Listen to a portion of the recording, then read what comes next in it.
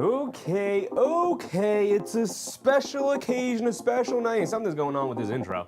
Looking at it right now. I don't know why it's freaking out, but the intro is glitching. Yeah, I don't know what's going on with it. All right, let's get it out of here. Let's start the show early. It's fine, it's good. We're on draft night. We're here, back like we never left. Instead of doing this, let's go ahead and pop over to this for now. For now, let's get here.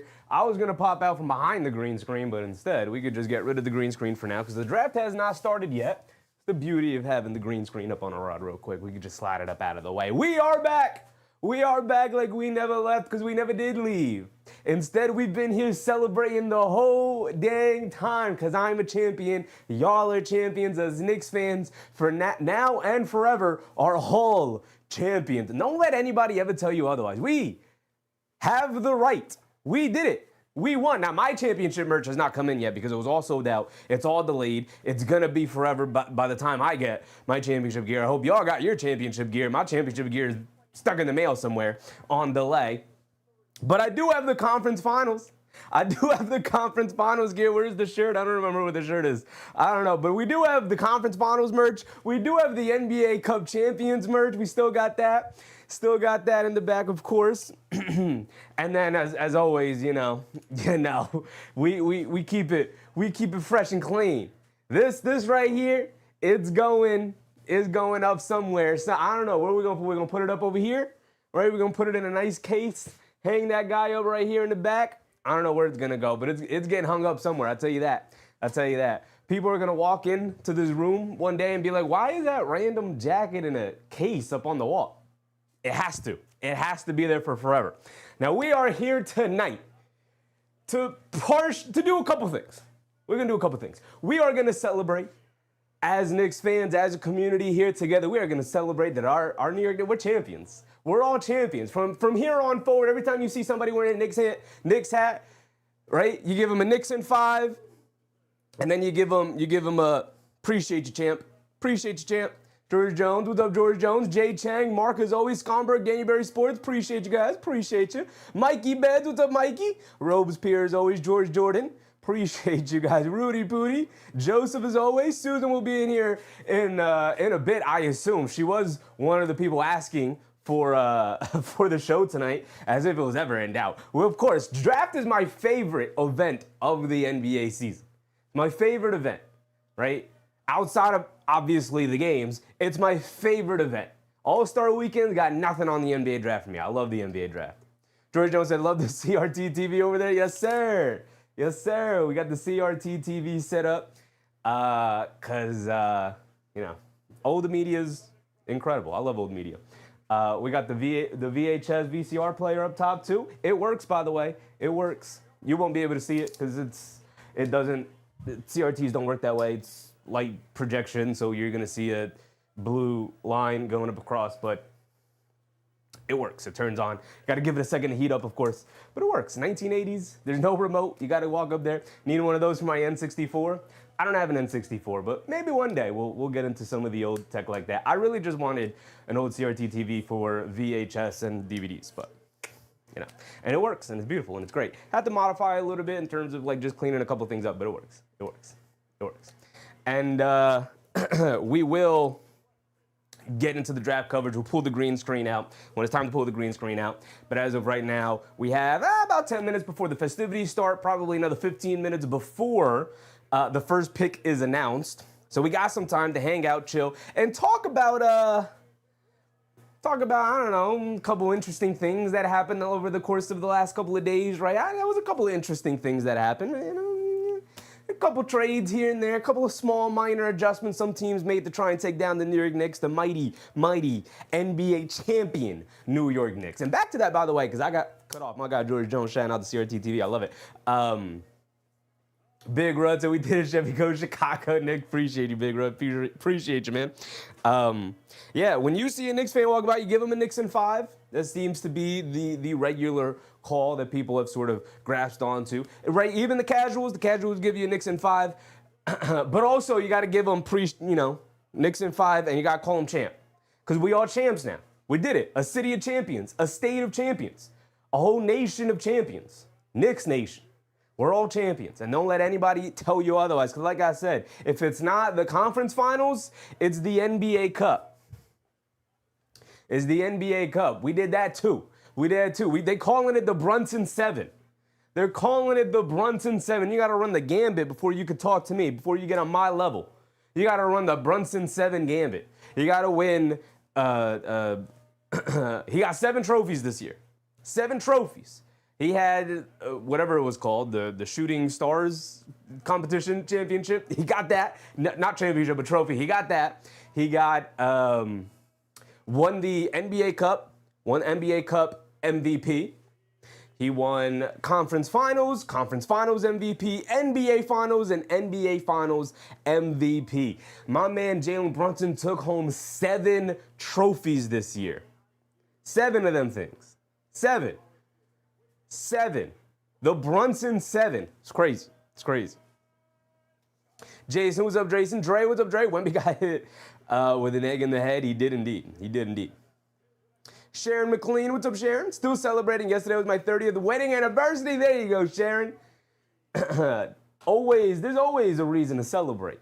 And the Knicks are going to keep us celebrating all summer, because why not? Why not? The only thing we're missing as a team, as an organization, which we're gonna rectify this summer, is a Summer League championship. I want a Summer League championship. I want it. James Sumler, what's up, James? Robert Kling, what's up, Rob? Sons Jen, what's up, Sons Jen? Gabriel Gobi, appreciate you guys.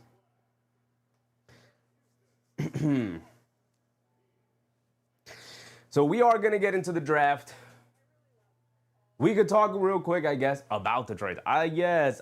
Shall we pull up the trades real quick? Let me pull them up over here, too. We got the YouTube open for whenever the draft players come out. We'll read about them, whoever gets drafted. We assume A.J. DeBansta is going to go number 1.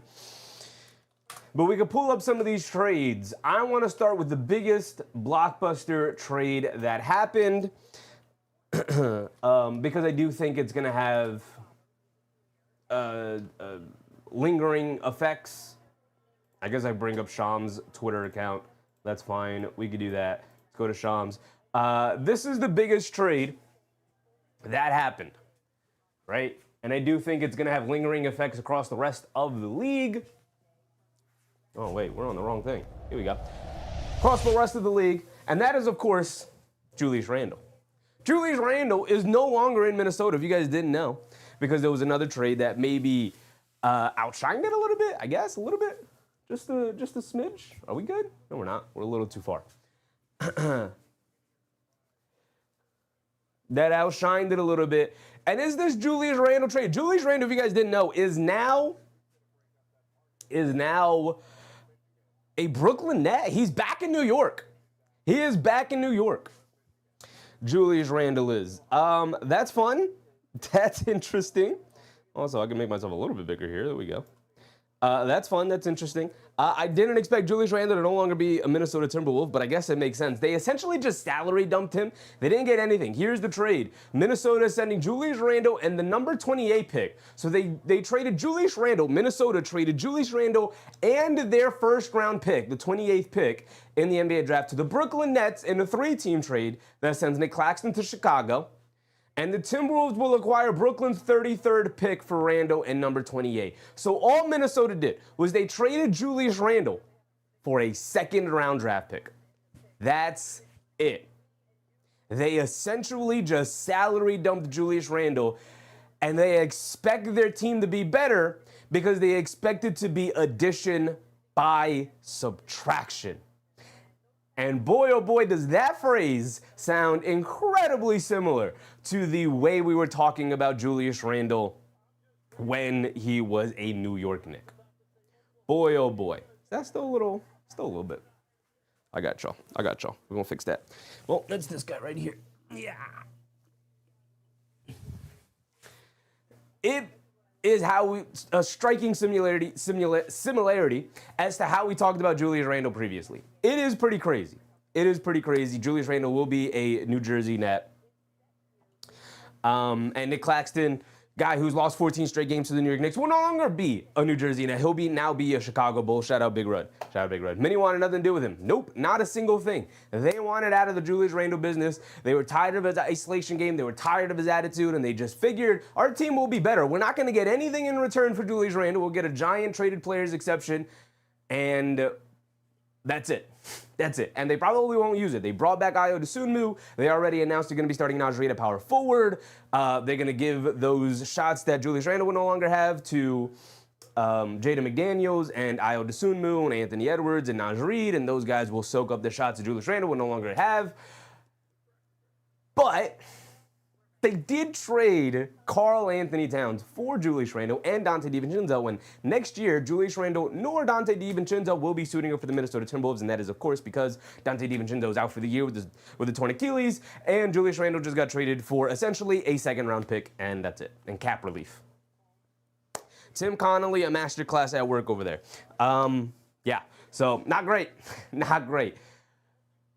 That is where I wanted to start. Let's go back to Sean Strania's Twitter account here, and we could scroll down to, obviously I was joking, but we can scroll down to the biggest news, and that was Giannis Antetokounmpo has been traded to the Miami Heat. A lot of you guys want to know my opinions on it. I'm a little indifferent.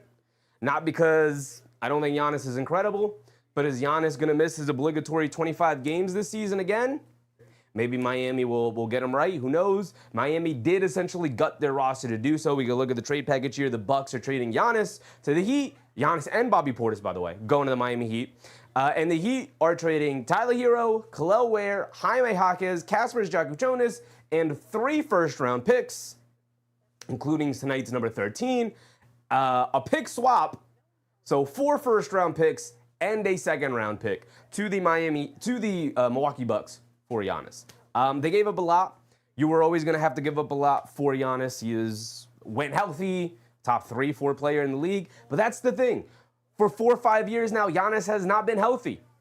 So how does this impact the Miami Heat? There's a couple of things we're going to have to talk about before we can talk about the actual fit. D. Grant, what's up, D. Grant? I hope Cass signs soon, cuts $100 million, so I think we will keep Mitch. We'll get to the Knicks. There's a lot of reporting going on around about how they probably aren't going to keep anybody. It seems like Robinson and Shamner are going to be out. They're not going to be able to retain them unless they take major pay cuts. And it seems like they are looking for a new home for Deuce McBride, or at least listening to trade options on Deuce McBride. So that's 3 of our top 3 bench players seemingly out the door. And they're going to have to reshuffle a couple of things, unfortunately. But we'll see. Hopefully they can find a way to bring these guys back. But we'll see. We'll see. Michael Mack, what's up, Michael Mack? So as far as how Giannis Antetokounmpo fits in Miami, their roster is essentially going to be Davion Mitchell, who I don't think is a starting caliber point guard, but when you have Giannis, you can kind of clean up a lot of things in that regard. But you have Davion Mitchell. It doesn't seem like they'll be able to bring back Norman Powell. It seems like he's going to be the odd man now because he's a free agent. They're not going to be able to bring him back. So you have Giannis, Bam Adebayo, Davion Mitchell, Andrew Wiggins as kind of your core 4 right now, and then you're going to have to figure it out, the rest of it out. You have Pell Larson on the bench, who you were able to retain in the draft. You have Drew Smith, who now suddenly becomes a major part of your rotation. You have Jovic, who was coming off a truly horrendous season last year. And that is pretty much it. Myron Gardner, I believe, is the next man. Well, yeah, Bobby Portis. Bobby Portis came over in the deal, so you have Bobby Portis as well. So you could throw out a functional rotation out there. You're going to lean very heavily on your starting lineup. But where does this slot Miami now? Again, a lot of this is coming off trying to rationalize the fact that Giannis will be motivated to play, will be healthy to play, and will stay healthy to play this year with Miami as he enters his year 33 season, right? TT in the morning. What's up, TT in the morning? Gabriel Gobi said this is live. So true after the finals. Feels surreal. I love it, though. Champs can rest. Yes, sir. Yes, sir, brother. Yes, sir. It's so crazy, too, because we're no longer looking for, like, oh, man, we need somebody out of this draft. Like, we could just chill. We got Mo Diawara coming back. You're hoping Tyler Cole can take a step up. We'll see if they even retain Hug Porty. Hug Porty is actually a free agent too. But they have 3 draft picks. We'll see if they walk out of here with 3 draft picks. They have a first-round pick, which they could end up trading out of, but we'll get to the draft in a second. Once the draft starts, we'll be able to really start breaking down the draft. But for now, let's stick with the Giannis situation. Nick Yak, what's up, Yak? Give Shamit $12.5 million and Mitch and deadline we can trade in 2 seconds for a hurt Dante in a dollar-for-dollar second apron trade. Yeah, we'll see. We'll see. If there's anything I am going to do, and I have stressed for years now, is that we can trust this front office. I'm going to trust them until they give me reasons not to trust them. They haven't steered us wrong. They've done an excellent job of staying the path and being really smart with the moves that they make and being really forward-thinking in the moves that they made. So maybe they could do that, Yak, for sure. Everything I'm hearing from Ian Begley is that, like, they really don't want to touch that second apron even at all. And we heard James Dolan obviously come out and say that. So we'll see. We'll see. DJ Punchy, what's up, DJ? T in the morning said, I thought you were going to be in celebration mode all offseason. I didn't think you'd see into the preseason. Nah, brother. We got more things to happen. We will be live tonight. We'll probably be live for tomorrow night's second round because the Knicks have 2 second-round picks. At least for now they do. We'll see. We'll see.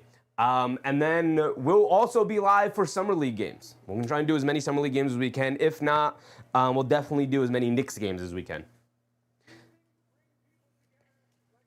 Jason said the Heat team is going to be buns. Yeah, they don't really have shooting. Here's the thing. A lot of people that haven't really talked about this, but can you guys remember the last time Giannis Antetokounmpo hasn't played with a stretch 5? And I know that Bam Adebayo took a ton of strides last year in terms of taking threes and making threes. He's still not a very good three-point shooter, and teams will definitely still leave him open from 3.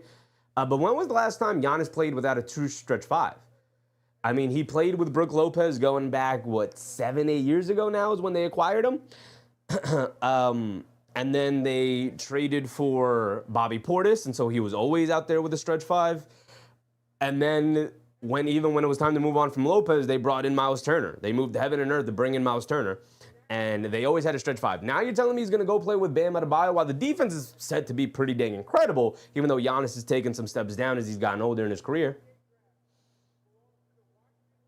Chick Brooklyn Beauty, what's up, Chick? If Cat takes a haircut, we can get out from under the cap. Maybe. Yeah. If. And how much of a haircut, right? How much? There's also the Josh Hart extension on the table. So Josh Hart is due for a pay bump. Karl-Anthony Towns is due for a pay bump. Even if it's just a little bit, those guys do deserve, I'm not going to fault them for taking a little bit more money. Hopefully they follow Jalen Brunson's footsteps. But even if they do, they're still due to make a little bit more money than they are now. At least that's my expectation. Unless, they take a haircut, like you say, and they make a little bit less, but they're guaranteed 4 more years of money, obviously, which is usually how that works. But we'll see. Like I said, I'm just going to trust the front office. I'm not going to worry too much about it. It's going to suck to see. I highly, highly doubt they're going to bring all the entirety of the team back. I'd be surprised if they did. I hope they will, but I'd be surprised if they did at this point, especially with the kind of reporting that's been out there. Washington is on the clock, by the way, guys, so we can transition over to the draft now. We can get rid of the trade. We'll leave Shams Charania up because I do expect some trades to come in. We can get rid of the Randall one, though. That was truly hilarious. But we'll bring this up. This is what we got going on now. And we'll see who Washington takes. So who they're likely to take here is, so this is ESPN's draft board. This is what we're going to be using tonight to keep track of it. ESPN's draft board here. They have Darren Peterson ranked as the best player in the draft. Every draft person, every draft expert that you go and you listen to, these 3 guys separated by hair. If you have Boozer at 1, it's by a tiny amount. Same with DeBanst at 1, same with Peterson at 1. So these 3 are pretty much on the same tier in terms of just who you kind of prefer. You have Boozer as a big, you have DeBanst as a wing, and you have Peterson more as a guard. So Henrik, what's up, Henrik? DJ Punchy. I see Randall back in New York. Randall is back in New York. What a miserable time it must be for Julius Randle. I know he gets to be back in New York, but also he has to play for the Little Brother franchise. And also be back in a city that traded him and then won a championship because they traded him away. So, T in the morning said, I think Washington is taking AJ. Yes. I do too. All the reporting is pointing to AJ. I'd be surprised if it's Peterson at this point. It's kind of come down between Debinsta and Peterson. So let's take a look at AJ Debinsta. We'll read through, you could read through this yourself, which is why we have pulled it up here.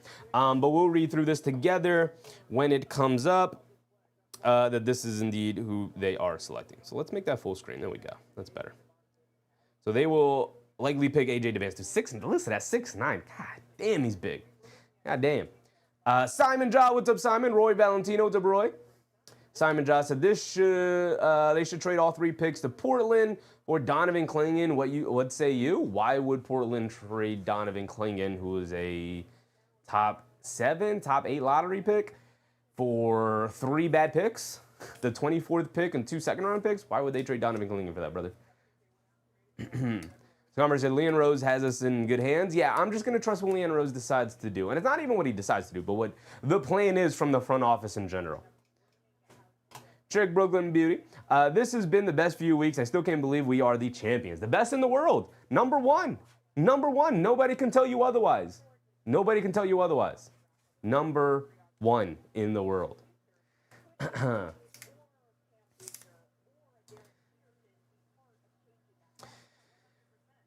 So we do expect Debinsta to be number 1. Okay, we could also take a look at this.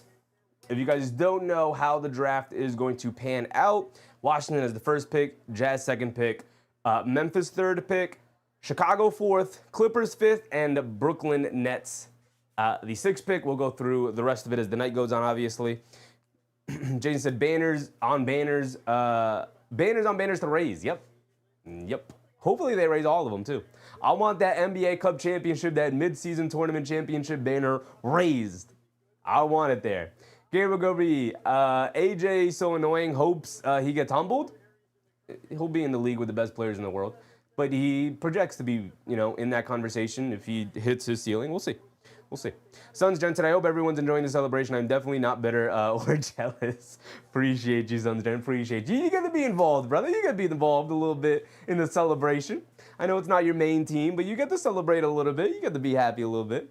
Sconberg said, we need the jerseys to be back in stock. I need my cream OG jersey, OG Anunoby jersey. Yeah, absolutely. Absolutely. I'm not a big jersey person, but I do need all the shirts and the hats in particular. I'm a hat guy. I wear my hats everywhere. I want my championship hat. They have been sold out. They are not gonna be in stock probably until August is what I saw. So I'm out of luck. I'm just out of luck on those. Christian Blaze said, same here. Shout out. You can't be, no, it's different, Christian. You won it literally, 2 seasons ago? It's different, Christian. It's different. My man Sons Gen has never seen a championship. You, on the other hand. What's up, Christian? How you doing, brother? How you doing? Where did the Celtics pick? Do they have a first-round pick? They do, 27. 27. When did the Suns pick? Suns lottery pick? No, they made the playoffs. Do they have their pick? It doesn't look like they have their pick. They don't have a pick. Phoenix Suns, no first-round pick. Unfortunate. Robert Camp, what's up, Robert? She's here for Mikhail. Suns still love and miss Mikhail like the one who got away. Yes, sir. True. Oh, they announced his full name. Anise Debinsta Jr. When he said Anise, I was like, huh? Do we have an Anthony Bennett situation? Is it not AJ Debinsta? Is it not Darren Peterson? No, he just pronounced his actual first name. I assume it's Anise Jr., which is why they call him AJ. AJ Debinsta is indeed your first overall pick. Let's take a look at it. AJ Debinsta has elite strengths. Pre-draft analysis from ESPN. This is who writes for Jimmy Who? Is that who it is, right? They don't. Oh, yeah. Jeremy Who. Not Jimmy. Jeremy Who is the person who writes all the draft stuff for ESPN now.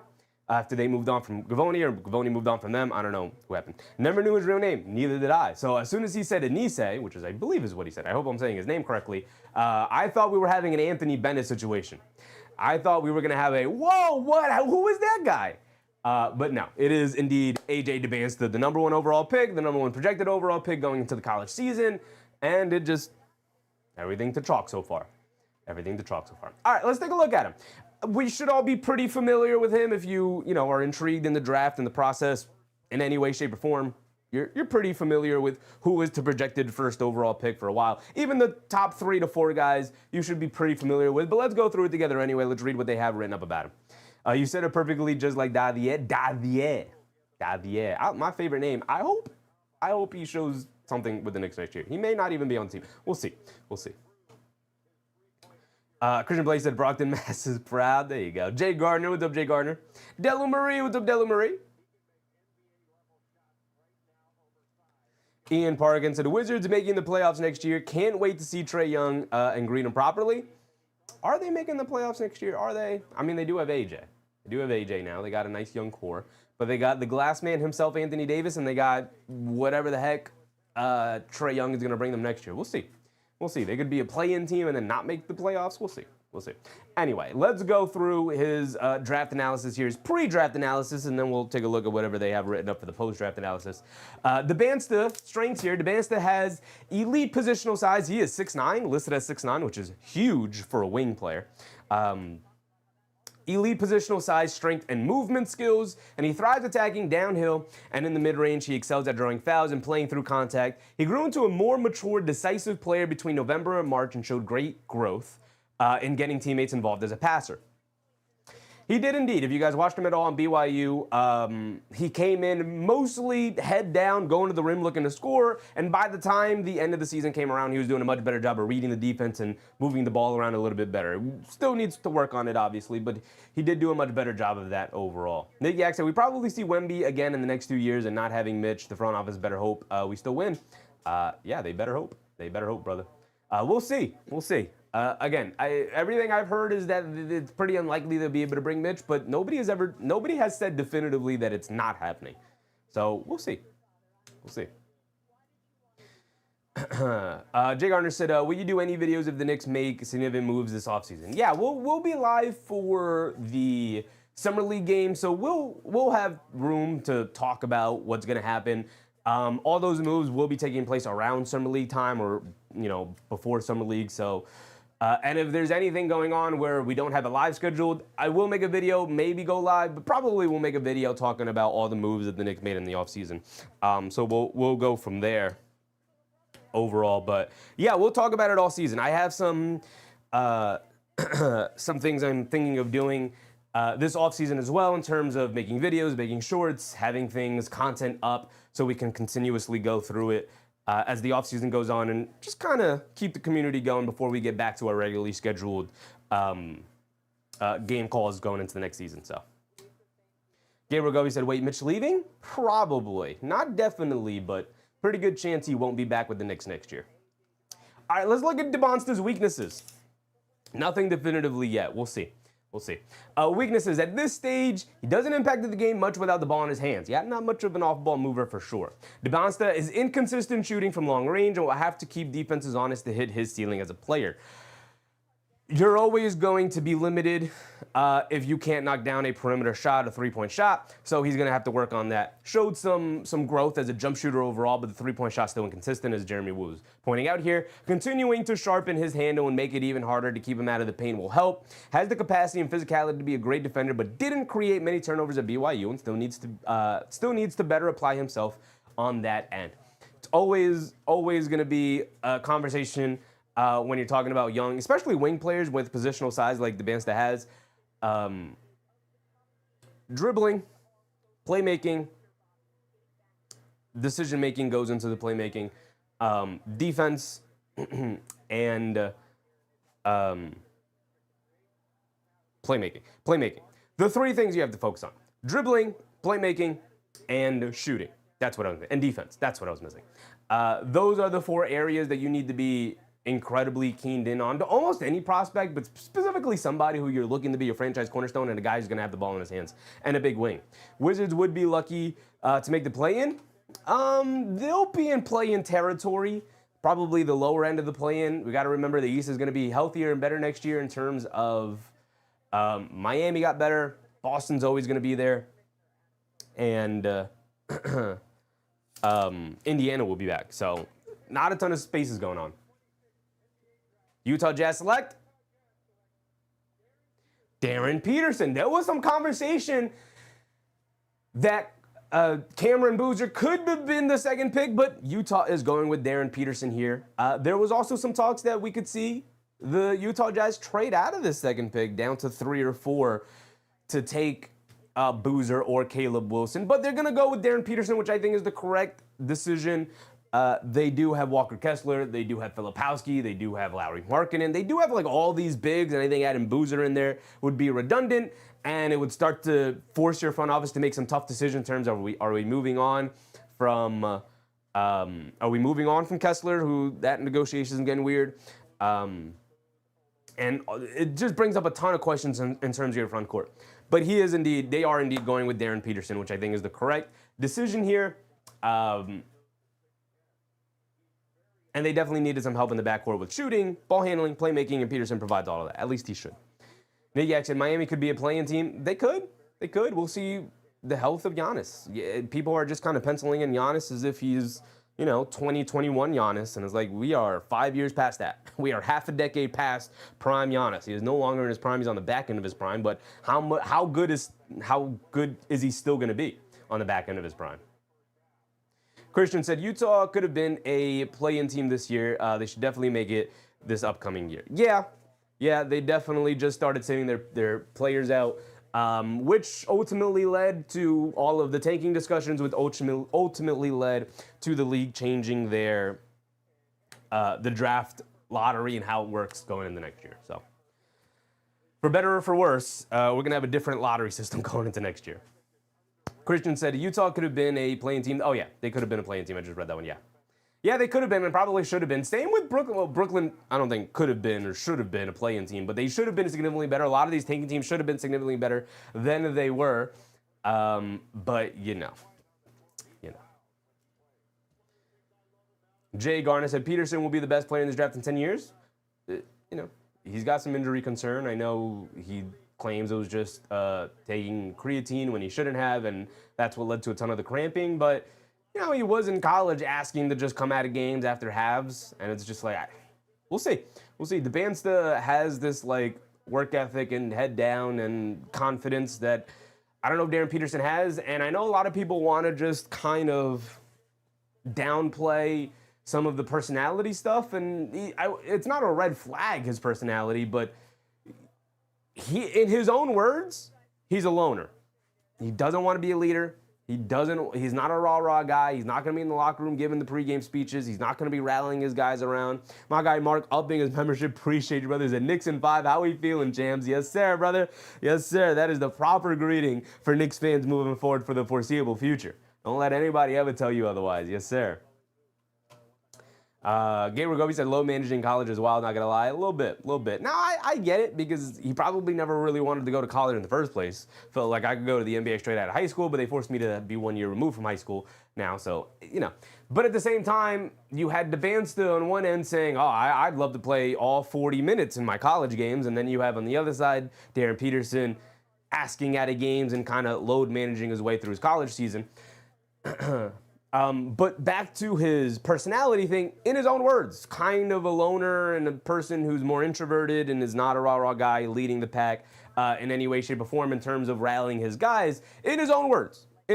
Now, maybe as he gets older, he'll get better at that and will take on that role, but probably see him a little bit more as a Kawhi type of leader in terms of leading by example. You have to be supremely talented in order to do that.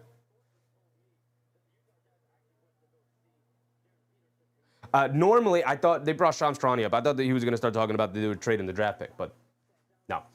They took Peterson, so. But, yeah, so Peterson is going to have to be pretty incredible or play with a 1A type of guy and be sort of the Robin to that guy's Batman in terms of being a vocal leader. There needs to be a vocal leader on that team. In order for them to take next steps. But how about we just get good players in the building? And Peterson is obviously primed to be an excellent basketball player moving forward. And he seems like a good kid, just an introverted type of guy. And again, he'll probably grow out of that a little bit as he gets older and be a little bit more of a leader and come out of his shell a little bit more. Maybe it's just that. But as of right now, that might have been the deciding factor as to why A.J. DeBansta goes 1 over Peterson.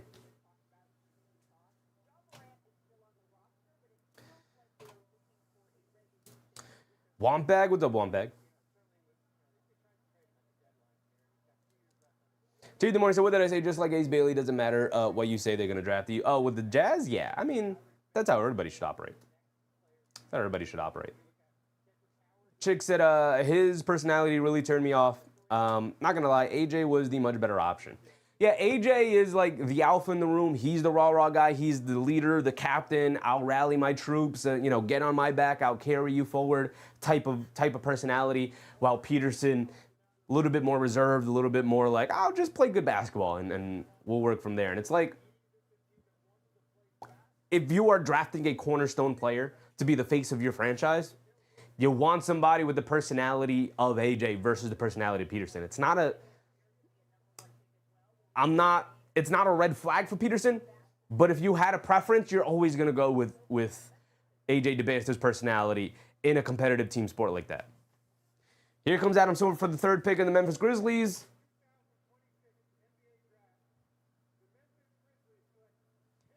Cameron Boozer, we all expected. The top three has gone exactly the way the top three is supposed to go, or that everybody pretty much predicted was going to go. And then we do expect the fourth pick to be Caleb Wilson. So we'll go through that. Boozer, we all expected. This is kind of how we all expected it to go. Cameron Boozer. The Memphis Grizzlies kind of resetting everything and starting back from zero. And they have been out there. The reports have been out there that they are looking to move on from John Morant. If there's any takers, haven't really been any takers recently. But they are starting from scratch. They have Cedric Howard, who obviously they love. They have Zach Edey if they could ever get him to have a healthy season and a healthy career. And now they bring in Cam Boozer. It's a pretty solid building block and foundation to kind of get your franchise back on track moving forward after the John Morant era kind of exploded. But everything's gone chalk so far. No surprises yet. Yak said Nets are better than yesterday and have 3 first. Will be much better. They should. And they should have been decent last year, but of course, they wanted to lose as many games as possible, and I'm happy they weren't rewarded for it. Okay, so let's get through the rest of the Bansters right up here. The verdict, viewed as the potential #1 pick since freshman year of high school, the Banster managed to exceed expectations, BYU leading D1 in scoring, while shooting 51% and improved as the season went along. He reminded NBA teams of just how special his offensive toolkit is, with his trajectory comparing favorably to star wings, including Kawhi Leonard, Jaylen Brown. I don't really love the comparisons like that, but comparing him to star wings like that, that's kind of the outlook you gotta have to have when you're 6'9" and you have the skill set that the Bansta has. He looks the part as a franchise player. That's how I would phrase it too. He looks the part. Obviously, the work starts now, going into his rookie season. But he'll have to continue expanding his game on both ends to get there.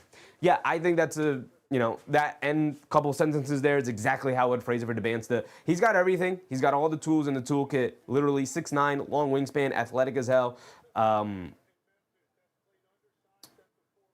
he's shown the ability to handle the ball, create his own shot, knock down jump shots, play make a little bit, but not good enough. And so obviously this is when the development really starts.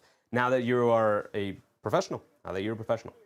Post-draft analysis, the Wizards did well to keep their intentions close to the vest, but it became clear over the past week that the Banster was their choice. Washington took a hard look at Darren Peterson in the pre-draft process, but the 4-year max extension that Washington handed Trae Young was a large factor in the Wizards' team-building plans. That's a terrible, terrible thing to come out for Washington fans. Trae Young is a part of your future plans. That's a horrible idea. Anyway. The Bansta, among stronger here, at least they drafted the right guy in the Bansta for them. And with little separating the top 2 prospects, the Bansta has been viewed league-wide as the most likely pick. He should hit the ground running in Washington, which, at long last, will push for a playoff spot next season. They'll push for it. Whether they get it or not, who knows? Wambach said they get paid millions in college now to load manage. I mean, they're all a part of that decision, so they know what they're signing up for, brother. Let's look at Darren Peterson. T in the morning said, did you hear that KD said he wants to go to the Knicks now? I don't think it's true. Yeah, I don't think it's true either. I don't think any of that is true. Nor do I think the Knicks have any interest in a guy like Kevin Durant. So, all right, let's look at Darren Peterson, 6'6", out of Kansas. We talked a little bit about it. Suns Gen said officially time to stop giving KD what he wants. That has been that has been the case for a while. I agree. The strength of Darren Peterson. We talked a little bit about his personality. Let's talk about his actual basketball game. Peterson is the most gifted scorer in this draft. He is a remarkable long-shooting shot maker, capable of prolonged hot streaks, and able to take a game over while playing in flow. He's a strong athlete with good size for a ball handler. His likely long-term role, he's also a willing defender with active hands who can apply pressure on the perimeter. We'll see him if he could do that over the course of an 82-game season for long periods of time, especially considering he's going to a team that's going to need his ball handling and playmaking. Now, they have other ball handlers out there, Keyonte George, Isaiah Collier, a couple of guards that they really, really like. We'll see him slot in there and how much help he's going to have out on the perimeter as a ball handler. But they do have bigs to sort of get him going, get him running off some screens with Keyonte George and Collier delivering him the ball in certain scenarios there if they do want to get him off ball. Because he can do both, which is great. A ton of strength there for him. Tuesday in the morning said he wants to go over there and ruin the Knicks locker room. Yeah, he ain't going anywhere near the Knicks, I'll tell you that. Weaknesses for Peterson here. Peterson played on the ball plenty in high school, but he wasn't able to show much of that at Kansas due to personnel, style of play, and the impact of a challenging health situation. That's one way to put it. Sharpening his handle and getting more playmaking reps will be key to realizing his ceiling, a piece of his development that stalled due to circumstances in college. This is an interesting way of phrasing it all. Due to circumstances, challenging health situation, they're being vague and comforting with the language here, and complimentary with the language here to sort of hide some of the dysfunction that went on with his freshman season at Kansas that ultimately probably cost him the #1 pick. But, you know, if he had a normal college season, I do think he probably ends up going #1, honestly. The verdict, after entering the fall projected as the #1 pick, Peterson struggled to stay healthy and played through a strange season after a battle with cramping. However, NBA teams haven't appeared concerned with the long-term health. I don't think you should be concerned with the long-term health, but here comes Chicago with the pick. It should be Caleb Wilson. Let's see. 4th pick, Chicago Bulls select Caleb Wilson.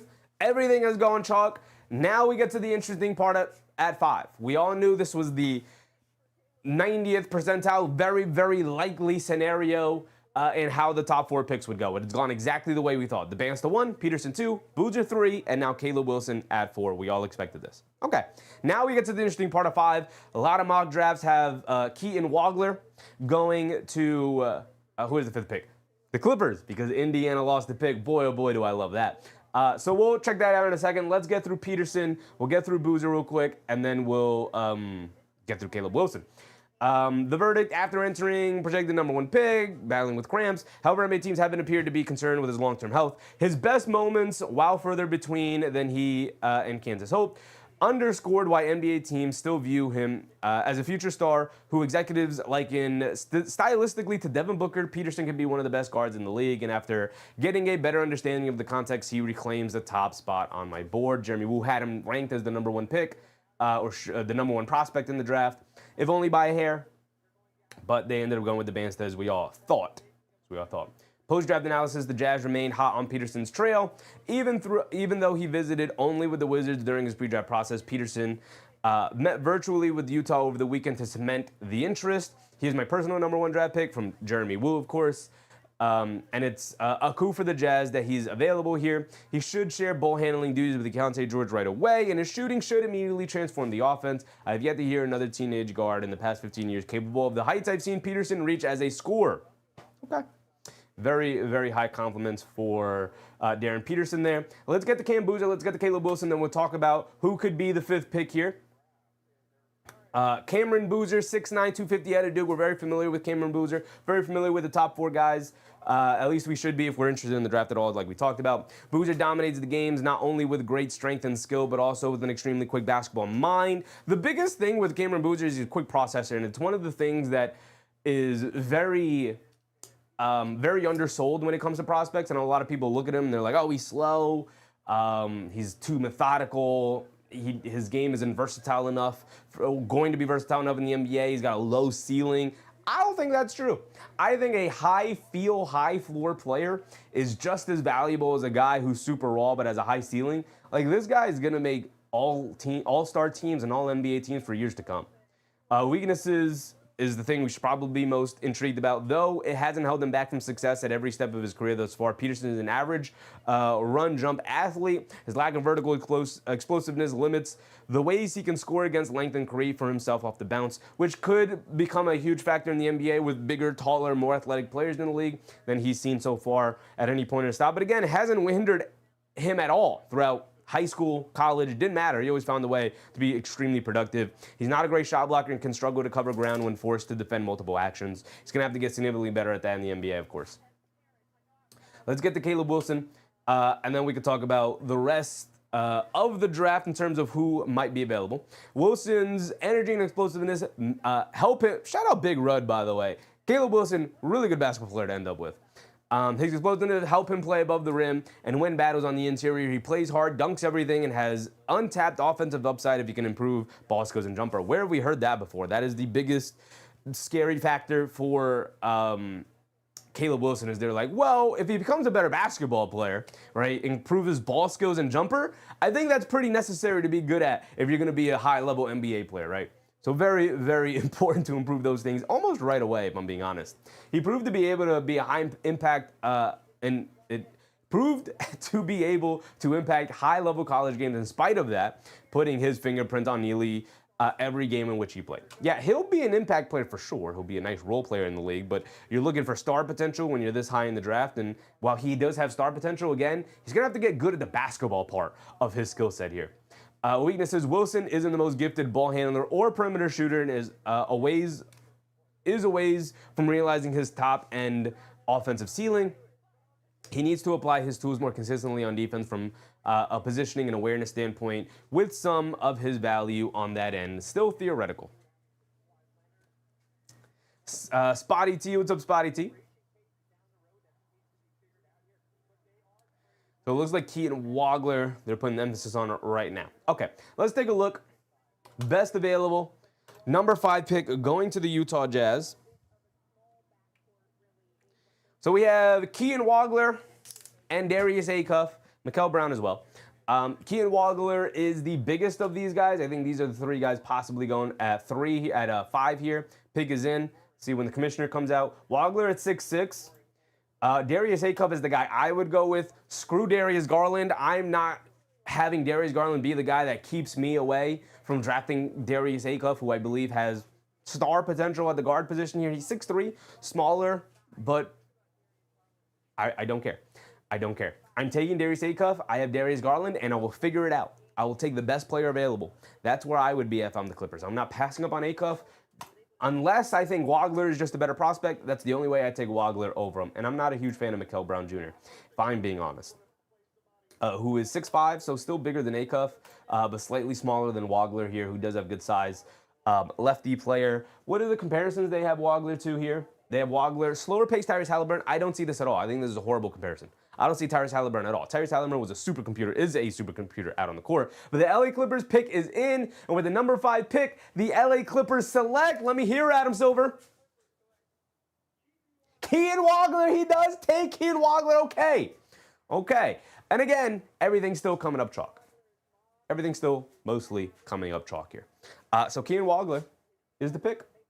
We can look at his strengths real quick. Strengths: Wagler plays with pace and poise beyond his years. That does not mean you're Tyrese Halliburton. That's not what makes Tyrese Halliburton great. Acuff is arguably better of a pick than Caleb Wilson. Maybe. I agree. But it's not crazy to think. There are people who thought Caleb Wilson should go as high as 2 or 3.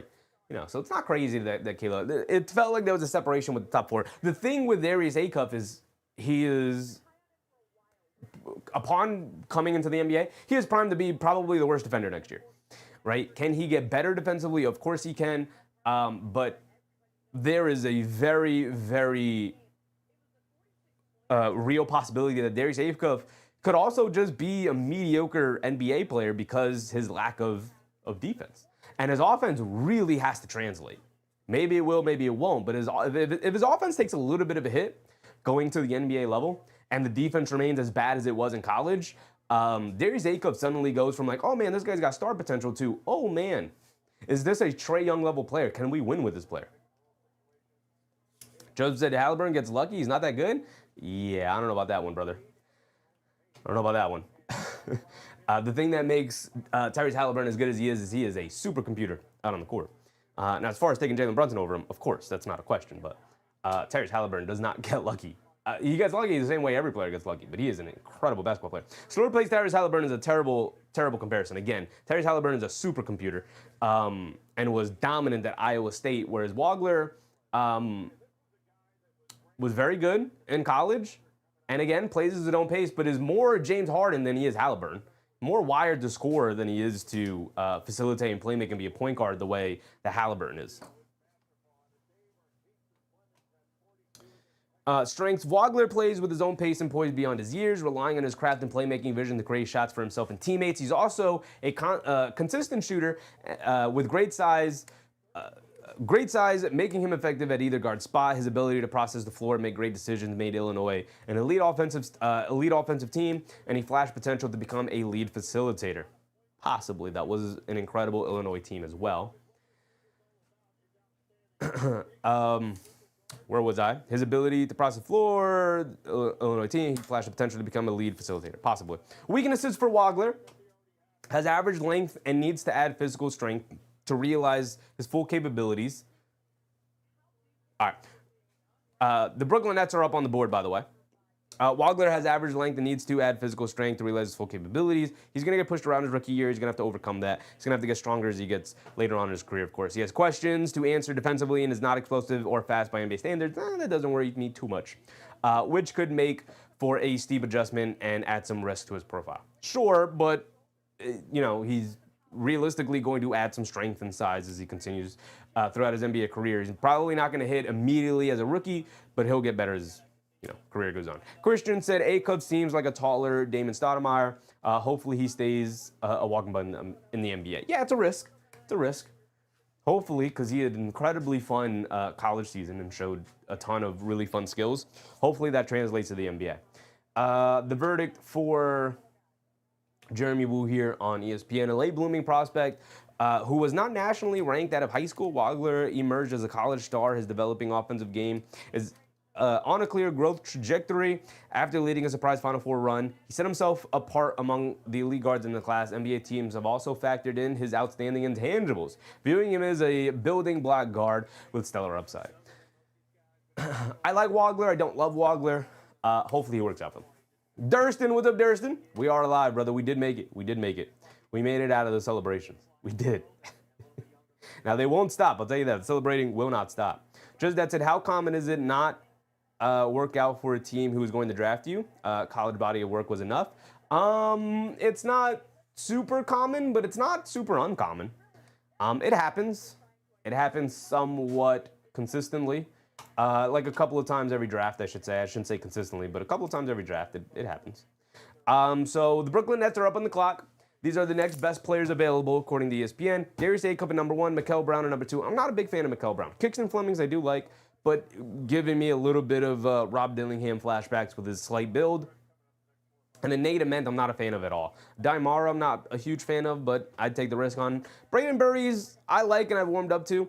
And then you have Yaxel Lendenborg down here at 7. We're not going to really be in this area for a couple of picks here, but the next pick for the Brooklyn Nets should probably be Darius A-Cup. Everything going chalk so far. All 5 picks is exactly how we expected it to go, how most mock drafts had them going. And I would probably take A-Cup here as the 6th pick with the Brooklyn Nets. As they said the pick in, they're all clapping it up in their war room over there. So let's see what they take.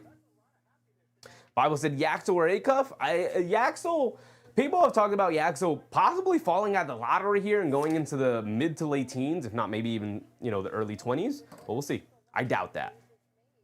Just that's an historical deep draft class. Last year was a very good deep draft class. These draft classes continue to get deeper and deeper and deeper. Durden said, good to see you. Absolutely. Partying ain't stopping for you. No, sir. All summer long. The 6th pick for the Brooklyn Nets. Here we go. What you got for me, Adam Silver? Brooklyn Nets select. They take Mikal Brown Jr. Wow, I am not a fan of this pick. I would have taken Darius A-Cup Jr., man. I would have taken A-Cup. Acuff with Randall. Man, we all know and laughed at the Brooklyn Nets for their draft picks last year. I am not a fan of Mikel Brown Jr., man. Let's take a look at it. Maybe Jeremy Woo can convince me otherwise. He is 6'5". He is bigger, but he's only 190. Darius Acuff is also 190, but he's also 3 inches shorter, 2 inches shorter.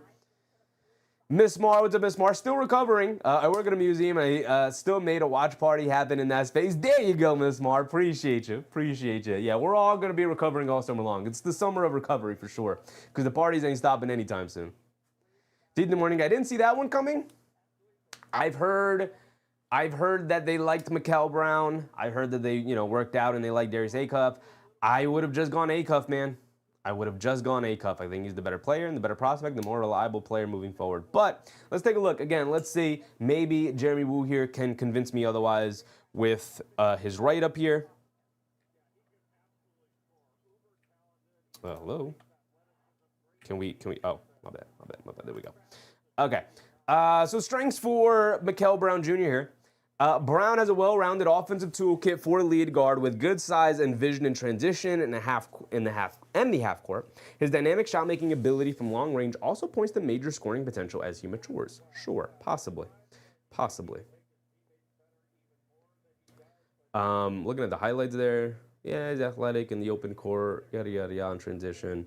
All young guys are probably going to show that. Weaknesses, Brown tends to settle for tough shots and has to diversify his tendencies better in the pros. I mean, he settled for tough shots in college. Do I think he's going to be better at not settling for tough shots in the NBA?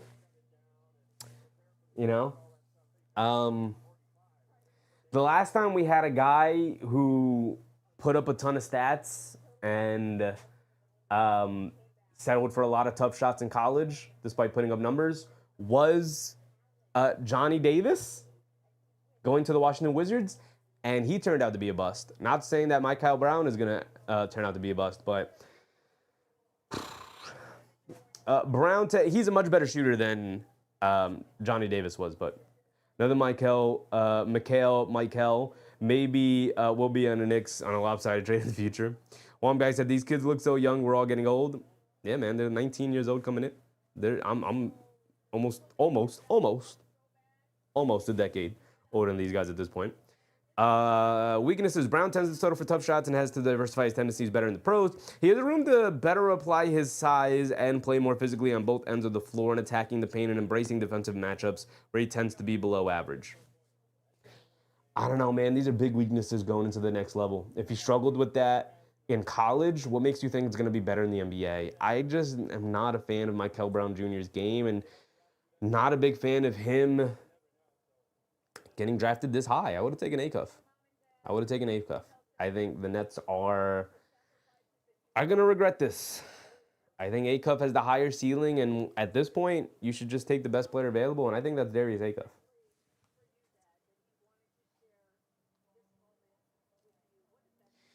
Just that said, Kings might go olderish with Biddle. The Kings are next up on the clock here. Pick number 7. Best player available. Darius Acuff is there. They have been very forthcoming with that they want a guard after trading De'Aaron Fox and Tyrese Halliburton away, and they were left with nothing. So there's your guard, Darius Acuff. There's your guard. Take Darius Acuff. Don't think too much about it. It's either Acuff or Flemings, and I do like Kingston Flemings. And again, similar situation to a lot of these other guys. We're very slight build. It's going to be an uphill battle for him. He's listed at 6'4" here. He's also 190. A lot of these guys obviously going to be smaller. Brunson just announced Chosen Brook. I did see that, Joseph. I did. Mark Gavin, what's up, Mark? Just that's it. Still look crazy young as I get to 40s plus. Yeah. Never going to change, brother. Never going to change for sure. So we'll see who the Kings take here. I assume it's going to be Darius Acuff. They needed a guard. They talked about relentlessly how they were going to take whatever guards were available to them. And Darius Acuff is falling to them, and I do think that would be an incredible pick for the Kings here. And the pick is in. Here comes Adam Silver. That was our first wild one that I didn't fully expect to happen there. But with the 7th pick, the Sacramento Kings will select They take Darius Acuff Jr. That's a good pick by the Kings. That's a good pick by the Kings. Man, I have Acuff pretty solidly ahead of Michael Brown Jr. personally, but Acuff going to the Kings, that's a pretty good pick for the Kings. Hopefully they don't mess this guard up. They messed up the Fox thing. They messed up the, royally messed up the Tyrese Halliburton thing. So hopefully they don't mess up Darius Acuff and he turns out to be a very good basketball player because he is an incredibly entertaining basketball player to watch when he's got it going. Gabriel Govey said they will trade him immediately. Yeah, if I'm a team, I'm immediately calling up Sacramento and being like, hey, man, so what do you think it's gonna take to get Darius Acuff off your hands, you know? By the way, these hats, these draft hats, horrendous. Horrendous. I'm not a fan at all. Normally, they have some sort of stylized draft hat. This year, they're going with a flat black hat with a giant logo at the top of it. I think it's terrible. I think it's terrible. I think it's lazy. I don't like it at all. I don't like it at all. I just wanted to put that out there. I don't like that at all. Thurston said, what number was Brunson picked at? Number 33, and he was a second-round draft pick, number 33, the third pick in the second round. So Darius Acuff's strengths here. Acuff is dynamic and strong with the ball in his hands, adept at attacking his spots off the bounce and scoring at all three levels. While his 44% three-point clip may not sustain, he showed improvement as a shooter. He took a notable step forward as a decision-maker at Arkansas, limiting turnovers, getting teammates involved, and proving he could drive winning basketball. He did indeed do that. And if there's anything I'm going to do is I'm going to take a John Calipari guard. I'll tell you that. John Calipari has a way with guards, man. He's got a way with guards. I'll take my chances with a Calipari guard. Weaknesses. Acuff is a lackluster defender due to a mix of suboptimal height and inconsistent effort. As good as he could be offensively, building a championship-level defense around him will pose a challenge at the next level. How about we just get good basketball players in the building first? How about we do that? Right? How about we do that? T in the morning said, shout out Darius. I love seeing the Detroiters win. And that's a win. That's a win for Acuff. I don't know if it's a win going to Sacramento, but, you know, you make the best out of what you got. The Atlanta Hawks are on the clock with the 8th pick here.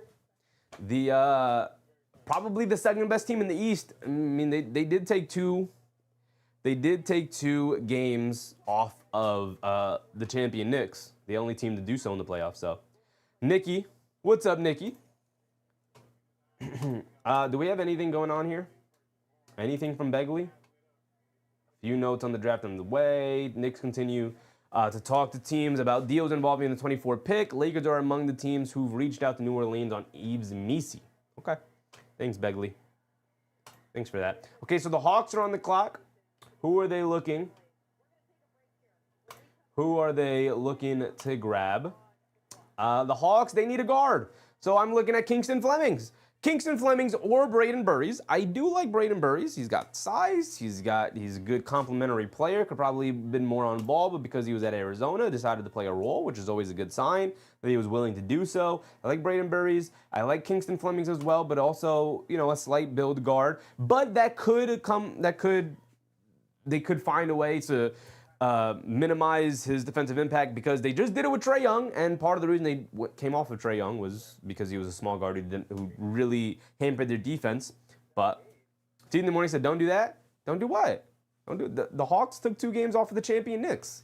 Literally no other team in the league was able to do so.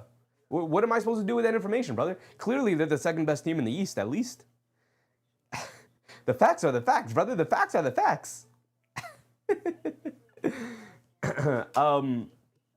But Atlanta needs one of 2 things. They need a big man because Okongwu's too small, or they need to play center consistently, or they need a point guard because they didn't really have a point guard outside of what's his name, C.J. McCollum, Demon C.J. McCollum. That man's a demon. So I would assume they go Kingston Flemings, Braden Burries, or a Mara here. I would assume they just go with Flemings. I think Flemings of the picks here. I'd go Flemings or Burries. Obviously, depends. Adina said, I can't stand you. Hey, man, what am I supposed to do with that information? The Knicks ran roughshod against everybody in the league except the Atlanta Hawks. So clearly, they're the second best team in the East. What am I supposed to do with that information? That's the conclusion I come out with. Yeah, so I'd take Burries or Flemings here. I'm not a huge fan of a Daimara. I'm definitely not taking Nate Ament, especially considering that they have Zachary Rizachet, who I assume is a very similar kind of situation with Nate Ament, or they're similar player to Nate Ament, who's 6'10", but is not very good at basketball in any way, shape, or form right now. He's just got he's the Kawhi Leonard or the Giannis Antetokounmpo, right?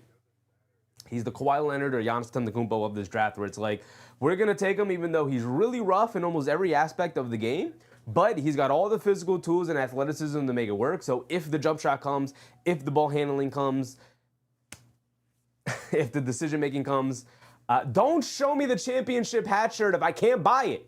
Don't show me the advertisements for them if you're not making them available right now. Oof, I'm going to have to check the store again. I'm going to have to check the store again. Backhanded Hawks compliment. I'm here for it. Hey, man. T in the morning said the Hogs don't even use Zachary. Did they even play him at all this year? They played him 2 minutes in the NBA Finals outside of the blowouts. And they decided that was enough. Which I assume Nate Ament is another Zachary Rizachet. So I'm not taking Nate Ament here if I'm the Hawks. I would be taking Kingston Flemings or Braden Burries. I'm not a big fan of a Daimara. He's huge. He's 7'3" out of Michigan. Could not play a ton in terms of like a ton of minutes. Is unusually skilled for a big man and unusually tall. He's 7'3", 255. Very big dude. A little bit of a slight build, but he'll add some size and muscle in the league. And obviously with Wembanyama out there, everybody wants a little bit of a Wemby stopper, at least an option to go to against Victor Wembanyama moving forward. And so maybe they go a Daimar, just trying to get bigger. Again, Onyeka Okongwu can't be your center, your permanent center moving forward. So they need a big, but I would not use my lottery pick on a big. I'd use my lottery pick on a guard. Unless they are like a proven, like, oh, they're going to be a good big in the league, I am not using my lottery pick on a big here. A Daimar is too much of a project and too high of a risk to take for an Atlanta Hawks team that doesn't project to be in the lottery moving forward. So you have to take advantage of your picks here. As a matter of fact, I believe they have 2 lottery picks this year. Hawks have, no, they have 2 first-round picks. They do. The 23rd pick, their own pick. Oh, no, via Cleveland. Okay, either way. The Atlanta Hawks select Kingston Flemings. There you go. I do like that pick. That is a good pick in my eyes. 6'4", 190. Again, a little bit of a slight build. But Kingston Flemings here is the best all around. Where'd we go? Come on, ESPN. What are we doing? Is the best all-around athlete among the first-round guards. He is explosive downhill. He's an unselfish floor leader and is also a willing defender. His quickness getting into the teeth of the defense helps compensate for his slight frame and average length. Not too worried about the average length. A little bit worried about the slight frame. He's going to have to add some muscle and size and strength and physicality to his game. Jump shooting was viewed as Fleming's primary weakness. Entering college, he displayed real growth in that area despite unorthodox mechanics. He'll need to improve as a finisher through contact and gain strength to play his preferred style in the pros. Or develop a really, really impressive flow game. Got to get to those floaters in the pros. Especially with a slight build like that, you're not always going to be able to get all the way into the paint.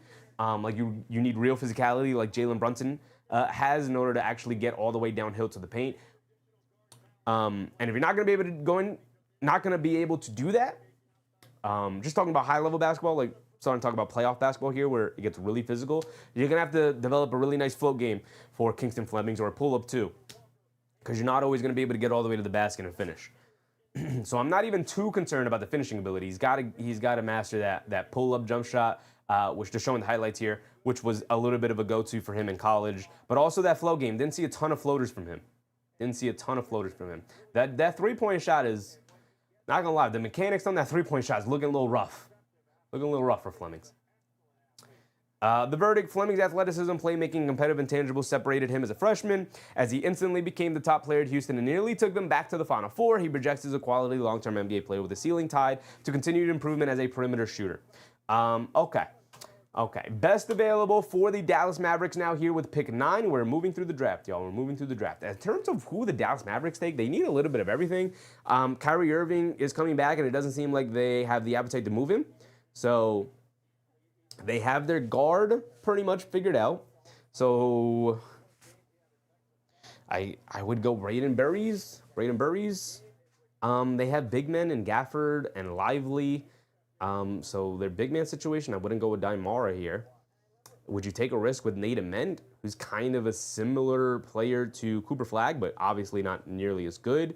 You do that? I wouldn't do that. I'd probably just go Braden Burries here. Burries or Lendenborg, but I don't think they want an older player like that. They don't want to play with upside to grow alongside Cooper Flagg. I'd go Burries. Who else is they could take? They could take a wild swing on Kareem Lopez, who's another big wing. They could take Morris Johnson. I don't think they're going to take LeBaron Philon, who's like the next good guard. Christian Anderson Jr.? Not familiar with Christian Anderson Jr. An outstanding three-point shooter and savvy pick-and-roll navigator. Anderson is polished offensively, capable of managing the game and making defensive plays. Who do you guys think Dallas is taking here? I have no idea who teams should pick at this point. Anyway, do we have a first-rounder? We do, just as dead. We have the 24th pick. Where are we at? 24th pick down here. 24th pick.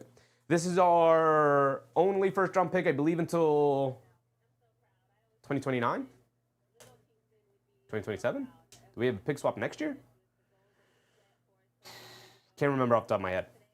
No, we don't have a pick next year. That goes to the Nets. And then that is the 2027 pick. And then 2028 is a swap.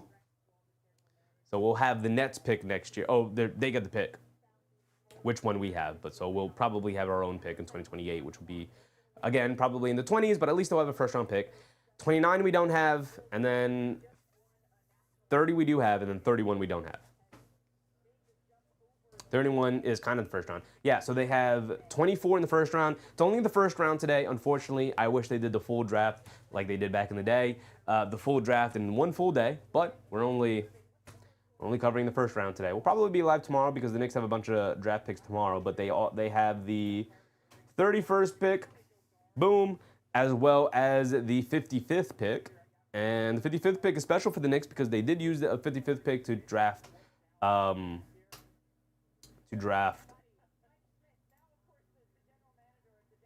Ariel Hukporti a couple of years ago.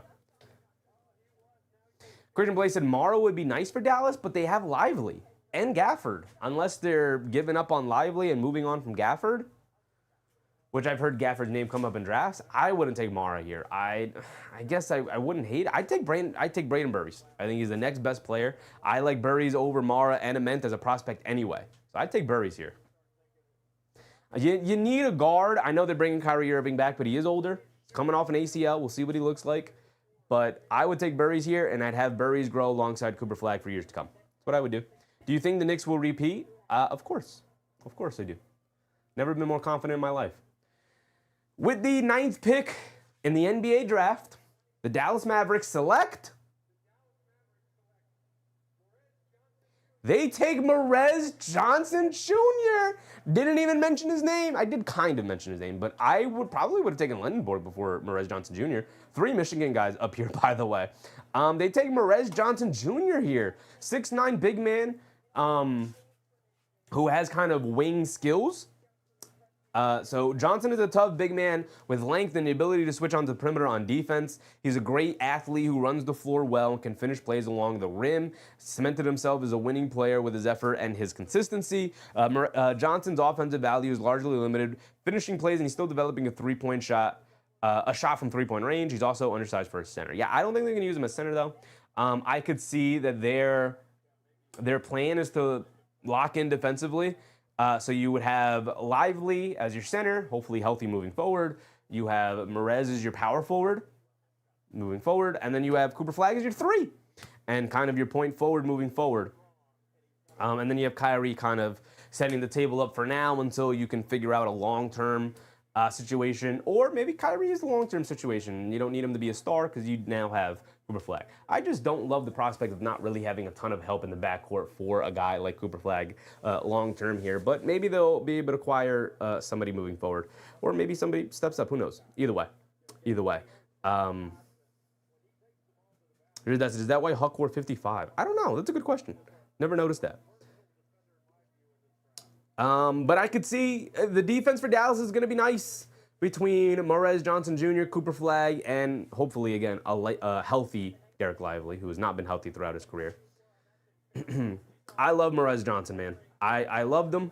And I'm kind of sad he's off the board this early, but to be expected, to be expected. He's an incredible defensive player, and he's going to be really good. He's going to be really good. The thing that's going to hold him back is if he never develops that jump shot. That jump shot is integral.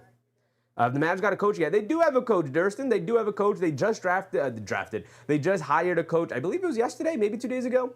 Dusty May. Dusty May. Was he the Michigan coach? Hold on. Where did Dusty May coach again?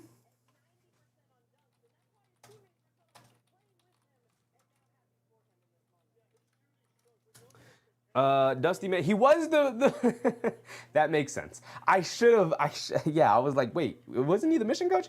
So they hired Dusty May, who was the Michigan head coach, and so they drafted one of the better players in Michigan in Morez Johnson Jr. Should have known they would have taken a Michigan guy, obviously. Okay, who do we have up now? The Milwaukee Bucks are on the clock with the 10th pick. Interesting. Milwaukee just traded Giannis to the Miami Heat, which we covered earlier tonight. They need anything and everything. So I could see them taking Nate Ament. I think this is where Nate Ament goes. You need a team to take a swing here. They once upon a time took a swing on a young man named Giannis Antetokounmpo, who people were like, huh? What? Who? From where? How do you say his name? And he turned out to be a superstar player. I don't think Nate Ament will be that. But if there's any team willing to take a swing and a risk, and any team in a position to take a swing and a risk, it's probably Milwaukee right here, considering they have this pick and they also have the 13th pick, which they got from Miami. Joseph said Dallas made some really smart moves. They got a good draft. They had a good draft. I mean, they just had the one draft pick. We'll see if, It's going to be really important for Johnson to develop that three-point shot, because without it, really clogging up the lane for Cooper Flagg and the Dallas Mavericks, because it doesn't seem like Lively's going to develop a perimeter game. If Morez Johnson Jr. doesn't develop a perimeter game, you suddenly have two bigs who can't step out to the perimeter, and defense will pack the paint on them, and Cooper Flagg will have a rough time getting all the way to the basket, considering he's also a pretty inconsistent perimeter shooter at this point.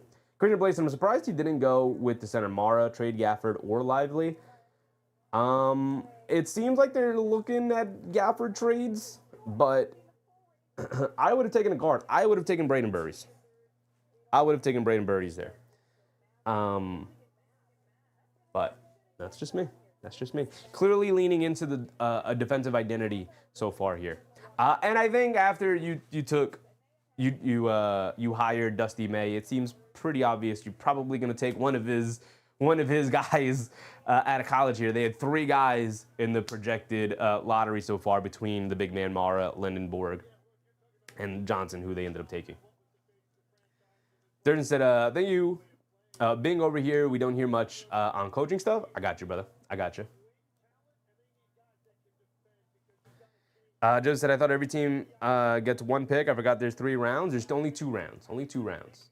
First round today, second round tomorrow. And it depends. This, draft picks get traded all the time. So the Milwaukee Bucks have their pick here. This is their pick. And then they also have the Miami Heat pick that they picked up in the Giannis trade. So I assume they'll take like Nate Ament here and then maybe try to pick up Braden Burries or Yaxel Linden. I wouldn't take Lindenborg. Maybe Steinbach? We'll see. They took Morez Johnson. So let's refresh this. Johnson is now out. Yeah. Isaiah Evans, Zuby Ejiofor, right next to each other. These are my 2 favorite players, by the way, for the Knicks. My 2 favorite players for the Knicks. If we can walk out of this first round with either Evans or Ejiofor, probably Ejiofor. I also don't mind Koa Pete, though, by the way. Don't mind Koa Pete, but they did not work out Koa Pete. I think they want Ejiofor.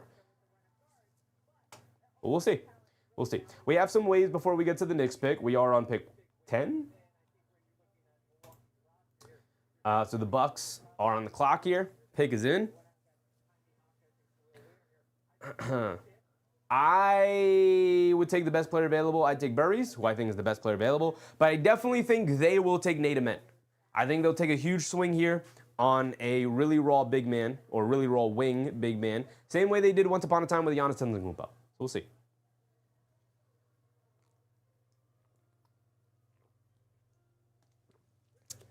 10th pick in the NBA draft, the Milwaukee Bucks select. They take Braden Burries. They took my advice. They took my advice. Now, I think Nate Amen will probably be available at 13. We'll see. They took the best player available, in my opinion, and that is indeed Braden Burries. I really, really like this pick. Burries is really good.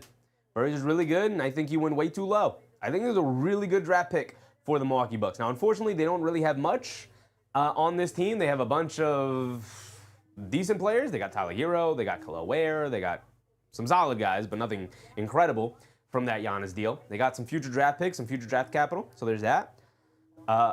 Strengths for Burries. Keenan Har, what's up, Keenan Har? What's up, champ? What's up, champ? Yeah, we're all champs out here, brother. We're all champs out. Knicks fans forever and always are now champs.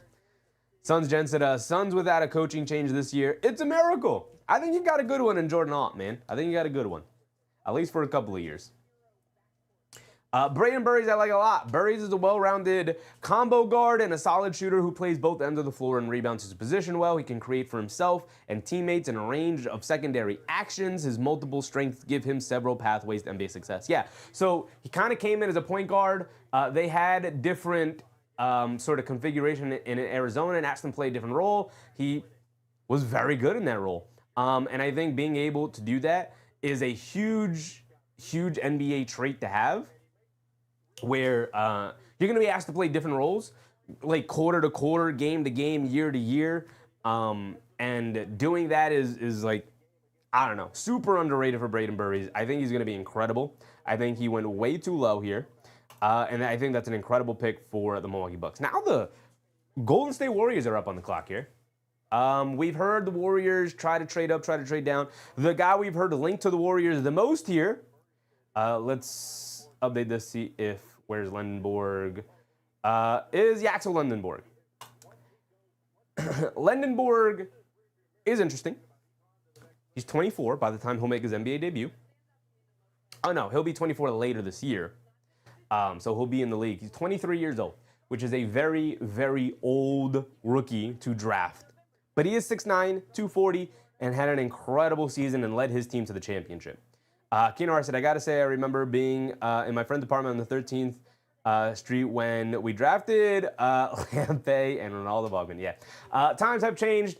I fully trust this front office with whatever they decided to do with the draft. They'll probably end up trading out of this first-round draft pick, but you know. So the Warriors are on the board here. There have been some talks that Lendenborg, if he doesn't go here to the Warriors, he could be in trouble of falling out of the lottery entirely. Now, who is after the Warriors here? So the Bucks took Braden Burries. That'll be updated in a second. We have the Warriors. We have the Thunder. Oh my goodness, what are the Thunder going to do? You have Miami, which is actually going to be the Bucks, because Miami traded that pick for Giannis. So you have Golden State, Thunder, Bucks, Hornets, and then we're out of the lottery. Now, in terms of these other teams, who do they take? I could see the Hornets taking Lendenborg. I don't think Lendenborg's going to fall as far as people think. The Thunder, by the way, have the 17th pick as well. Jeez Louise, can we stop giving the Thunder picks, guys? This is via Philly. Any Philadelphia fans in the chat, I doubt it, but what are y'all doing? And then they have the 12th pick. I hate the Thunder. I hate the Thunder so much. Too many draft picks, man. They got too many draft picks. It's gonna come back to bite them in the butt. It's already biting them in the butt. They got their salaries are gonna start to balloon here, man. So the Bucks took Braden Burries here. So I assume we're gonna see the Warriors here take Lendenborg. I see Lendenborg going here. I've also seen them talk about a Adai Mara get mocked to the Golden State Warriors here. But a big has never really been somebody that's worked out for the Warriors, ever. I mean, they had the number 2 pick and they took James Wiseman, and that didn't work out at all. And while Wiseman ended up being a bust completely, I also don't think it was entirely his fault that it didn't work out with the Warriors. Not a great spot to go to. Joe said Thunder already got so many weapons. So whoever Thunder chooses, they'll still be lit. We'll see. We'll see.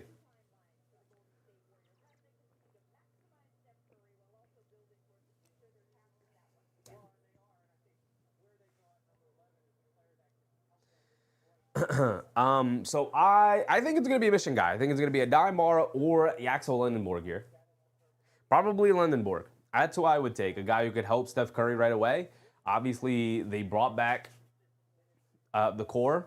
Curry, Green, and Steve Kerr will all be back for next season, at least. So I would try to maximize next season, and I think in doing so, take Lendenborg. But I think will come in and be a really good NBA player right away. Draymond is a free agent, though. He's got a player option. Jimmy Butler will be back at some point next season. Probably won't start the year. Just that said, there is a Steinbach big guy in the draft. Could be our potential Hartenstein. Steinbach, yep, is Washington. They have him listed as a 4, but he's a 6'11" and a really good rebounder. Arguably the top rebounder in the draft. I don't think he's going to fall to the Knicks. The Knicks have the 24th pick. I don't think he's going to fall to 24. I don't think he's going to fall below 20. So if the Knicks want Steinbach, they're going to have to trade up. He's also not nearly as good defensively as Hartenstein was. So weaknesses, Steinbach is not a traditional rim protector, nor is he defensively versatile, which is what Hartenstein was. So he might need to be optimized alongside a more agile shot blocking big man. He's developing his jumper, but most of his scoring comes inside the paint.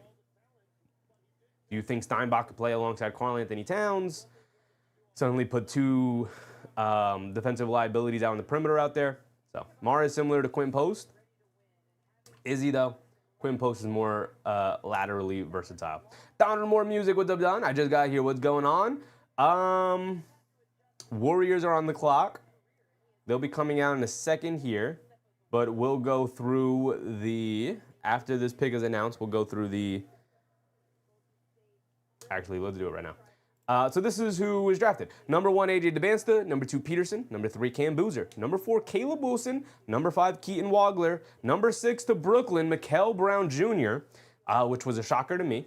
Not a huge shocker, but I thought they'd go A-Cup. They didn't. And instead, A-Cup falls to the Sacramento Kings at 7. Kingston Flemings goes 8. Morez Johnson Jr. goes 9. And Braden Burries was just selected by the Milwaukee Bucks at 10. And now we have Golden State up on the clock. And Silver should be coming out any second here.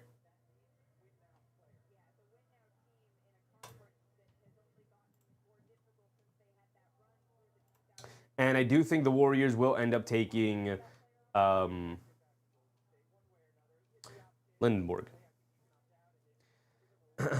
Shoes, what's up, Shoes? Our GM basically said we're old and need everybody. Warriors GM? Kind of. You need to refill your young guys, especially considering Moody's not going to play next year. With the 11th pick, the Golden State Warriors select. They take Axel Lendenborg. There you go. Lendenborg gets to go play with Steph Curry. And Steph Curry's, I assume, final couple seasons here. Who did Dallas take at 9? Dallas took Morez Johnson Jr. Considering they just hired Dusty May, made sense they took a Michigan guy. A little surprising it was Johnson instead of Lendenborg, in my opinion, but Lendenborg goes here to Washington, to Golden State.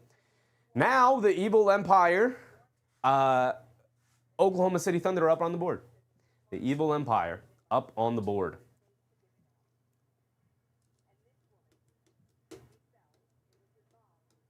Joseph said Josh Hart is our best rebounder. Then I'll put Mitch second based off of the games I've seen. Mitch is definitely the best rebounder. No, Karl Anthony Towns is definitely the best rebounder. Mitch Robinson second, Josh Hart third.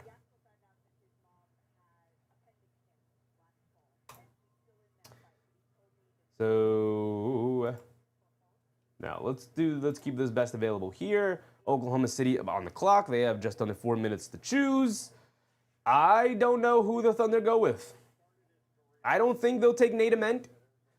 Maybe they do, maybe they don't. I could see them taking Steinbach here. I could see them taking Kareem Lopez. They really like positional size. I could see them taking Mara, I guess. I could see the argument they take any one of these top 4 guys here.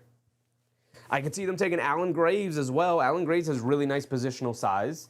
from Santa Clara, 6'9" wing, 6'9" forward. Graves' college production has popped heavily in NBA analytics models due to his well-rounded play and connective supporting role at Santa Clara, which is what they would ask him to do in Oklahoma City if he ever did enter their rotation. He's a smart passer who is comfortable on the perimeter, made 41% of his threes last season. His good defensive awareness that helps compensate for his lack of quickness. Weaknesses: he lacks ideal foot speed and explosiveness for an NBA player, which limits how he can create his own shot and muddies his production on defense. He's a capable but somewhat mechanical outside shooter at this stage. I could see the Oklahoma City Thunder going with Allen Graves here, although I don't think they should because they do have the 17th pick, right? They do have the 17th pick here as well, so I would assume that Allen Graves falls to 17, and then I would take him there. I don't think any of these teams, Memphis, Chicago, Charlotte, or this is not Miami, this is Milwaukee, because they just traded that for Giannis. I don't think any of these teams would take Allen Graves, so I would take somebody else and then look to take Allen Graves at 17. So if we go back to best players available here, I don't know what you guys think. So Durst says OKC chooses Paul George. Oh, wait. I mean, you could say Nate Ament is a possible Paul George clone, but obviously, we know how that goes. Yeah, I don't know who they go with. You can make the case to go with any one of these guys. I could see Haynes Steinbach going here. Highness? I could see Steinbach going here from Washington to the Thunder. I could see them taking a swing on Mara. They do need size after struggling in the Wemby matchup. They do need strength and size. I could see them going to Dai Mara and saying, "Oh, here's our Wemby stopper and Mara moving forward." Right? I could see them doing that. I could see them taking a swing on Nate Ament here. Could see that. Kareem Lopez is another swing on a big wing. You guys don't know Kareem Lopez, 6'9".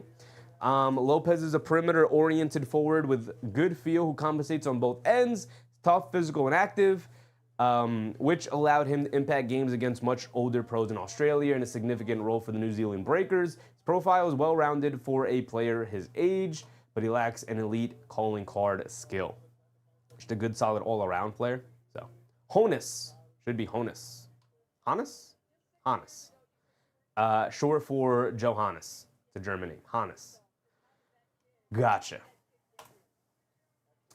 Hannes Steinbach. Hannes Steinbach. I would, I think they need a big. They really struggled in the Wemby matchup. Outside of Holmgren and, they do have Thomas Sorber, who they drafted last year, who did not play last year because of the injury. Do they go another big? I think their 17th pick is going to be Allen Graves. I just think that is a Thunder pick all the way through. Santa Clara, which is where I believe J-Dub played, so they have some ties to Santa Clara. Steinbach. Hannes Steinbach. My bad. Hannes Steinbach. Get his name right. Hannes Steinbach.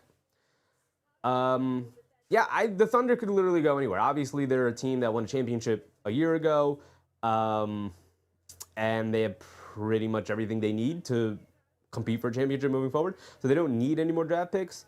So they could take whoever they want. They could take Nate Ament and take a swing on a guy who is a really raw prospect. They could take a Dai Mara here. And take a swing on the big man, 7'3" big man for... Kennard said, ask, is it Harnstein your buddy? I mean, if they take a big man here, pretty decent chance they look to move off of Harnstein pretty soon, which would make me very happy. I could literally see an argument they take any of these four guys here for the Thunder. I have no idea which way they're leaning. I have not heard anything about which way they would want to go. I did hear a little bit that they tried to package these two picks. What pick is this? 12? 12 and 17. I did read a little bit that they tried to package these two picks and move up into the top 10. Nobody took the bait. So we'll see. The pick is in.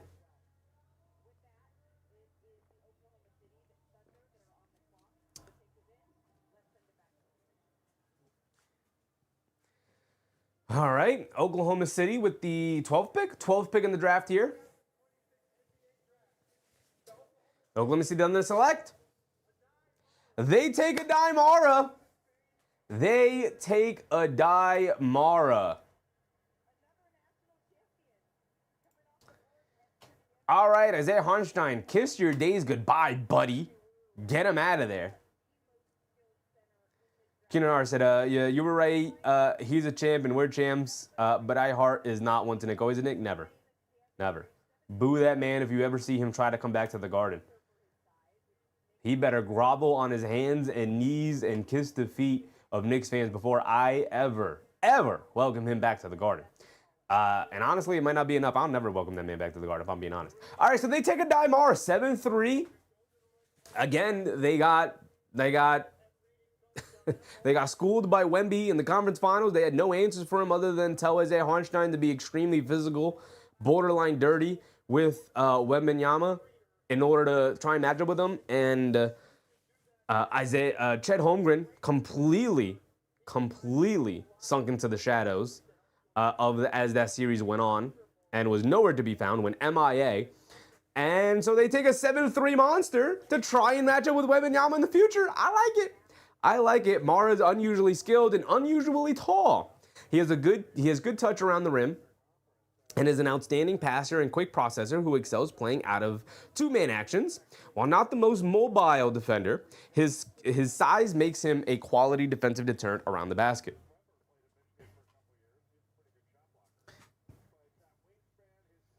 Adaya Holmenstein, crazy. Weaknesses, Mara has made strides in his conditioning. That was a big thing. He was not able to play a ton of minutes in college, just got tired very quickly, which we saw something Wemby struggle with. But if you have Holmgren, if you have Hartenstein, at least for now, if you have Thomas Sorber, you know, he's going to not be relied upon to play 30-plus minutes a night, at least to start, where he can build up his conditioning. Solid passer. And showed some touch to be able to knock down the perimeter shot. He's going to have to add a little bit of strength. He's a little too weak, but again, young guy. And the Michigan draft picks, 9 Morris Johnson Jr., Yaxel Lendenborg goes 11, and now a Mara goes right after him at 12. Third reigning champion to have 3 lottery picks since the lottery began in 85. There you go. Cat is a Wemby stopper too. A little bit. Jason said, couldn't deal with Wemby, got him a Wemby stopper. That is, I assume, the thought process here with the Mara pick. I don't hate it at all. I think they take Allen Graves with 17. We can put a bet on it. Jason said, Holmgren can go now too. 2 shots in a Game 7 will never be forgiven. Maybe. He'll have an opportunity. They'll see San Antonio again in the playoffs moving forward. He'll have an opportunity to redeem himself. And if he falls short again in the second series against Wembanyama, I can definitely see them moving on at that point. But for now, they're going to see her. So this says Miami is up on the clock next, but this pick will go to the Milwaukee Bucks as part of the Giannis Antetokounmpo deal. So even though this says Miami, this is actually a Milwaukee Bucks pick here. So who do the Bucks take? I mean, they just drafted Giannis. They just traded Giannis away. So again, they need a little bit of everything. They need anything and everything. I would take Nate Ament.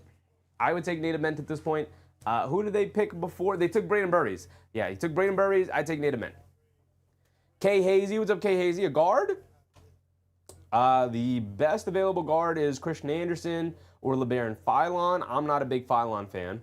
I actually really like Bennett Sturts from Iowa. I really like Bennett Sturts. I think he's going to be a really good NBA player. Not going to be a star or anything, but he's going to be a really good role player in the league.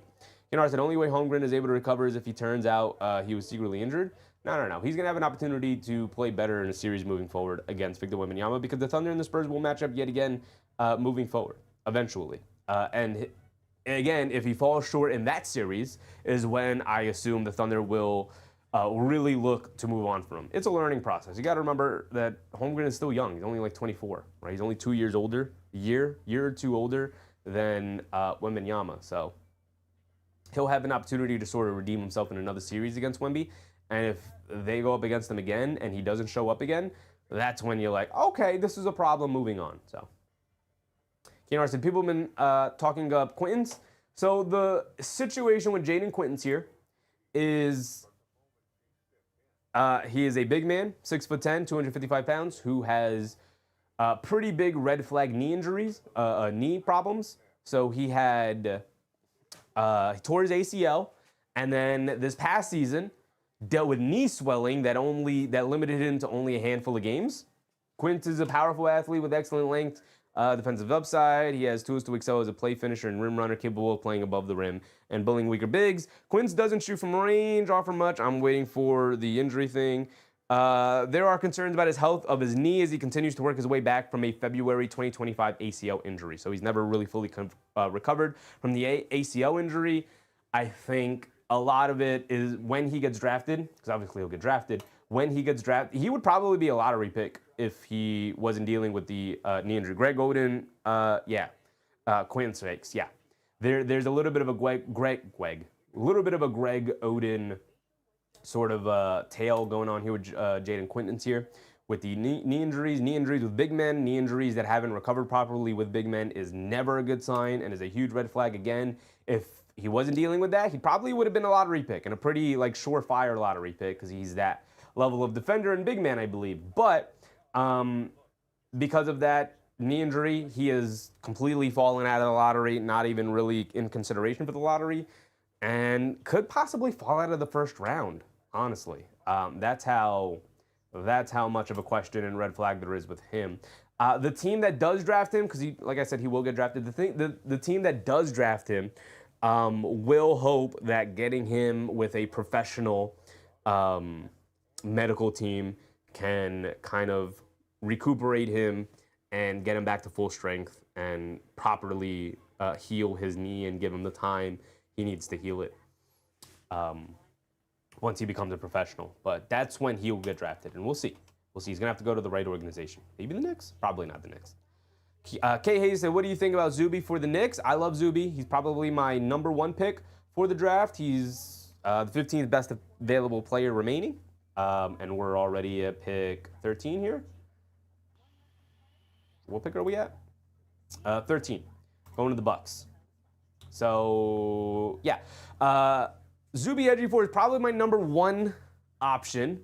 My #2 option is probably Terrace Reed Jr., where is he? Is he down here?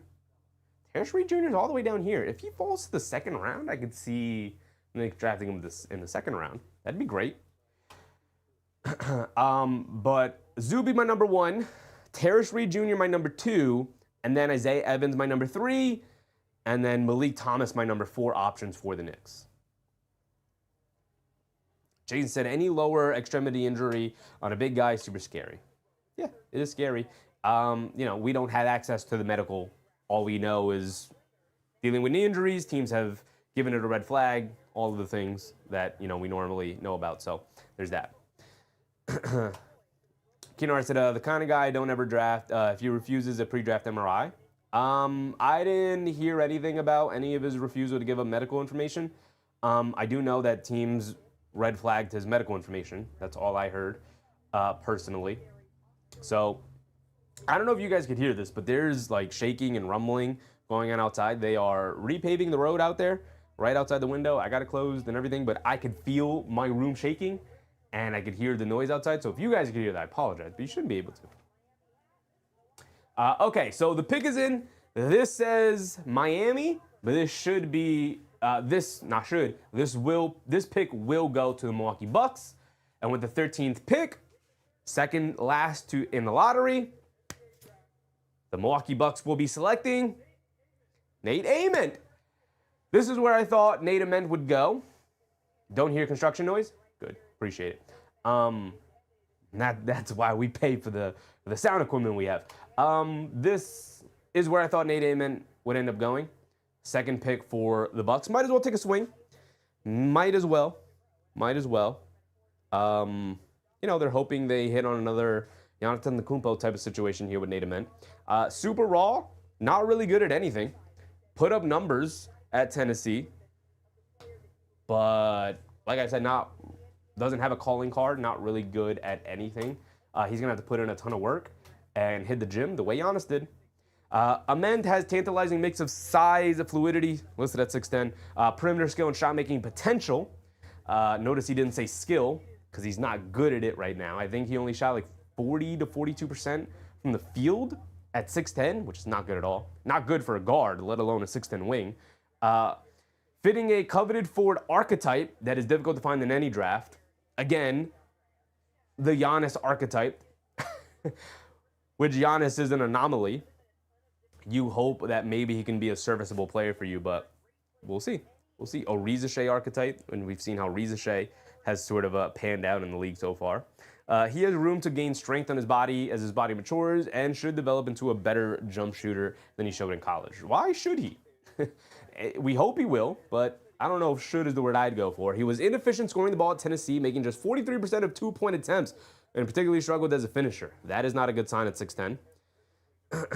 His below-average speed and explosiveness could limit how much offense he'll provide in the NBA. He's also a little stiff defensively for his size. That's something that Giannis wasn't. He was not stiff, and he was not slow. So, you know, comparing it, he's going to the Bucks, so comparing him to Giannis is not going to be fair. Giannis is an MVP-level player. So, Chaos Kid, what's up, Chaos Kid? All those fake Knicks fans know her around. So, this is just a solid pick. You take a swing on a guy. You know, you take a swing on a guy. You take a swing. Not mad at the pick at all for the Bucks here. So now, really interesting pick, the Charlotte Hornets. Charlotte Hornets shocked the NBA world by being arguably one of the 3 best teams in the second half of the season last year. Definitely felt like it. But Charlotte Hornets on the clock here for a lottery pick. Who are we looking at for them? Can I refresh this page, get Mara and him out of there? Okay. So they do need size.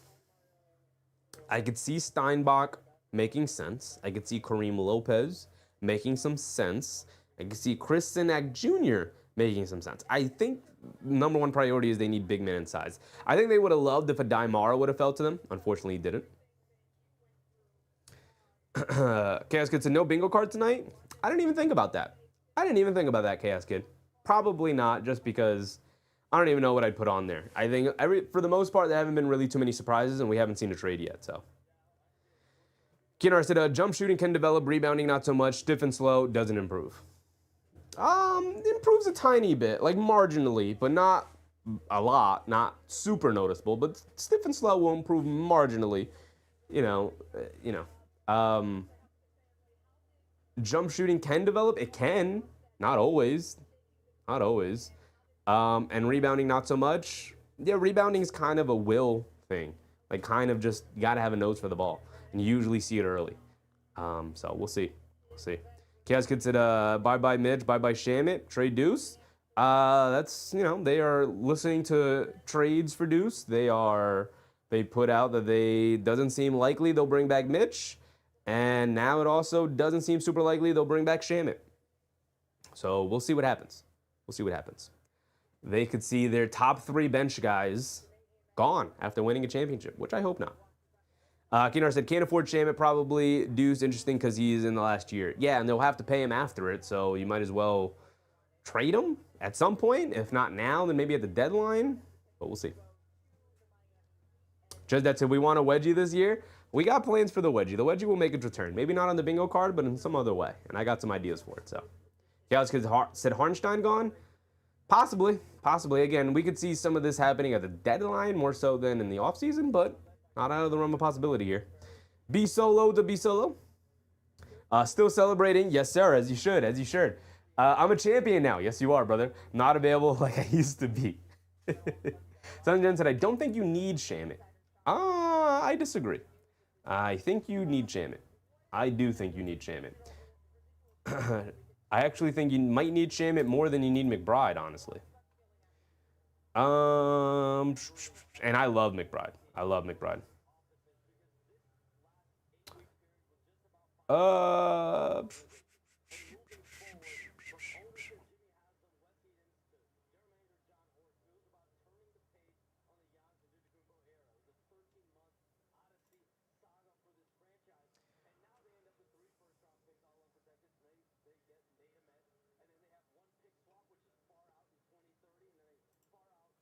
Yeah, I'm just scrolling through the internet real quick, just scrolling through Twitter to see if there was any sort of trades announced that weren't announced up here, and there wasn't. There hasn't been. I should probably just pull up Shams, I guess. Kennard said Shaman was better than Deuce, not gonna lie. A little bit. I think Deuce was shot making was more important than Shamit's for like 95% of the season.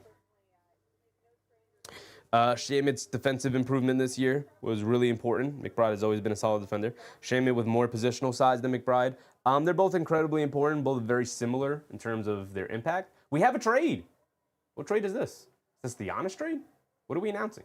I literally just looked up. Oh, yeah.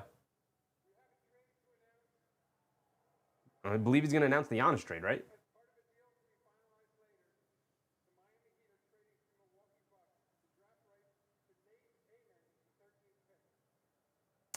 Yeah, he's just announcing that the Miami Heat pick is being traded to the Bucks. It's part of the Giannis deal.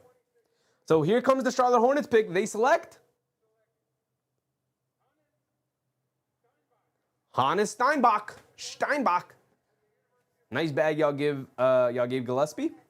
Gillespie, yeah. Deuce is a baby. Shamit has busted every bone in his body. Is Deuce a baby? Deuce is what, 24, 25 now? And he's about to get paid. So it's just about money now. It's just about money right now. So Hannes Steinbach ends up going to Washington.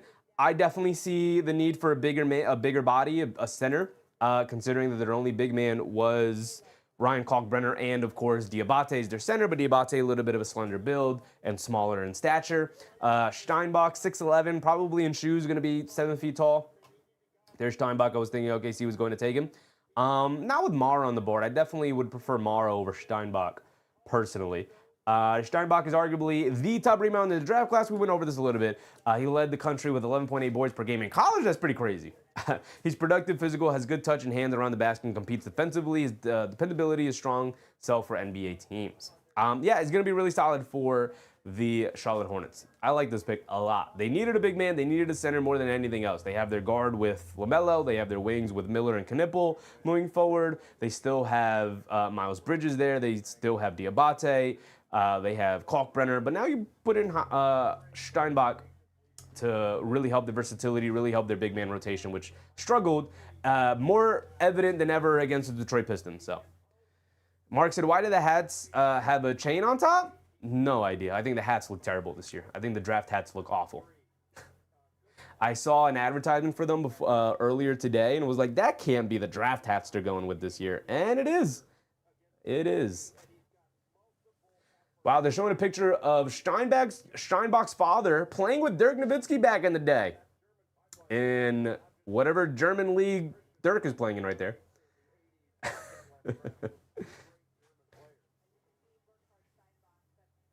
Kennard said German through and through, Knipple, Kalkbrenner, Steinbach. They're going to be playing home games in Berlin, possibly.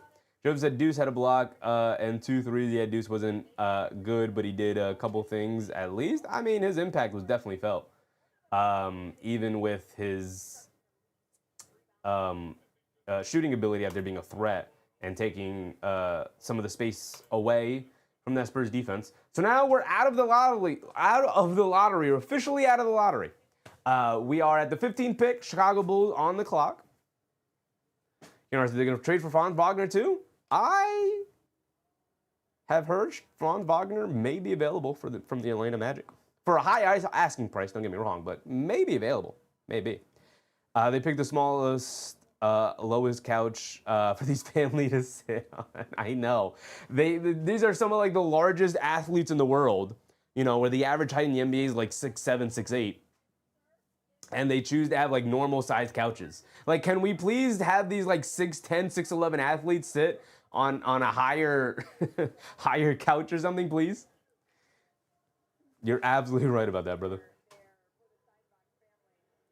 Okay, so the Chicago Bulls are on the clock. Chicago Bulls need anything and everything. They took Caleb Wilson earlier in the night.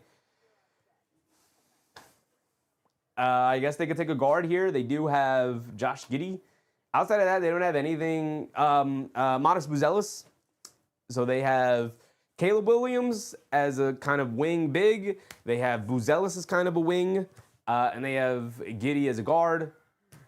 They could literally take whatever they want here. They're in need of everything. They did just trade for Nick Claxton, who I think is a bridge center for now. They're in need of everything. So I'd take the guy with the highest potential here. Maybe Kareem Lopez, maybe Christian Anderson Jr., who I'm not familiar with Christian Anderson Jr. too much. Talent grades. I want Anderson Jr. 6'3" guard from Texas Tech, 178 pounds, so very slight build. They might as well just sit on the floor. Yeah, it's really, I don't like it at all. Just get them high stools, man. Just put like 5 stools there. Really tall stools for them to sit normally on, at least. Strengths for Christian Anderson Jr., an outstanding three-point shooter and savvy pick-and-roll navigator. Probably go with Christian Anderson Jr. here, just off of this description from Jeremy Woo here. Anderson is polished offensively, capable of managing the game and making defensive pay from long range. He's comfortable with and without the ball and makes the most of his size on defense. Yeah, I'd take Christian Anderson here just off of that. So weaknesses: Anderson is small for an NBA guard and isn't explosive getting downhill. Limiting his ability to live in the paint, his below average physical profile will require continued skill growth as a finisher to compensate and shoulder a starter level offensive workload. I'd take Christian Anderson Jr. here. You need some guard play. You need some shooting to surround these guys. Caleb Wilson, not a shooter. Nick Claxton, not a shooter. Josh Giddey, not a shooter. I'd take Christian Anderson here and just go from there. I mean, this is the 15th pick. It's not like a super high pick. Kareem Lopez is 6'9" wing. I don't know if you need another wing here when you have Buzelis and Caleb Wilson already. So I'd pass on Kareem Lopez, pass on Allen Graves. I'd take Phylon or Anderson Jr. here. I think you need a guard or Bennett Sturts. I'm actually a really big fan of Bennett Sturts personally, but might be a little too high for him. Bulls need Superman to come save the day for their franchise. Yeah. Man. Yeah, Bulls need a little bit of everything, man.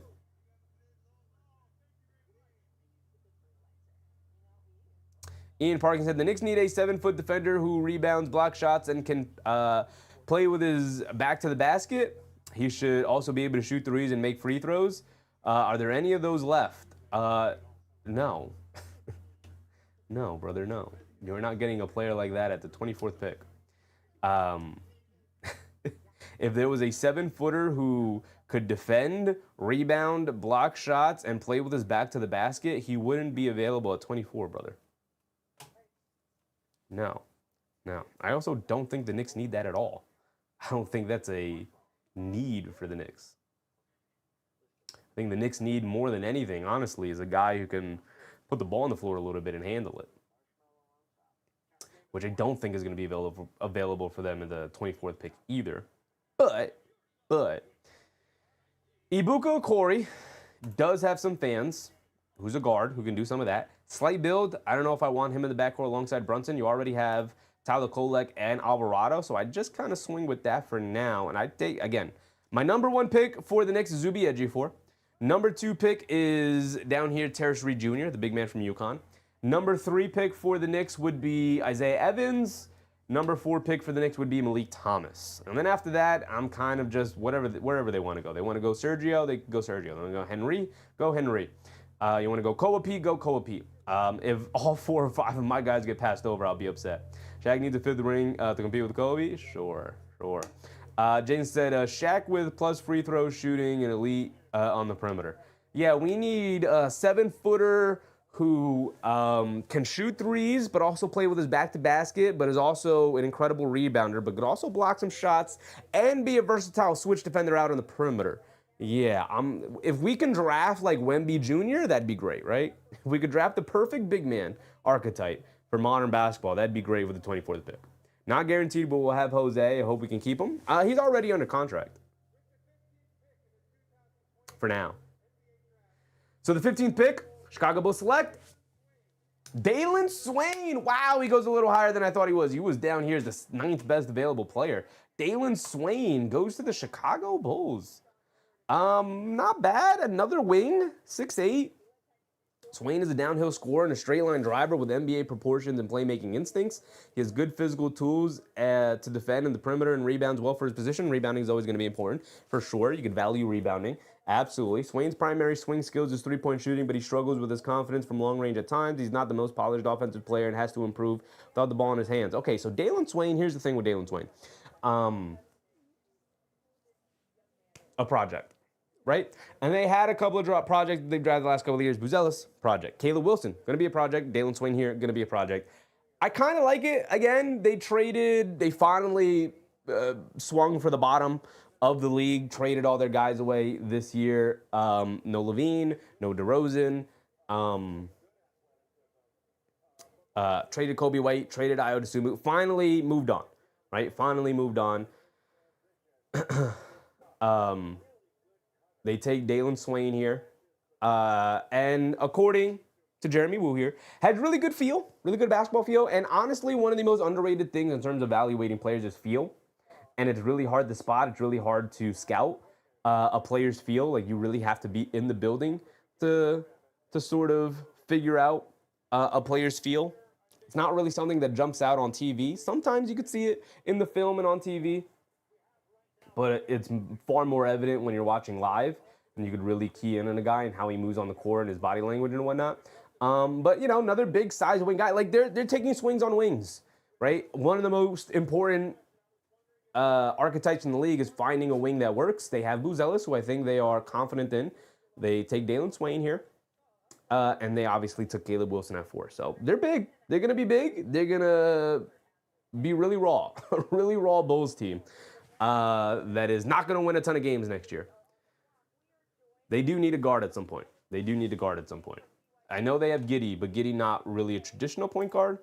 More of a combo guard, but they do need somebody to sort of drive their offense a little bit. So now we have the 16th pick, the Memphis Grizzlies. We're making our way towards the Knicks, guys. We're making our way towards the Knicks. What time is it now? Almost 10? About 9:50?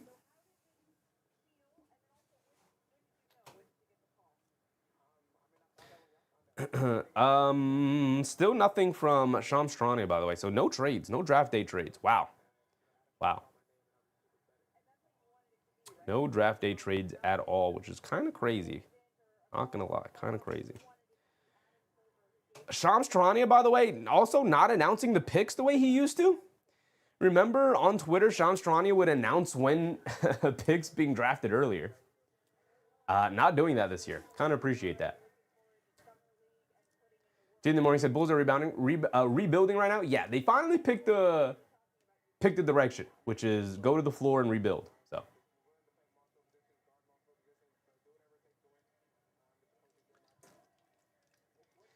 Suns Gen said, when you think you're getting Wilt, but you end up with Ayton? Memphis Grizzlies, they took Cam Boozer earlier in the night. They need a little bit of everything. I could see them taking Kareem Lopez here. I could see them taking a Bennett Sturts. Kind of need a guard. They're going to be moving on from John Morant at some point. They could take a swing on Cameron Carr, I guess. You know, 6'5" guard. A little bit of a Cedric Howard archetype there. I'm not sure about that. Dalen Swain just got drafted.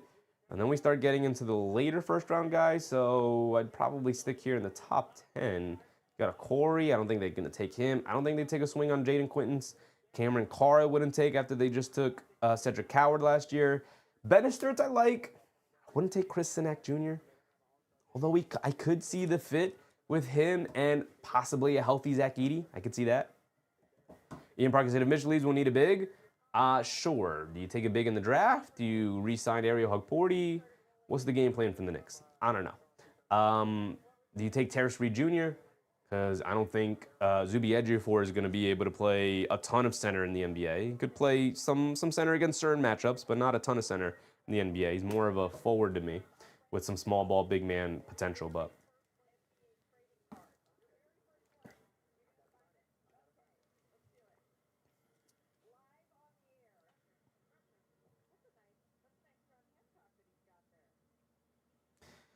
So as far as the Memphis Grizzlies, they could really go anyway. Again, they traded Desmond Bane, they traded Jared Jackson Jr. They're kind of starting from the bottom, and there's also the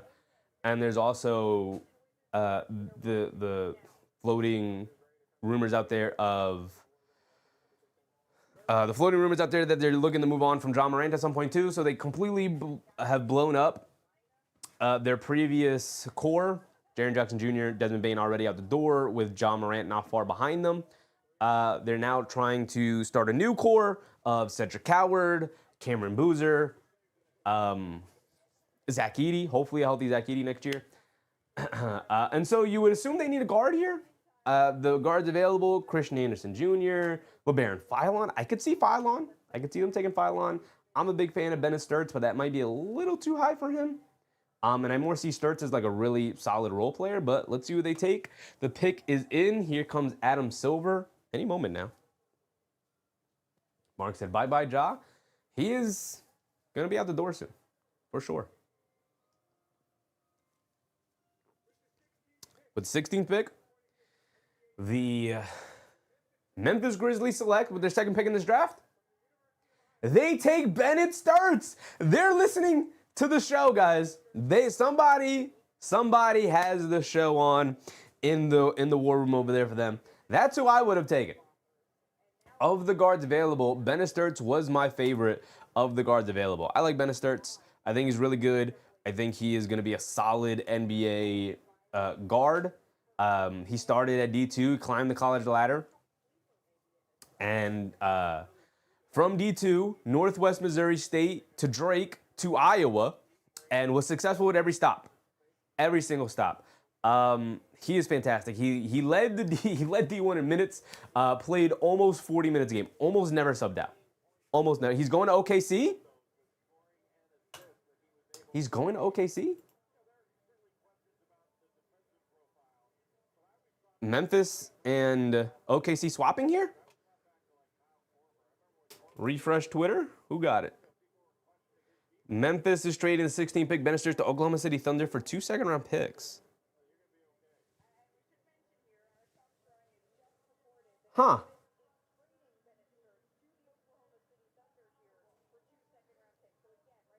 So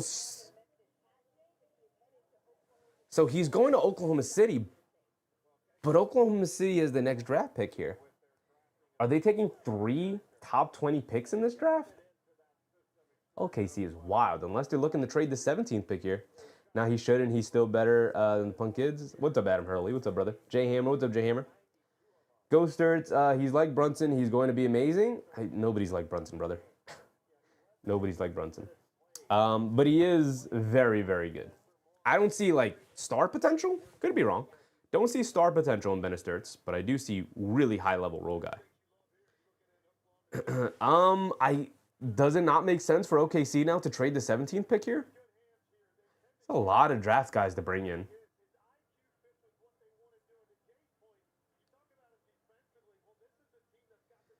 Kinar said, well, you good, Cheffy. You agree with Sam Presti. Presti knows his stuff. Yeah, I guess so. I really like Bennett Sturts in this draft. I thought he was too low on the best players available ranking here for ESPN. OKC always trying to take every good player in every team.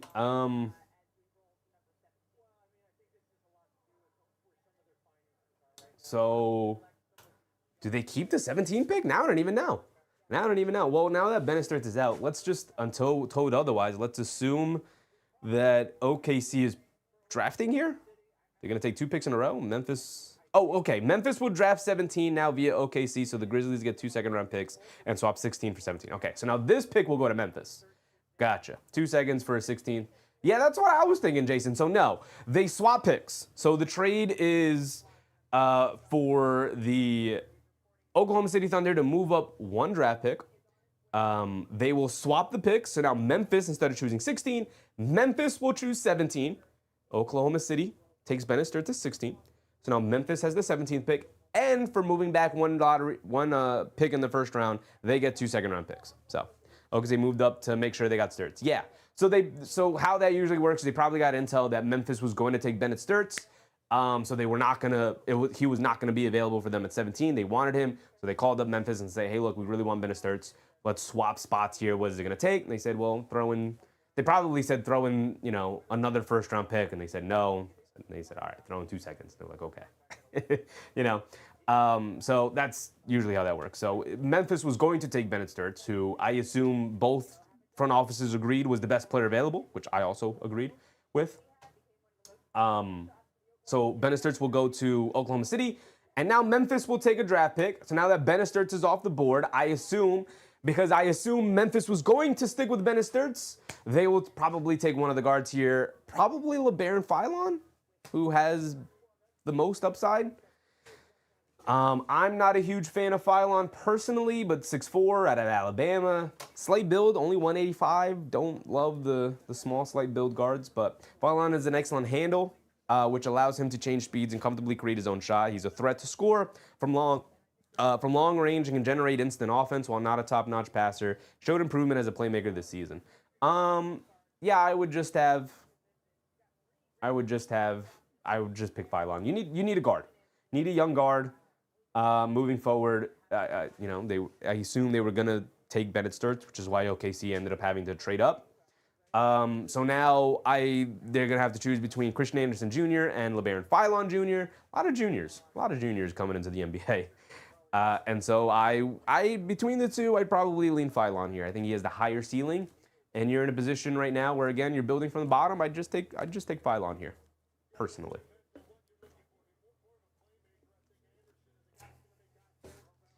Did you go to the parade? I did not go to the parade, Mark. I was going to go to the parade, but everything leading up to the parade was telling me it was going to be too crazy for somebody who lives in Jersey to make the trek all the way to New York. I was not going to get there early enough to get a good enough spot. And then it was going to be too insane to come back home at some point. Now, me personally, I was like, I don't really care. I'll go spend the day in New York, spend most of the night in New York, and then make my way back home, and things kind of died down a little bit as the day went on. But my whole family wanted to go. So my sister wanted to go, and my mom wanted to go, and my dad wanted to go. And I was like, well, if we're all going, it's gonna be more difficult for us to meet up, get on the train, go over there, get a decent spot, get back on the train after celebrating, and then we're not gonna get a spot. So what are we gonna do? Go hang out at a bar somewhere? Go hang out with people partying? Right? What were we going to do? We weren't going to be able to have a good time as a whole family to take the train there and then take the train back home. So we were just like, all right, let's watch it at home and just celebrate together. Michael Eady, what's up, Michael? Leon Rose is looking at Kessler from Utah. Perfect fit, double center. No, he is not, brother. No, he is not. Walker Kessler wants a $30 million a year contract, and the Knicks don't have the money to pay Mitchell Robinson. What makes you think they're going to end up with Walker Kessler, brother?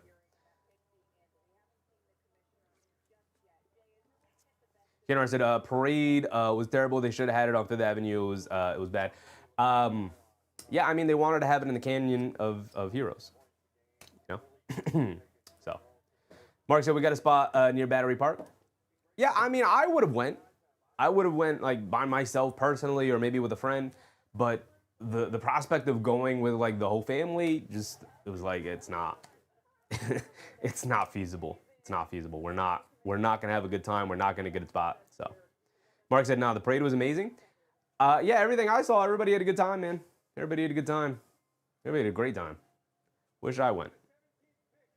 So here's the pick here. This pick will go to the Memphis Grizzlies. 17th pick goes to? They take Apuka Okori. Okay? I'm not a huge Okori fan. 6'2", really, really slender build, really skinny kid. And shorter at 6'2". Don't love that. Okori is an elusive guard who plays low to the ground, changes pace effectively, and has a good feel for getting to his spots. Although he's on the smaller side, he can be disruptive defensively, which is nice, which is cool. Weaknesses, he's small and slight for a lead guard. There are questions around what level of passer he'll be in the NBA. While comfortable shooting from deep, he can be streaky on threes. I would have just taken Philon personally. I like Philon more than Okori. But, you know, Memphis is in a position where they can take a couple of swings here on some guards. If their evaluation tells them that Okori is better, then all right. I don't think it's huge. I don't think it's a huge difference between Okori and Philon. But I personally do like Philon a little bit better than Okori there. That's just me, though. I just don't like the small, skinny guards. If you're gonna be small, you gotta be strong. You gotta be built like a tree, man. You know, you gotta be Jalen Brunson. Like, you gotta have that kind of build in order for me to really believe in you as a small guard. And Corey is not that. Corey is not that. So we'll see. See how it works out in the NBA. I don't hate him. I don't hate him as a player, but again, his size in the NBA makes me really nervous. Really nervous. We'll see if he can figure it out, though. He's going to the Memphis Grizzlies. T in the morning said, we're 4 picks away. Pistons 4 picks away. There you go, brother. There you go. We are 5, 6, 7 picks away for the Knicks. Jay Billis's best available players. He has LeBaron Philon as the next available player, best available player. Then Cameron Carr, then Kareem Lopez, then Chris Sanek Jr., then Christian Anderson. Which is great. Which is great because I want Zuby Ejiofor personally. Kinar said Brunson and Spider both wide. Yeah. Small guards, but big, strong bases. Big body Brunson, the new small guard archetype. Not really, there's only one JB, King of New York.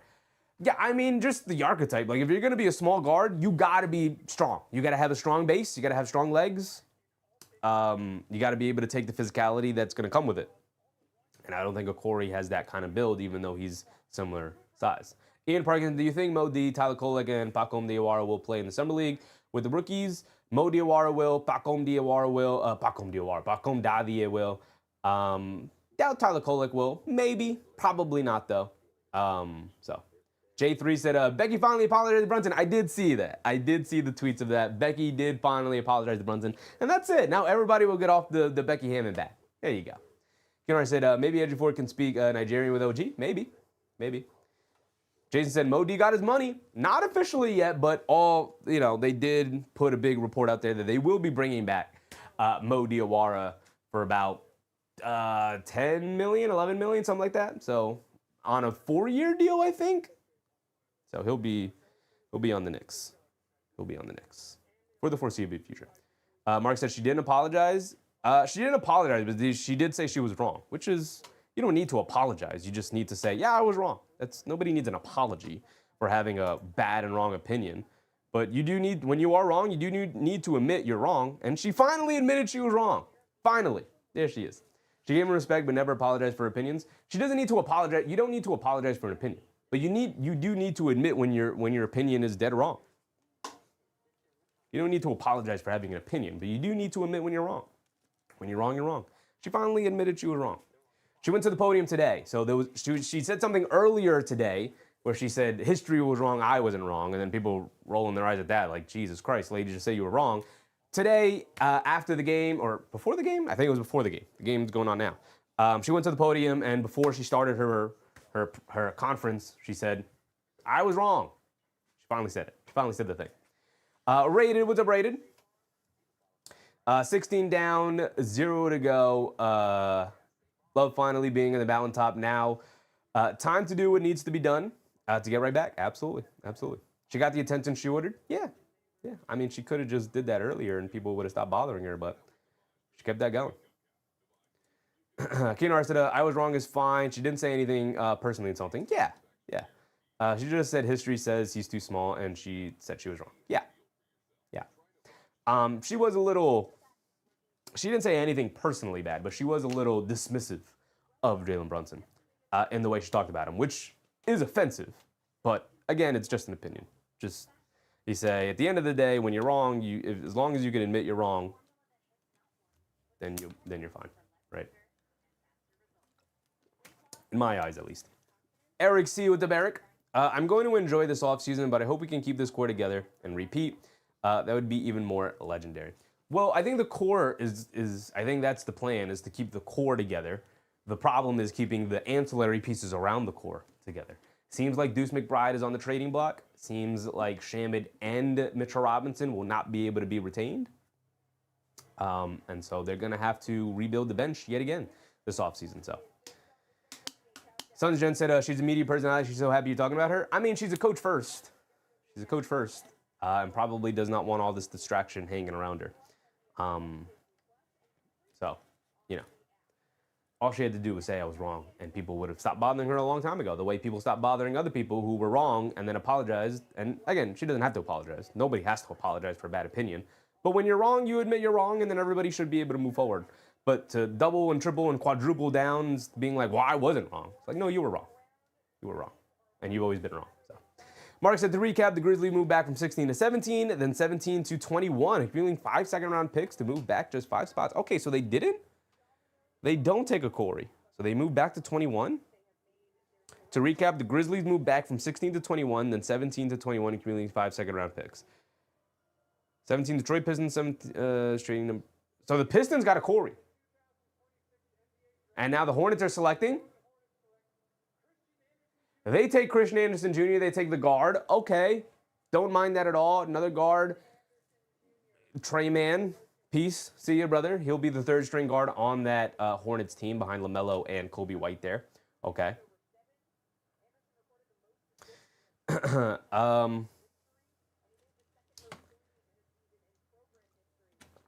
So Abuko Okoro here, traded to Memphis, but then traded to the Pistons. So TT in the morning, you can go to bed, I guess, brother, if you want to, because the Pistons have made their selection.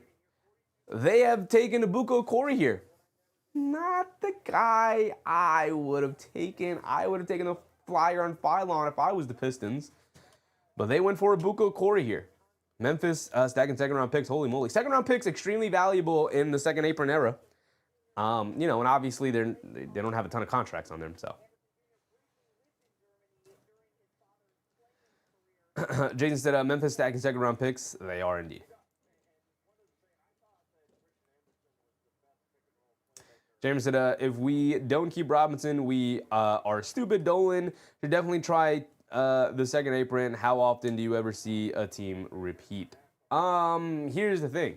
They have Karl-Anthony Towns extension coming up. They have a Josh Hart extension coming up. They have Anunoby locked in. They have a Brunson coming up in a couple of years, but they have Brunson locked in. They have Anunoby locked in. So they want to keep that core together. They want to keep that starting five together. In order to do so, you're going to need a very cheap bench because that's a very expensive starting lineup.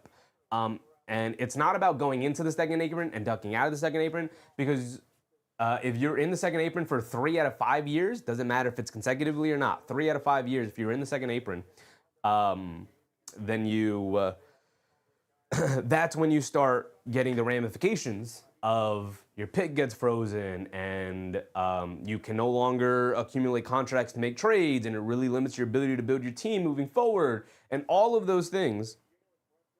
So they don't want to go into the second apron now. I do think they will go into the second apron at some point, but I think it'll be more so to keep their core together rather than keep some of the bench pieces together right now. So they would be, they don't want to, but they would be willing to move off of McBride, Shaman, and Robinson and try to build around the margins of their core moving forward rather than try to keep it all together and really limit. They're trying to have like a 4 to 5 year window rather than like a 2 to 3 year window is basically what I'm saying. And we'll see if it works out. We'll see if it works out. I don't think they move off of all 3 of those guys off the bench, but it seems pretty evident that they're not going to be keeping both of them or all 3 of them. Mark said, we got our chip, I'm happy. Yeah, but I'm also very greedy. I'm a very greedy individual, so I want another one. I want another one. Keenar said, second apron is pretty ruinous to the team, including lost draft picks, etc. You don't lose your draft pick. Your draft pick gets frozen, so it would get pushed back to number 30. Doesn't matter how good or bad of a season you have. If you're in the second apron for 2 years in a row or 3 out of 5 years, gets pushed all the way back to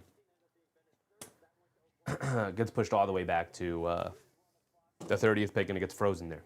So, Donald Moore said, what's the deal with Clarkson on the Knicks? He's probably not going to be back. He was on a veteran's minimum. And it didn't play a huge role in the playoffs. Mark said, I just wanted to see one in my lifetime. Yeah, for sure. And we got it. We broke the curse. But now I'm ready to get greedy, brother. I'm ready to get greedy. I want to be the first repeat champion this decade. I want a dynasty. I want Mo Diawara to develop into a Hall of Fame superstar player.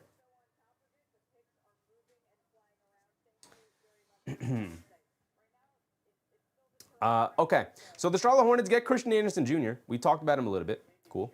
Don Mormuse said the Knicks re-signed Diawara. I think he'll be a good player. I think he's gonna have a good year. I think he's gonna have an incredible year. I think he's gonna have like, oh my goodness, the Knicks he's gonna immediately jump the ranks of being one of the best contracts in the NBA with how good I think he'll be next year. Yeah. I'm as high as you could possibly be. Diawara will be a legit defender next season. I believe he will. I agree. I guess we need to draft Magnus Carlsen then. I mean, I got to see the jump shot first on Magnus. I've only ever seen that guy sit in a chair. Got to see the jump shot first. Eric C. said, first team to win the Cup and the real title. A repeat would be insane. Yes, sir. Yes, sir. So up on the clock now is the Toronto Raptors. Best available players, Kareem Lopez, Toronto Raptors. They do like their Kareem Lopez type of archetypes, that Scotty Barnes type of archetype here. That makes sense. Kareem Lopez here to Toronto makes sense. They have Quickly, they have Barrett, they have Brandon Ingram, and they have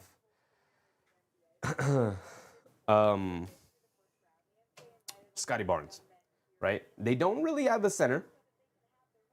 They have Colin Murray-Boyles, who's kind of an undersized big. Feinlon looks like he wants to cry. I don't know why. This is kind of the area I would predict him. I could see them taking a chance on Jaden Quinnens here. I think they need a big. Again, they have Jakob Poeltl, and backing him up is Sandro Mamukelashvili. He's not really a center, and is only 6'9". I could see them taking a swing here on Quinnens, Sanak Jr., or taking a guard, because the Jamal Shed, not a great backup point guard. Quickly, not really a point guard. I could see them maybe trying to move off of Quickly at some point here, so I could see them maybe taking Feinlon here.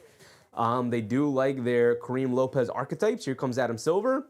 I would say Quinnens, Feinlon, or Lopez. Let's see. 19th pick, Toronto Raptors select. Whoa, they take Alan Graves from Santa Clara. Did not see that one coming. Would not have taken Alan Graves. I guess it does make sense at this point in the draft. 3-point shooter, shot 40% from three. Doesn't have a great looking jump shot. But he did knock him down when he took him. 41% from three. Good defensive awareness. They just took a good basketball player, which is not a bad position to be in. Not a bad pick, not a bad decision. Just take the good basketball player. I like it. I like the mentality. I like the idea. They had a really fun season last year and had a really fun playoff series against the Cavs, pushed them to 7. Honestly, probably should have beat Cleveland in that series. Maybe. They did get a lucky bounce from RJ in that series. TT in the Morning said, no, he was my backup choice. TT in the Morning, you took your draft pick already. You traded up and you took Abuko Corey. The Pistons drafted already. Brother. You guys took Abuko Corey. You traded up to the 17th pick, and you took Abuko Corey.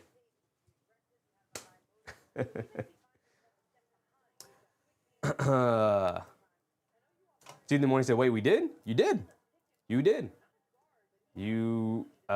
Yeah, right here. Traded to Detroit via Memphis. So, traded to Detroit. Detroit took the 17th pick, which is Abuko Corey. You took Abuko Corey, brother.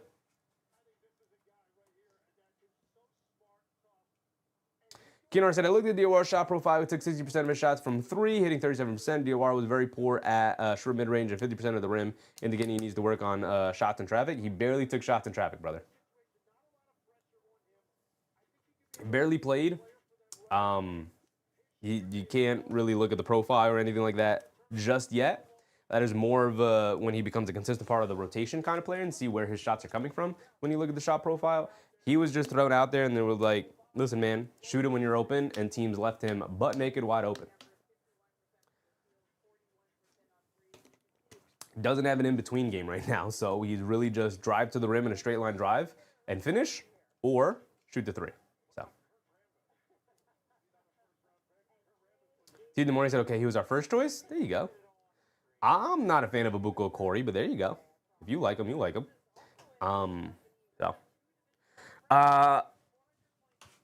Evil Empire Jr., San Antonio Spurs. are up on the clock now. They don't really need anything per se. Maybe some more size off the bench. Allen Graves would have been great here for them. I could see them taking Kareem Lopez. I could see they don't really need any more guards.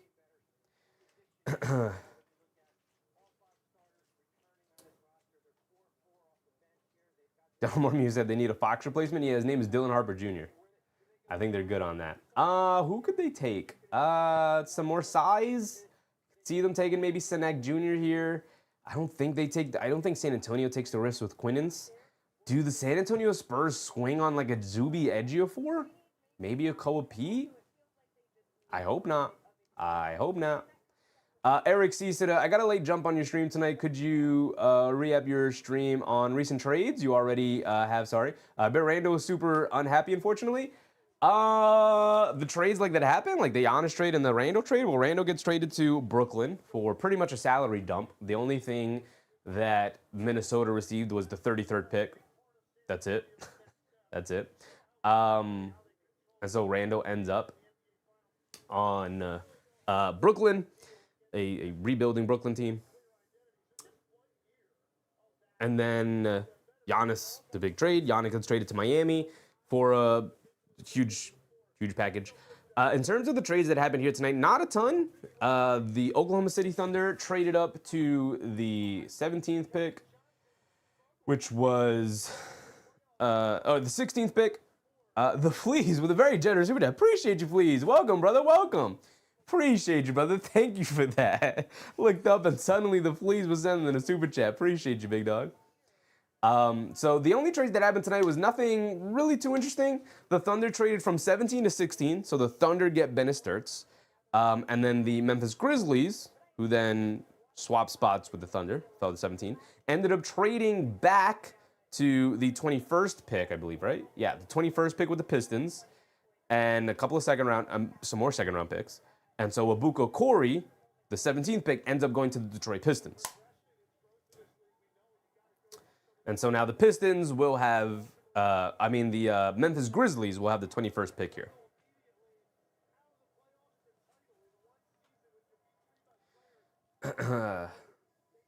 Kenar said Spurs need a dummy to take Fox's contract. Hello, Drew Dumars in Washington.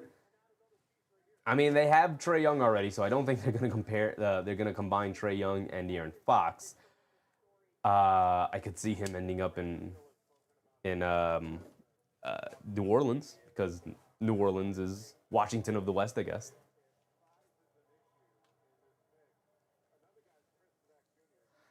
Okay. So I think they take Kristaps Jr. here. I think they need a big. I think Quinnens is too much of a red flag for the Spurs to take here. They already have a guy who's extremely tall with injury concerns because of his height in Wemby, so I don't know why they would take Quinnens, who also has injury concerns. So I would probably just take Senek here, who's kind of like a Jabari Smith Jr. archetype, 6'11", forward wing big man. Senek has excellent length, moves fluidly for his size, and has made strides as a rebounder. He also flashed natural shooting touch, giving him an intriguing base for an NBA team to develop. At his age, bigs with his physical profile don't come around in every draft. So there you go. See Kristaps Jr. going here to the San Antonio Spurs. Showed some defensive upside, showed some shooting touch. So Kennard said the Trae Young contract is so bad, instantly becomes one of the worst deals in the NBA. Rated said, who we take is going to tell us who is staying. Wish we could keep everyone, but it's not. Imaginary land, they're all grown men with their own aspirations, and I'm grateful for whoever can stay. Yeah, I mean, I think a lot of them, if you ask them, would want to stay. It's just financially, money-wise, they're just not going to be able to. They're just not going to be able to afford all of them.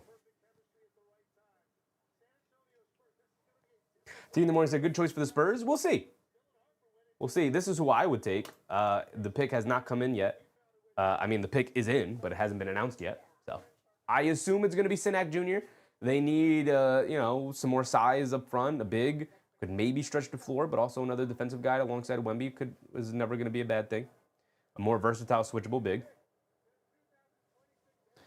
So the pick from the Spurs Oh, it says it right here. Jaden Quinnance. They do go to Jaden Quinnance. They take the risk. They're going to take the risk. I thought it was too much of a risk for them to take. But they're going to take the risk. Okay. That is scary. They definitely needed somebody not named Luke Cornett to be their backup big. They definitely needed somebody not named Luke Cornett to be the backup big because Luke Cornett was truly unplayable come playoff time. Solid regular season guy to fill in minutes, but was truly horrendous in the playoffs, and they could not survive the Wemby-less minutes with Luke Cornett out there. Quinnance should be serviceable right out the gate and be solid for them if he can stay healthy. The knee is always going to be a question mark moving forward. If there's any organization you could trust health-wise, there's a handful of them. Thunder, Knicks, Spurs are one of them. One of the better-run organizations in the league. So if there's any team to go to, if you have an injury history, like Spurs, not a bad one to go to. Hopefully they can get him right because he's really good. Kinar said Cornette has a huge contract too. Yeah, but he's movable. He's movable. You might have to come off a couple of seconds to get off of his contract, but he's movable. It's not like a disastrous contract or anything. Jay Hammer said, I'd be surprised if New York trades out of the pick in order to clear money. We traded back and got Grimes. Yeah, they also traded back and got quickly. They traded back.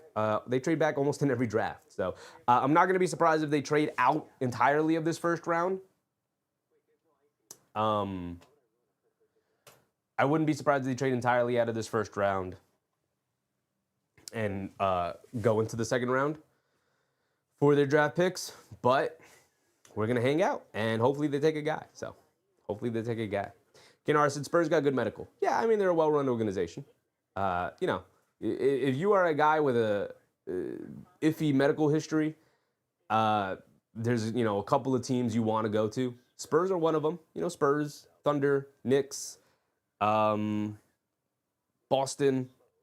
Like a well-run organization. You want to go to a well-run organization. They'll take care of you.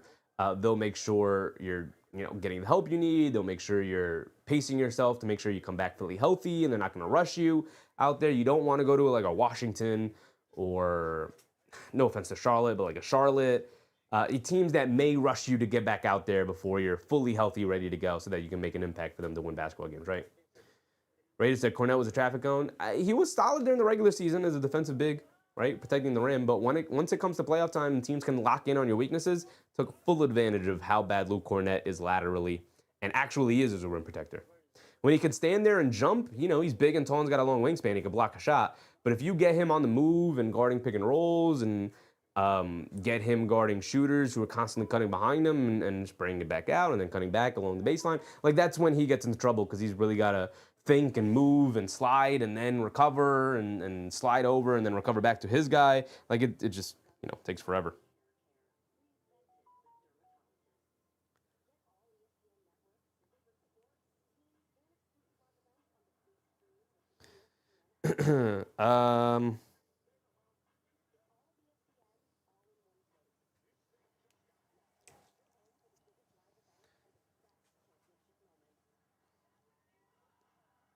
Rated said, we've been amazing drafting in the second round. I'm okay trading down, draft and develop.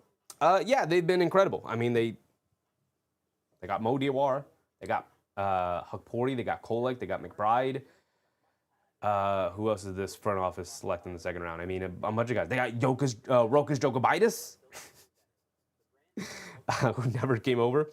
But yeah, they do an excellent job of drafting. Excellent job. I'd be, a little sad and disappointed if they trade out of the 24th pick just because I love draft picks. I love young players and watching them develop. But I'll trust their decision, as I have done so since they got here. I'll trust their decision if they decide to trade out this 24th pick. So, Kinahara said, Pacom was a miss? So far, Kinahara, so far. But you can't give up on him yet. I think next year's make or break for Pacom Davier. This summer league might be make or break for Pacom Davier. He definitely looks a little bit like a miss. But in the same vein, Kinahara, the reason why they drafted Davier was because he was willing to take 80% of the rookie scale contract, which is unheard of.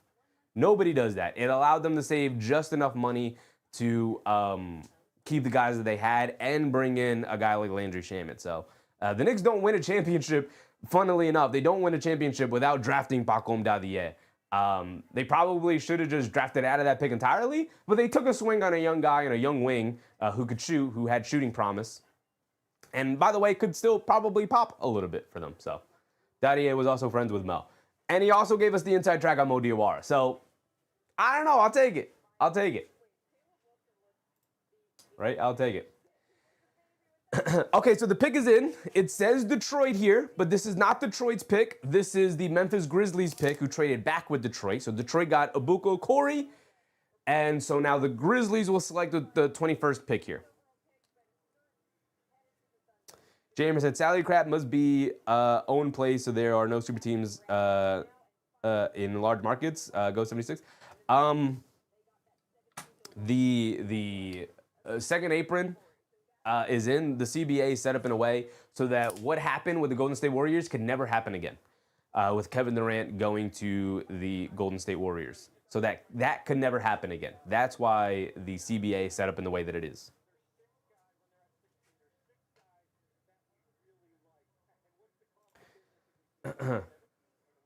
Any other trades? No other trades. That is, yeah, really underwhelming trades here in the draft. Really underwhelming. So here we go. This pick is going to Memphis. It says Detroit up on the screen, but this pick is going to Memphis, and they are going to be selecting, I don't know. We've talked about Memphis enough. I don't know who they're going to pick now. Kareem Lopez, take a swing. They take Kareem Lopez. They take a swing. They take a swing. Literally said it right before I announced. They do and take Kareem Lopez. They take a swing. Big, long, 6'9" swing here for the Memphis Grizzlies here. Again, they don't really have anything bolted down to the court. They really like Cedric Howard, as they should. They like Zach Edey, if only he could stay healthy, which they should if he can stay healthy. They take a swing on Kareem Lopez. He's really raw. Young kid, played in the Australian League out of Mexico. I believe the first round draft pick out of Mexico ever, right? Either way, he's going to the Memphis Grizzlies here. And again, they need a little bit of everything, so might as well. Might as well. Keno Hara said, Lopez equals Fontecchio? No, he's not the shooter that Fontecchio is. He's more of a defensive swingman.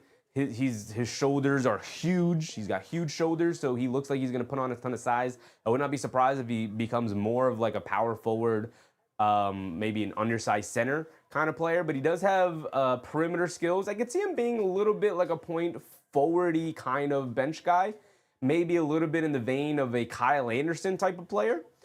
He's quicker and more athletic than Kyle Anderson ever was. They don't call him slow-mo for nothing. But, an aggressive driver and finisher at the rim, really athletic. But it's a swing, right? It's a swing. Without a perimeter game, you can't really be a perimeter player. He's got size and strength to him. Could also be a little bit of a Jaime Jaquez type of player. Jaquez doesn't really have much of a perimeter game, but he puts his head down and goes to the basket, so. Spotty T, what's up, Spotty T? Said, yeah, first time for a Mexican player. They were diving into it. Yeah, first time drafted in the first round, Mexican player, Mexican-born player. Jump shot is trash. Jump shot, not good. Jump shot, not good. Yeah, he's going to have to pattern his game a little bit around a Kyle Anderson, Jaime Jaquez type of style, which is why I more so see him as a 4 and small ball 5.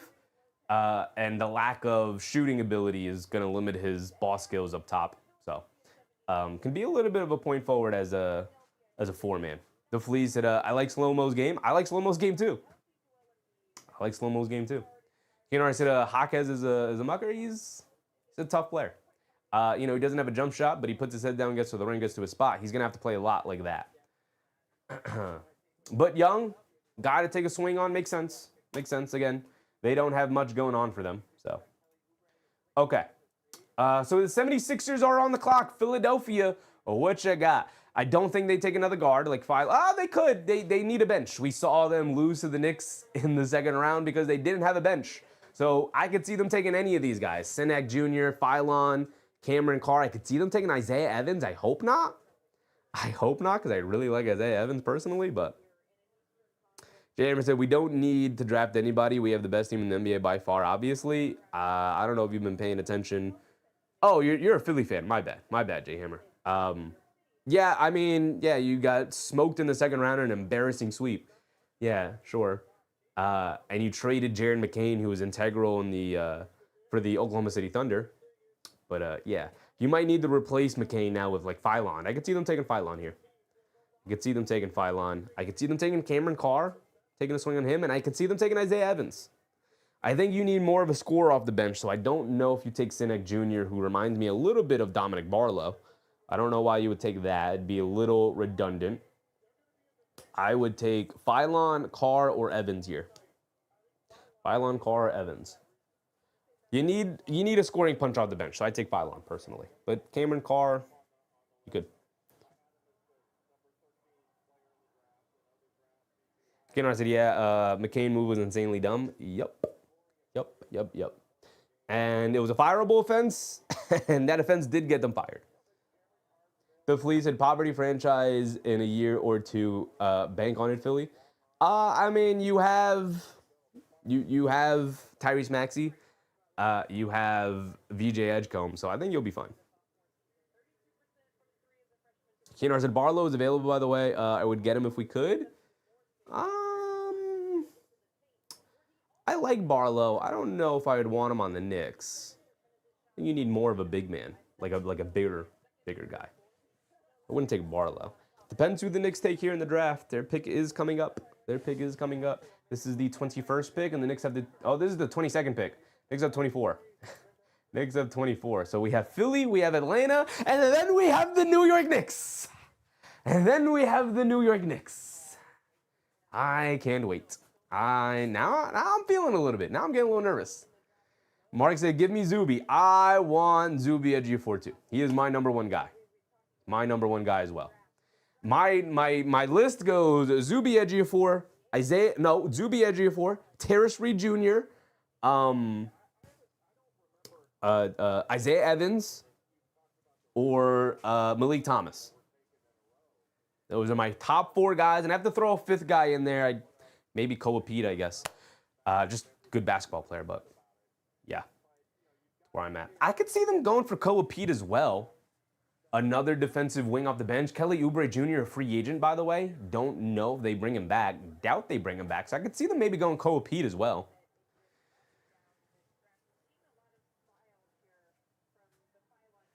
Zuby. Madrasi with the Madrasi. Orlando can maybe be a much better team next year with a point guard or a scorer. Yeah. They could.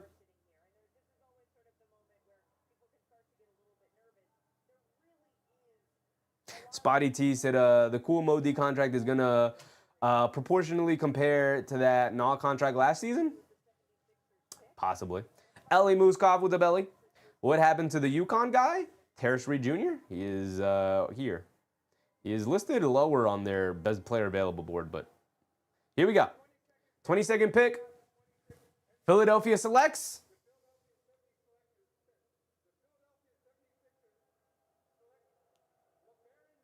They take LeBaron Phylon. Okay, that makes sense. They need a scorer off the bench.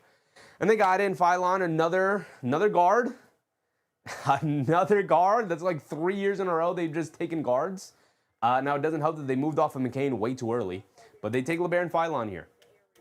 He's got a lot to live up to because he's got to be better than McCain. They essentially trade McCain to replace him with Phylon. We'll see if Phylon can sort of, be good for them. We'll see. The Flea said, true, you never know, but some of the contracts in Philly are damn near immovable. They might not need to move them. They could just have them expire and then move off at that point.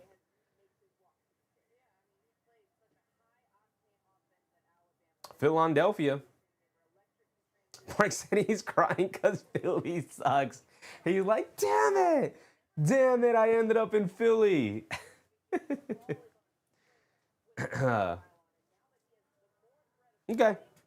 Okay. So now we have, who's next? Who is up?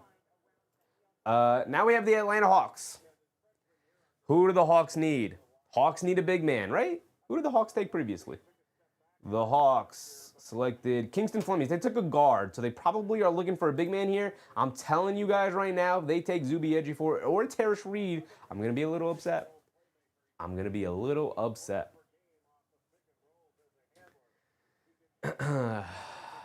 Who could Atlanta take next? They could take Isaiah Evans and just get more bench depth. They could take Sinek Jr. and get a little bit bigger. They probably need a big man. They could take Henry Vassar. Henri Vassar? Is that how you pronounce his name? 2 E's and 2 A's is wild. The vowels on this is crazy. 7-footer. Again, we talked about them needing bigs outside of Okongwu. Okongwu's their starting center, but he's not big enough. They could maybe look to add a big as a free agent, but they could take the UConn big man here, or they could take Ejiofor or Terrace Reed Jr. I do expect them to go big here, though. Personally, I do expect them to go big. I mean, everybody else here is listed as guards and forwards. Terrace Reed Jr. and Vassar are the only ones listed as center. Now, Zuby Ejiofor is a little bit of a small ball center, but more so of a forward. So, Sean Collins, what's up, Sean? Mark said, don't even think about it, Atlanta Birds. Don't even think about it. Just take, like, Henry Vassar off our hands. Just take him, and then the Knicks will have their pick of any of the guys I've been eyeing, whether that's Isaiah Evans or Zuby Ejiofor or Terrace Reed Jr. here from the UConn big man, who I really like as well. If they walk away with Ejiofor or Reed, I'm cool. Kinar said, Vassar sounds like a Dutch or Belgian name. It does indeed. 2 E's and 2 A's is kind of crazy. Kinar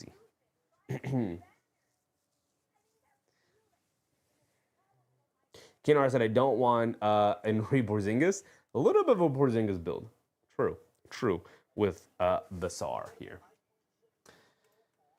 Vassar is offensively gifted for his size with good touch around the basket and consistent enough three-point range to keep defenses honest. He has size to take up space in the paint defensively as well. Somewhat stiff-hipped and isn't the most mobile defender or quick off the floor, which will limit him in drop coverage defensively. He's on the lighter side for a player his size and sometimes struggles with physicality and rebounding. Not what you want when out of your 7-footer, a guy who struggled with physicality and rebounding. Kinar said, in fact, he is Estonian. Very close to Kristaps. There you go. Yeah, Atlanta. I can maybe see them taking like a Koa Pete. Like, they kind of need size and strength and rebounding. Which is why I think they're going to be looking for a big man. I don't think they take Zuby.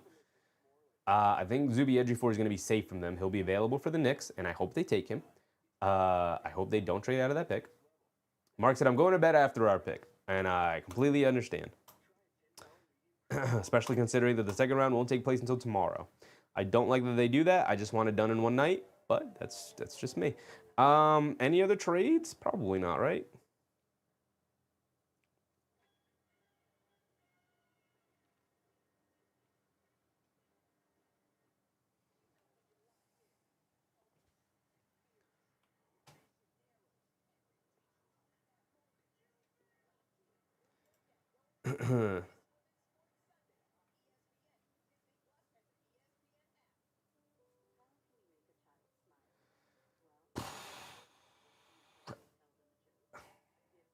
So the pick is in for the Atlanta Hawks. All right. Okay.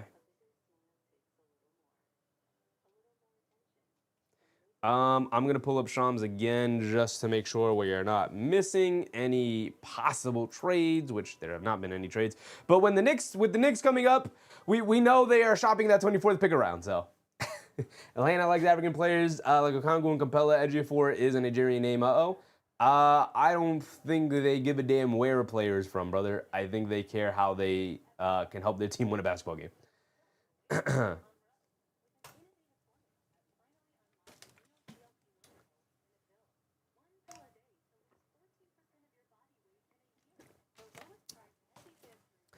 So I could see them going Vassar, Atlanta here. I could see them going Pete. Or I could see them going Terrace Reed Jr., honestly. And that might be a little too low for them. They might want to trade back for there. Or they just take Chris Sinek Jr. here, which I doubt it, but I could see that happening. Let's see. Come on. Knicks pick coming up, baby. I'm feeling it. I'm feeling a little bit. Heart rate's starting to pick up. Starting to pick up a little bit. All right, here we go. Atlanta, what you got? Just don't take Ejiofor away from me. Just don't do that. I want to be able to root for Ejiofor. I really liked rooting for him at St. John's, man. If the Knicks walk away with Ejiofor, which I keep harping on it because it was coming out how there's a lot of fans of Ejiofor in the Knicks front office. Not everybody, but a lot of fans of Ejiofor in the Knicks front office. They did work out. Zuby Ejiofor from St. John's did play a lot of his college games in Madison Square Garden in the Big East. So, you know. Okay, the pick is in.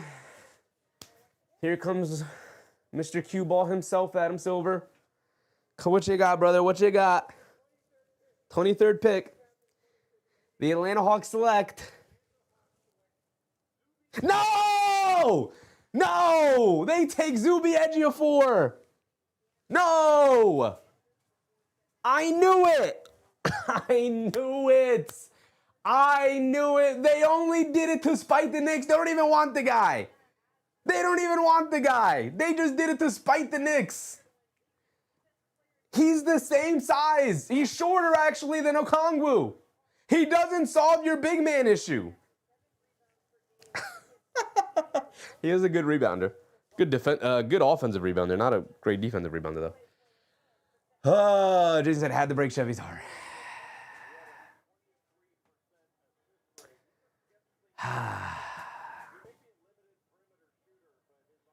Tell me there's a trade coming in.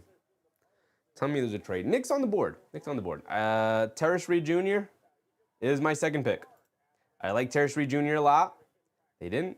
New York is trading 24 to the Lakers for 25. This pick is not going to the Knicks. This pick is not going to the Knicks. This pick is going to the LA Lakers. So the Knicks probably swapping here.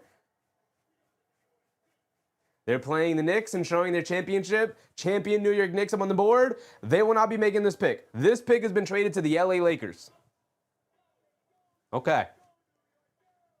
The Lakers need a big man, so they could take Terrence Reed Jr. here. What do the Knicks got cooking, y'all? What do the Knicks got cooking? If the Knicks don't walk out of this draft with a big man, what happens? What happens, right? What happens? You know, I said, sounds like we wanted Zuby. If they wanted Zuby, they probably could have traded into up one spot with the Hawks. They really wanted Zuby. Damn, dude. I really wanted Zuby Ejiofor. Jane said, I don't watch college ball, so I'm just here for y'all's reaction, to be honest. K said, another small big for Atlanta. It doesn't make sense for the roster construction. Doesn't make sense at all. This pick is not being made by the Knicks, by the way. This pick is being made for the LA Lakers. They have the 25th pick right after the Knicks. So presumably they're swapping, and the Knicks are picking up like a second-round pick or two to swap spots here with the Lakers. The Lakers need a big man, so I assume the Lakers are targeting Terrence Reed Jr. here. Maybe they're taking Vassar. I guess. I can't believe it. I wanted Ejiofor so bad, dude.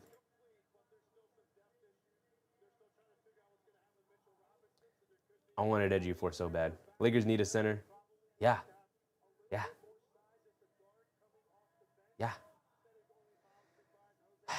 Isaiah Evans. And then maybe Terrence Reed Jr. falls to the second round. Wouldn't mind Isaiah Evans. I can see the Lakers getting Isaiah Evans. You can never have enough shooting, right? Great.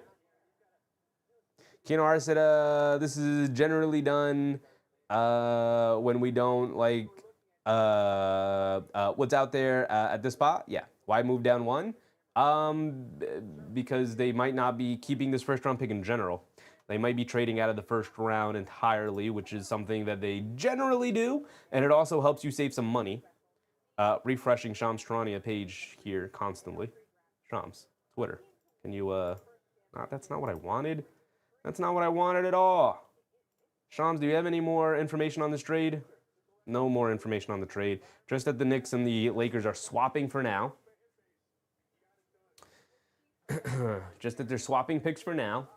So this trade will go to the LA Lakers. We'll see if the Knicks hold on to 25 or if they're moving out of it. Pulling a Memphis Grizzlies a little bit here. They might just say, okay, fine. Terrence Reed Jr. will be available with the 31st pick, and that's where they'll look to take him. But can't believe it. Can't believe it. Super sad, super upset. Not gonna lie. Not gonna lie. Kennard said it's pretty smart, actually. That's all this front office does. They move down in the draft. They almost never take swings. They almost never take swings. Like in the draft, they're looking for singles and doubles, man. Singles and doubles. No need to hit a home run when you don't have like a lottery pick. No need to swing for the fences.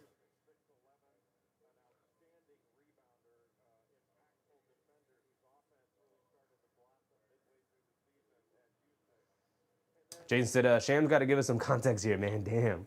I don't know if there is context available. All you need to know right now is that this pick is going to the Lakers. We'll get some context in a second. I don't think that they're just swapping spots for no reason. The Knicks will have some kind of compensation outside of swapping spots here.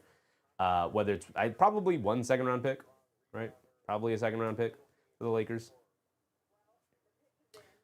Okay, so the pick is in. Here we go. I can't believe they took NG4 right before, man. I really can't. I really can't.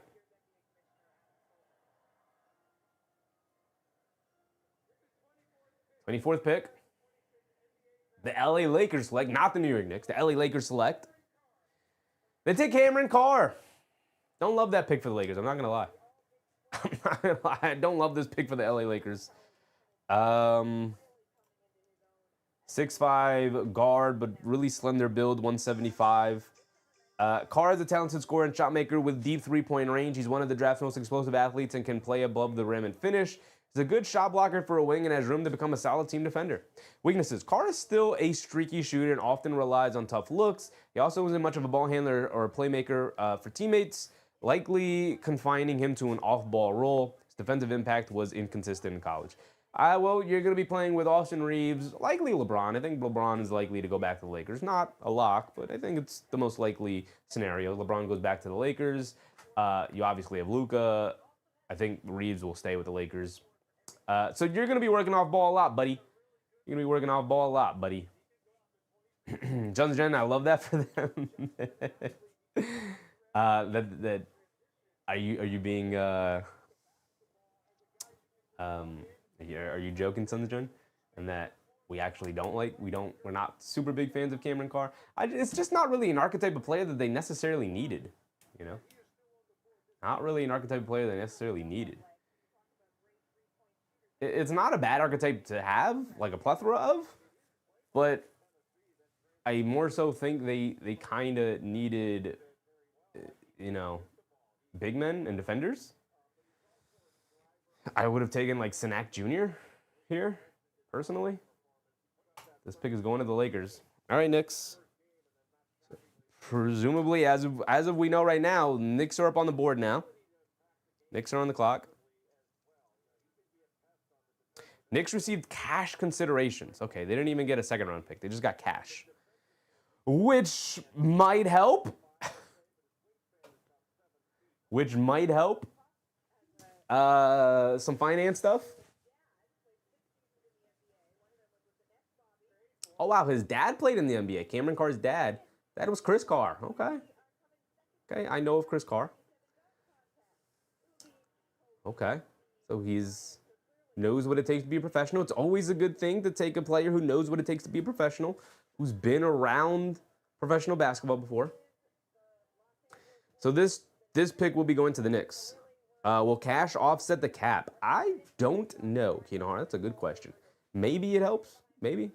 Ian Parkinson, LeBron in Miami? Maybe. I think the two likeliest scenarios is LeBron stays with the Lakers.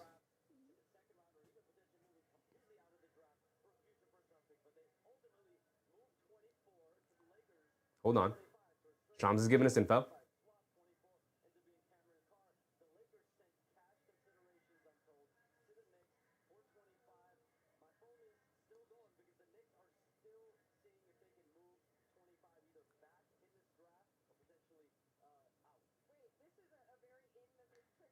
So, what is happening?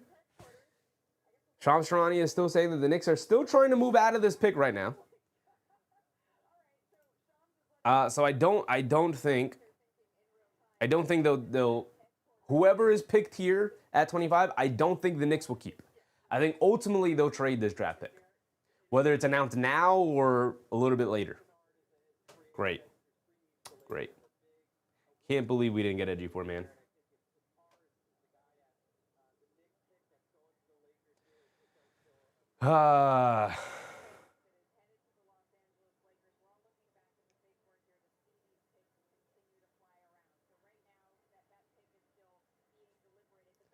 Maybe second round contracts lower money. Yeah, second round contracts are far lower money, and you have far more control in terms of the contract you can give.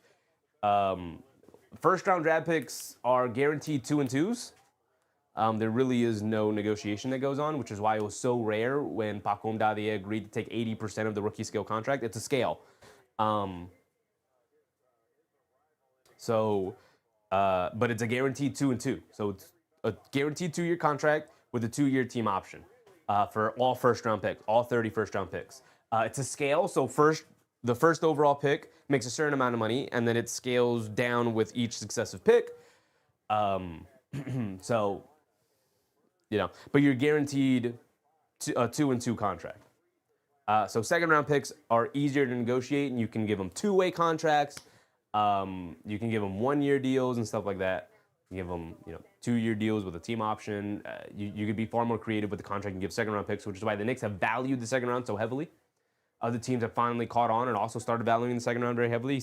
You have seen the Memphis Grizzlies trade for 5 second round picks here tonight. So, KH said, not worried, just not surprised. I'm not worried or surprised about anything. I'm just upset I end up with my guy, man. I wanted Zuby so bad. So Leon has found an exploit. Always trade to the top of the second round. He's done that every year. I've talked about this like 3 years in a row now. That has been what he does. You have far more control over the contract you can give your second round picks and far more flexibility to operate. And then obviously there's always guys early in the second round who are like, oh, he was a first round talent. He just happened to fall for this reason or that reason, or maybe there was no reason at all. There was other guys who maybe just rose above him. So, that's how he gets Kolek. That's how he gets McBride. That's how he gets, Mo Diawara. That's how he gets Huck Porty. That's how, I do think they'll walk away with at least 2 draft picks in the second round here if they don't hold on to this first round pick.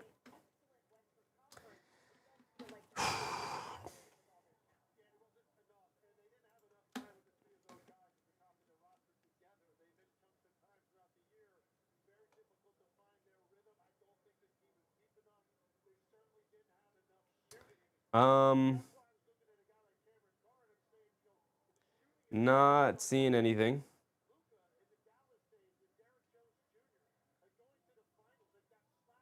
Extreme cast considerations yet. Nothing else has come out.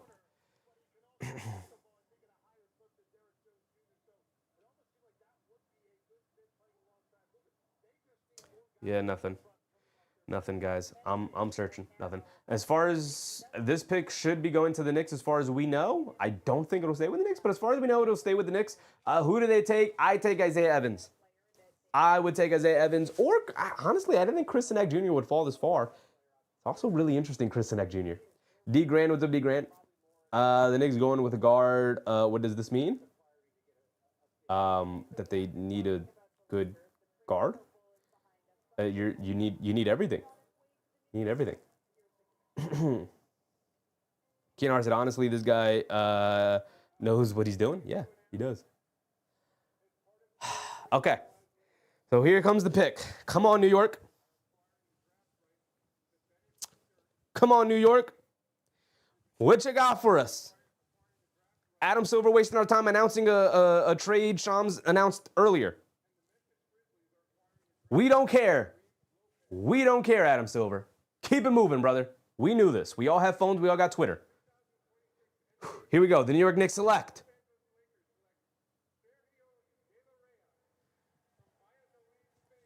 Sergio De La Rey. Sergio De La Rey. You guys saw my reaction. I am pretty sure this is a draft and stash player. I am pretty sure this is a draft and stash player right here. A forward guard kind of player. 6'6" guard. Really slight build at 175. He was the 2025 Spanish Super Cup Tournament MVP. Excellent shooter. We'll read his description here. I know nothing about De La Rey, personally.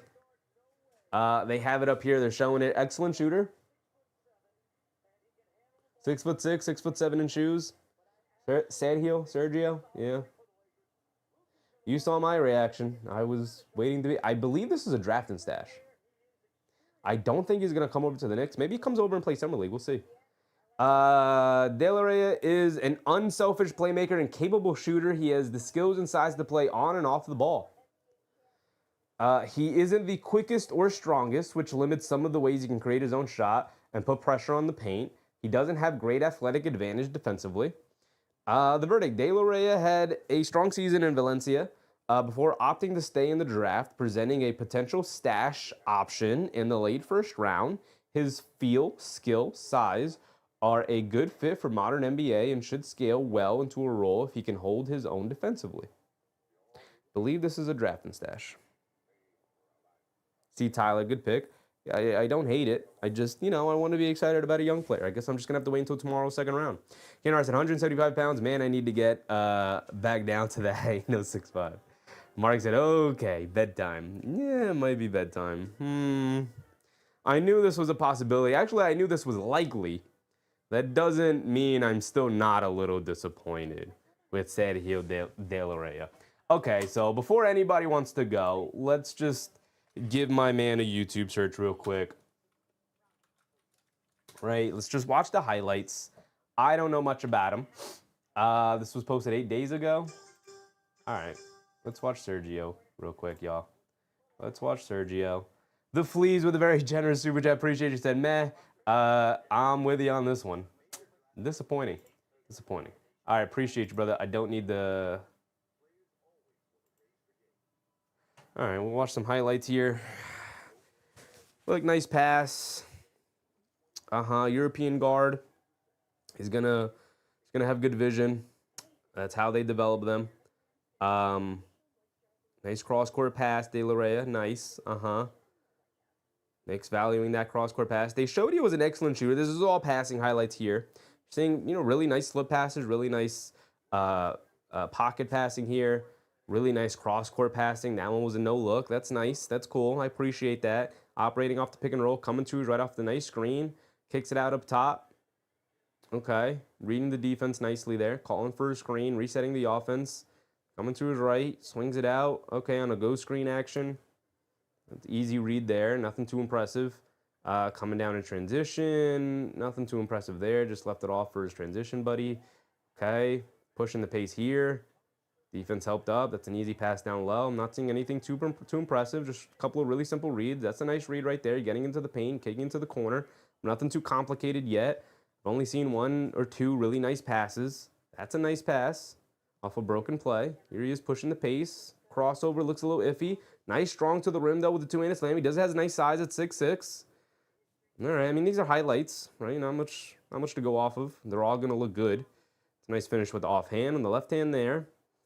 Again, full speed. That was a nice finish there. Nice crafty finish. Again, these are wide open lanes to the baskets. Nothing too impressive. These are all like straight line drives. That's a nice bump floater over the defender.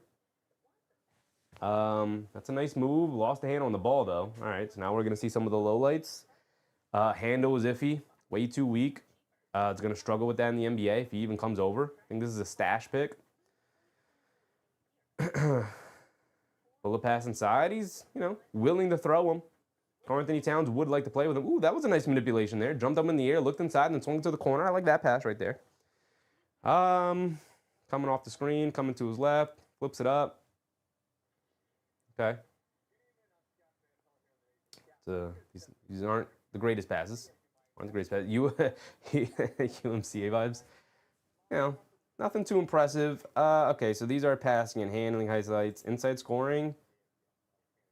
Nice reverse finish. Had an open lane to the basket. Going to the rim. I don't have the audio on. Nice manipulation there. On the move. Over to him. Pump fakes out of the corner to the basket. Scoop with the right hand. Drive him down. Double clutch floater. Missed it. Nice move to the rim. The step throughs. Step throughs are always going to be impressive. The footwork is nice. Going to the baseline, going to the floater, knocking him down. A couple of highlights here. Another one. Stopping and popping for the floater is going to be important for him if he, doesn't have the strength to get all the way to the basket. He's going to have to shoot a lot of floaters here. Dang, he loses the handle on the ball. I don't like that. He's young. They're all going to lose the handle on the ball, brother. They're showing highlights and lowlights just to see. Good video. Big shooter goes to the basket. John Clarfie, what's up, John? Nice cut to the rim there. Curling around. Nice off-ball movement. Hit him cutting to the rim. European guy, plays in Spain. Spaniard. So, he is a good off-ball mover. He's shown the ability to knock down the three. That jump shot does not look good, though, I'll tell you that. So he's Grievous Vasquez comp potential? Maybe. Shout out this guy in this video. The jump shooting. See the jump shot here. Takes a while to line it up. Pretty slow jump shot. Really slow jump shot. For a guard, it's not great. Probably projects more to be a wing. Not a great shot. Don't like that shot. Don't know if it translates. He's going to have to speed that up a lot. And got a little bit of a hitch in it, too. Don't love that. Don't love that.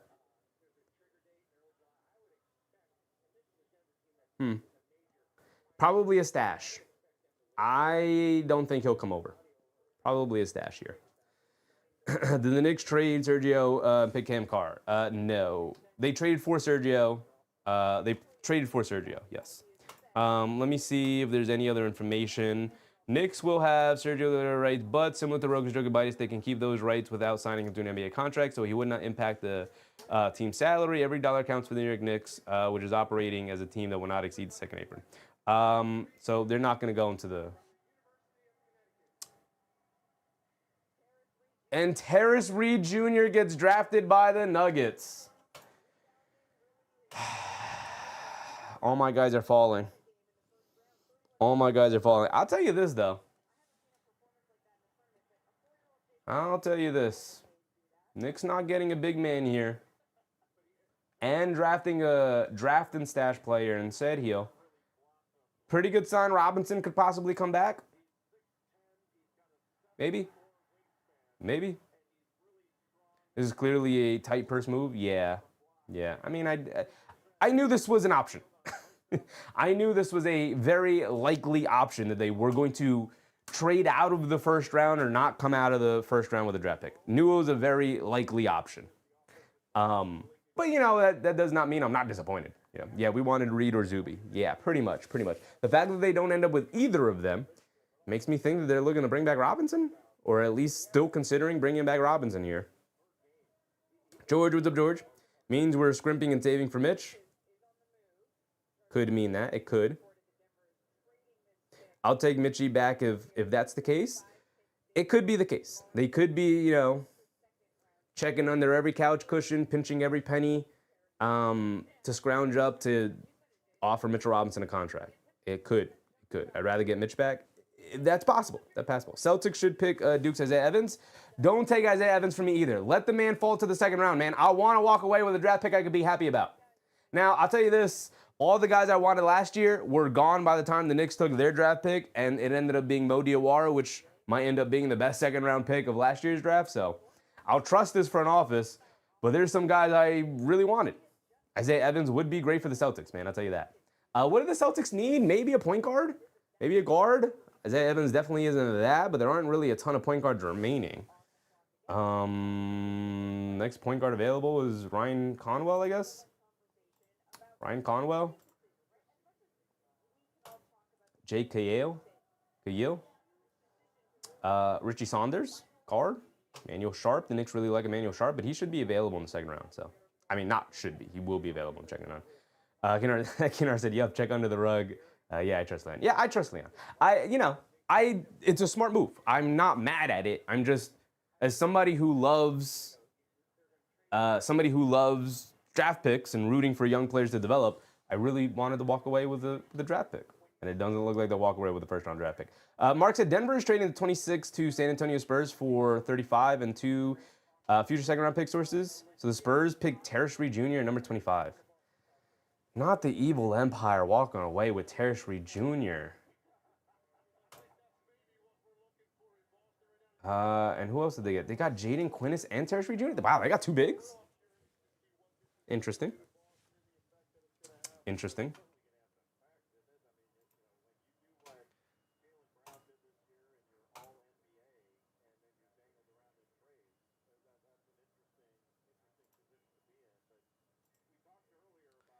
By the way, the Knicks did trade down to 25, which is their lucky draft pick. They got Grimes at 25. They got Quickly at 25. They got Bakom Davier at 25. They love the 25th draft pick, man. They love that draft pick.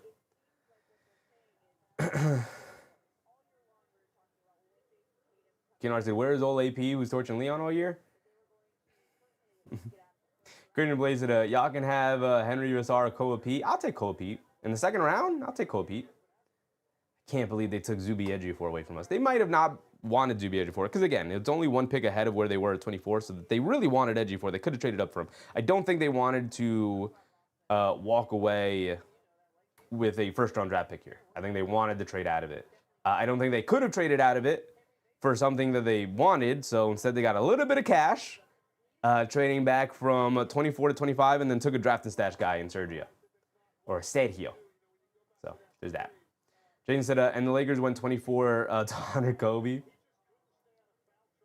Kennard said, wow, Darth Vader gets Quinton Reed? Yeah. Yeah. You got Quinton Reed. They learned their lesson. They need big men. They need big men not named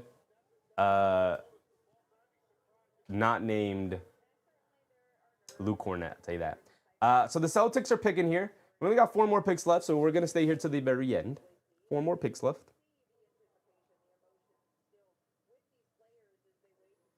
Hopefully Isaiah Evans falls to the second round. Joe said, should we get a defensive player? You should get a player who's good at basketball. John Clarfie said, Sergio was a 39% three-point shooter and 81% of foul shots, knocks down his free throws. That jump shot looks rough, and it's very slow. And as a guard, I don't know how he's going to be able to get it off in the NBA without speeding it up. Chris Nack Jr. is the Celtics draft pick here at 27. Good pick. Really good pick. Big man. They needed big man versatility. They got big man versatility in Chris Nack Jr. It's actually a really good pick for the Boston Celtics here.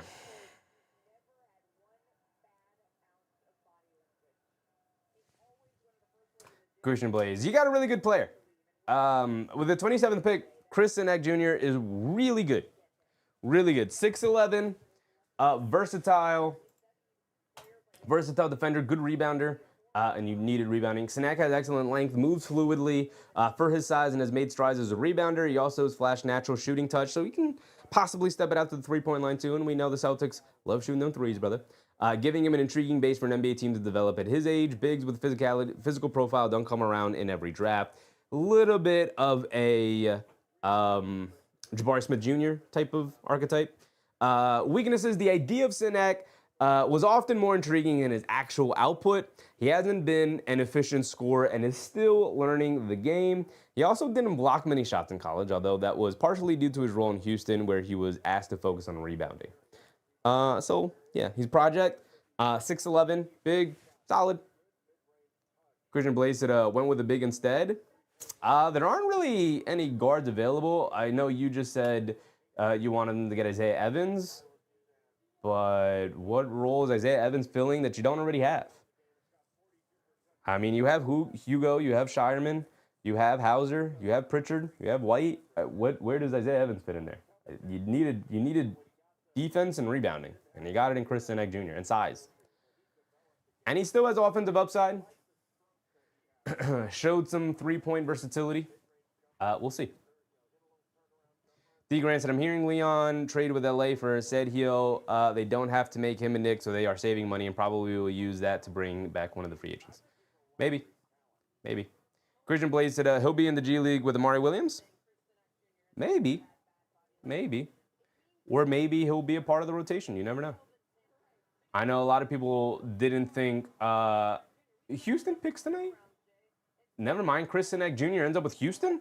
What is that trade? This pick by Minnesota is going to Brooklyn, by the way, in the Randall trade.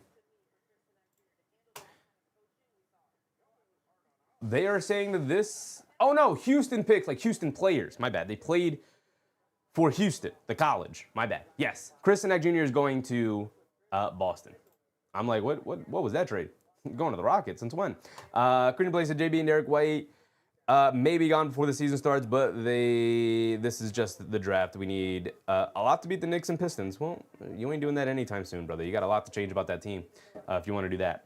If you are moving off of Jaylen Brown, which I don't think you will, honestly. I know a lot of people saying it's likely. I don't think it's likely.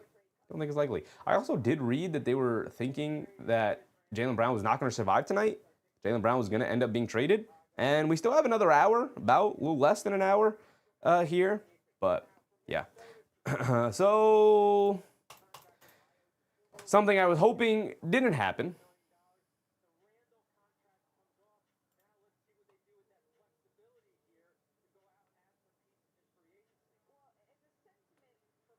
Something I was hoping didn't happen, but fully expected was a high possibility to happen. Mark said, when's your next stream? Probably tomorrow. The Knicks have 2 second-round draft picks tomorrow. We'll probably be live tomorrow. Just maybe. It's the second round. I don't know how many people are going to be interested in the second round. How many people we have in here right now? I don't know. Not that it matters, but, it's the second round of the draft. Do we do the second round of the draft? I think we do second round of the draft, right? Might as well.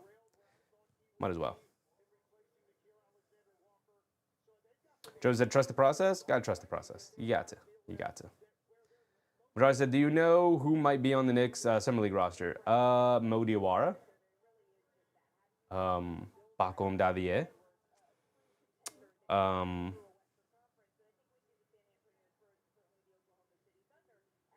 Dylan Jones. Mr. Sports said, just hopped in Cheffy to congratulate Leon Rose for absolutely nothing. Who the heck even is the Spain guy? He's spending the whole next season producing in Spain. Do you want a draft pick, or do you want the Knicks to bring back Robinson and/or Shannon? You tell me, brother. You tell me. Kenar said, look at the guy shouting at Leon right after he wins us a chip over low draft picks. That's what I'm saying, brother. Eric C. said, thanks, Chevy. You make even these mundane nights fun. We're just trying to hang out. I love the draft. I can't believe, well, I can believe it. I'm mad at myself for hyping myself up, for thinking we were going to use our first round draft pick, knowing dang well we weren't using a draft pick in the first round. I knew it, and I built myself to believe that they were going to do it. They are second round merchants, and I love them for it. I love the second round. But, man, we have 3 picks to go through here. If we could have Isaiah Evans fall to the second round, I think they would really love Isaiah Evans.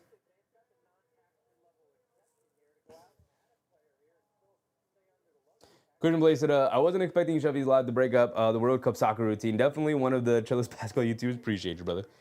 Nikki said 12 or 13 from the 3 in Eastern Conference Finals is crazy. It is indeed crazy. I really hope we bring Shaman back at all costs. Maybe not at all costs, but I hope they do bring him back. Eric C said you should be hyped. We're champions, baby. Knicks in 4 until otherwise proven. Till proven otherwise. Yeah. But I'm greedy, brother. I want a back-to-back championship.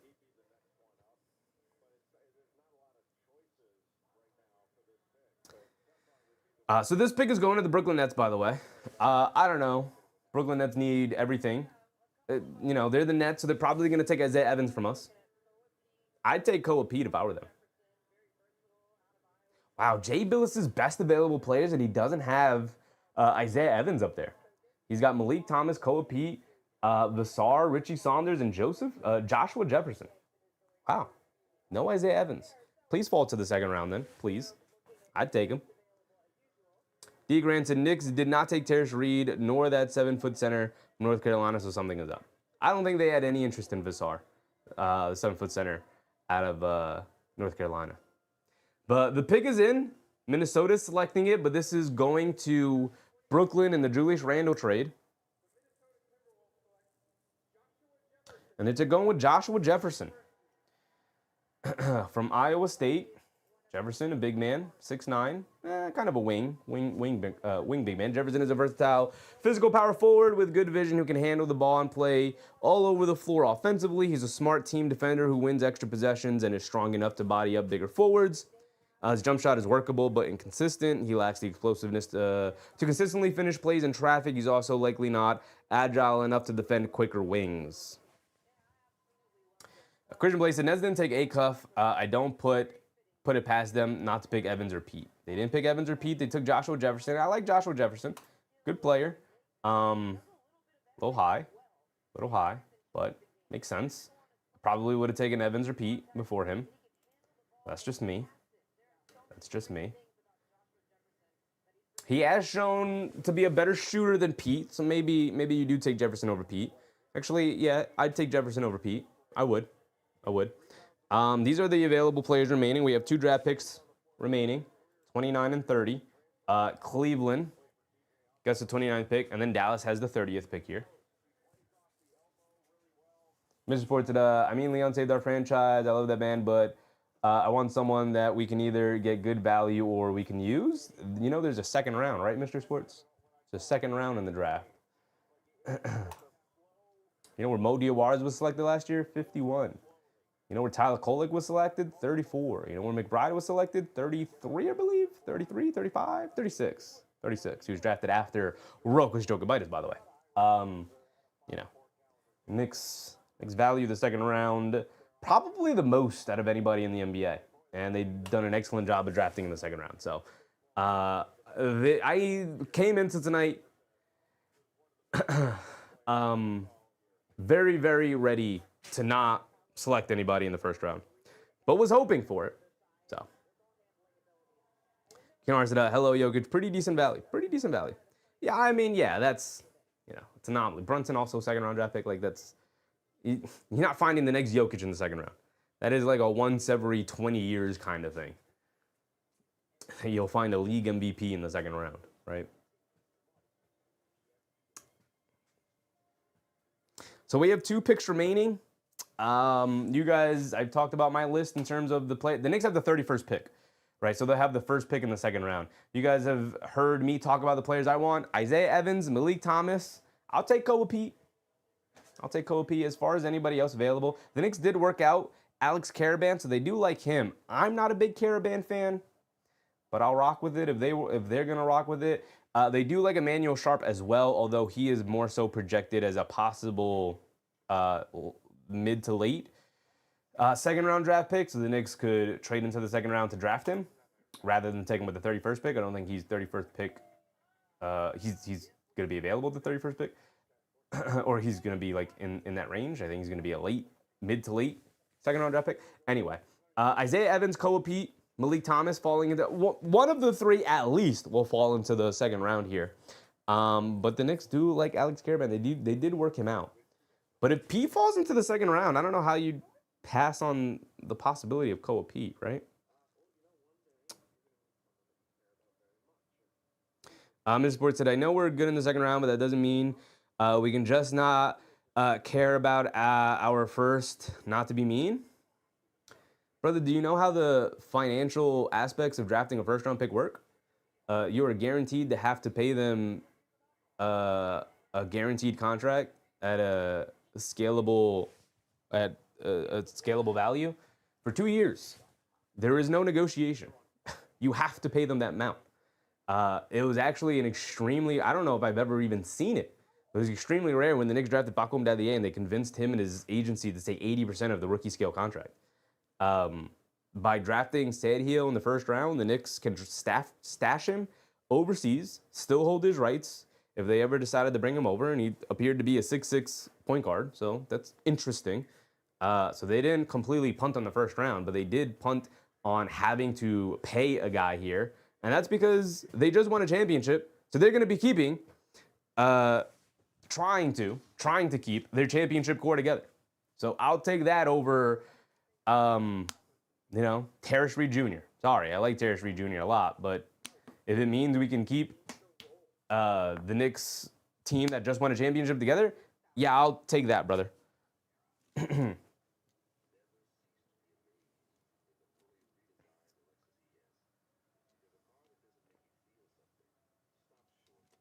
Knicks with the first pick in the second round is a godsend to them in terms of their team building potential because they can negotiate a contract with the 31st pick, whereas they aren't able to negotiate a contract with any first round pick. It's part of the reason why the Knicks have kind of led this charge of really valuing second round draft picks, right? I mean, you look at their team and it's their last couple of drafts. Who have they taken? They took Pacom Dadier because he was willing to take 80% of the rookie scale contract. But their draft picks and a lot of the rotation guys consist of Tyler Kolek, second round draft pick, Deuce McBride, second round draft pick, Mo Diawara, second round draft pick, Ariel Hukporti, second round draft pick. It's also part of the reason why the Knicks were like, oh yeah, you just want first round draft picks for Mikal Bridges? Sure, we don't even really want our first round draft picks. The Knicks are playing 4D chess, and there's a couple of teams who have caught up to this idea as well, and they also value second round draft picks. You saw Memphis tonight trade for 5 second round draft picks, and all they were asked to do was move down in the draft a couple of spots in the first round. And they were like, yeah, sure, okay. So this pick is going to the Sacramento Kings. It's being picked by the Cleveland Cavaliers, though. We have 2 more picks remaining. We just want to see who is going to fall into the second round for the Knicks, who have the 31st pick. My guys are Isaiah Evans, Koa P, and Malik Thomas. Let's see. This pick going to the Sacramento Kings will be, they need a little bit of everything. They'll probably take Evans here. Okay, he's announcing a trade. We don't care, Adam Silver. We do not care.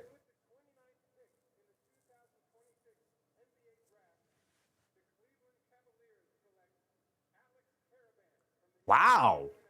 Wow.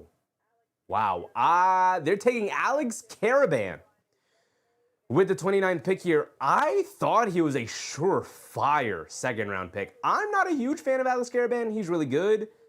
I just don't think his shooting form is going to translate to the NBA. I do not like his shooting form. I also think it's pretty slow. You know, he went to UConn. UConn, really good basketball team, really good smart team that runs like NBA level offense, led by Hurley. So I think he'll be an NBA level player. He's just gonna have to speed up that 3-point shot. And then I'm not too sure about any other aspect of his game. Not too sure how he'll hold up defensively. I'm just not a huge fan of Karaban as a prospect in the NBA. Older rookie as well. Played all 4 years in college, I believe, right? At least 3. But there goes Alex Karaban. That was a guy that the Knicks worked out and were really interested in. But we have 1 pick remaining here. The Dallas Mavericks could play spoiler to my dream of at least Isaiah Evans dropping to the second round so we could take him. If not, you got Malik Thomas, and if not, you got Koa Pete. But we'll see. We'll see.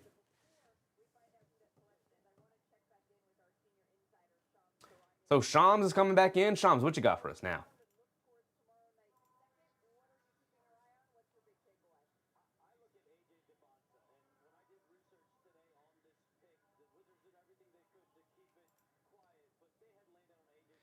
Draft into, this is from Jeremy Cohen. If you guys don't know, Jeremy Cohen is great keeping up with what goes on in the NBA cap. Draft and stashing De La Reyes saves the Knicks about $3.1 million in second apron space. Got a little bit of money to throw possibly Landry Shamet's way. I don't think you're going to be able to, well, it saves the Knicks $3.1 million. They're going to have a little bit more space than that.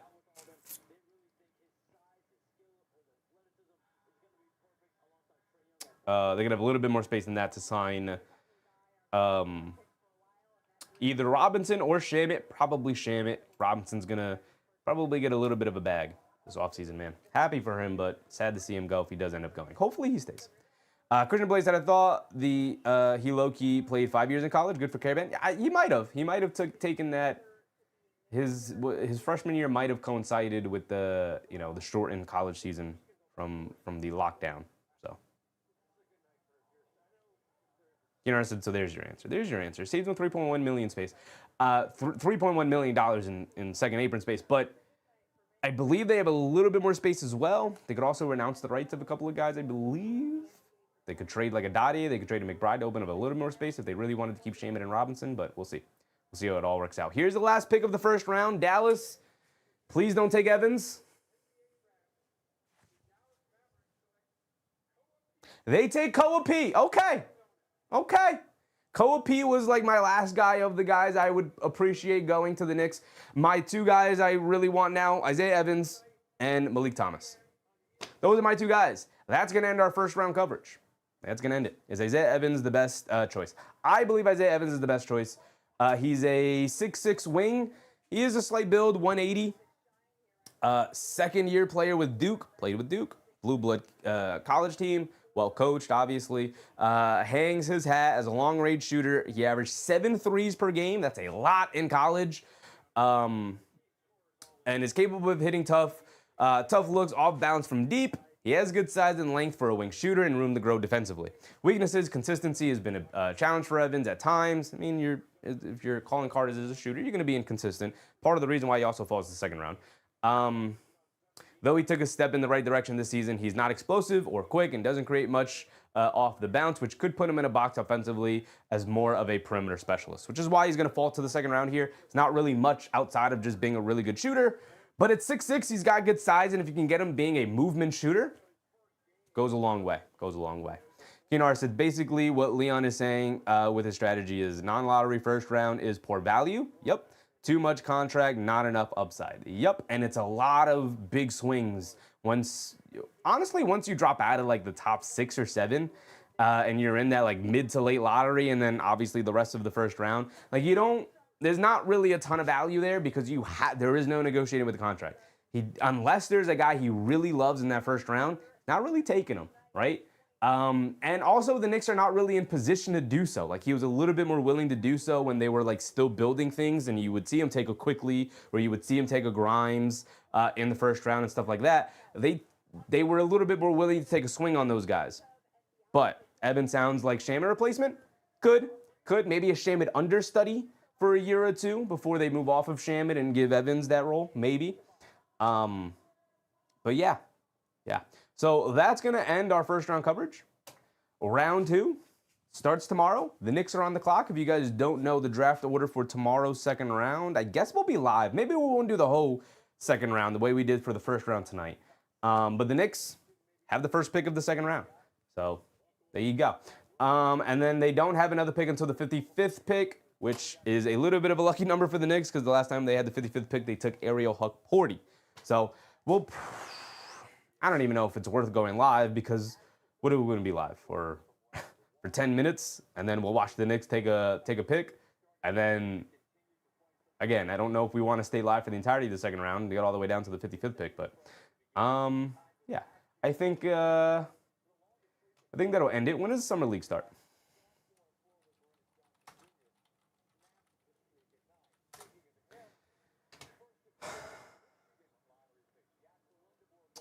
July 3rd, right before the holiday. Annual Summer League Showcase for all 30 teams takes place at UNLV in Camp Snod.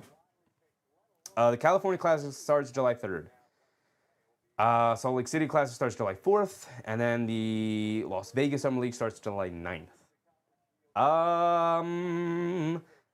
When do we see you next, Cheffy? We're figuring it out, Keenhar. We're figuring it out. I don't know. Do we go live tomorrow? I don't think so. It's the second round of the draft, which is why I prefer they just did it all in one night. We'd be able to stay live another, 20 minutes or so to see who the Knicks take with the 31st pick and then talk about it, break it down, watch some videos. So hopefully they take Evans. Just looking up when the Summer League starts, here's the Summer League dates. The California Classic starts July 3rd, which is these are the junior Summer Leagues. The big Summer League is the Las Vegas one, obviously. That one starts July 9th. So that is 2 weeks, 2.5 weeks from now. In about a week and a half, the California Classic starts. So maybe we'll just go live for the Summer Leagues in about a week and a half. You know, I do want to figure out a couple of things with changing the setup for the stream. I've already have some ideas. You know, I love changing things up.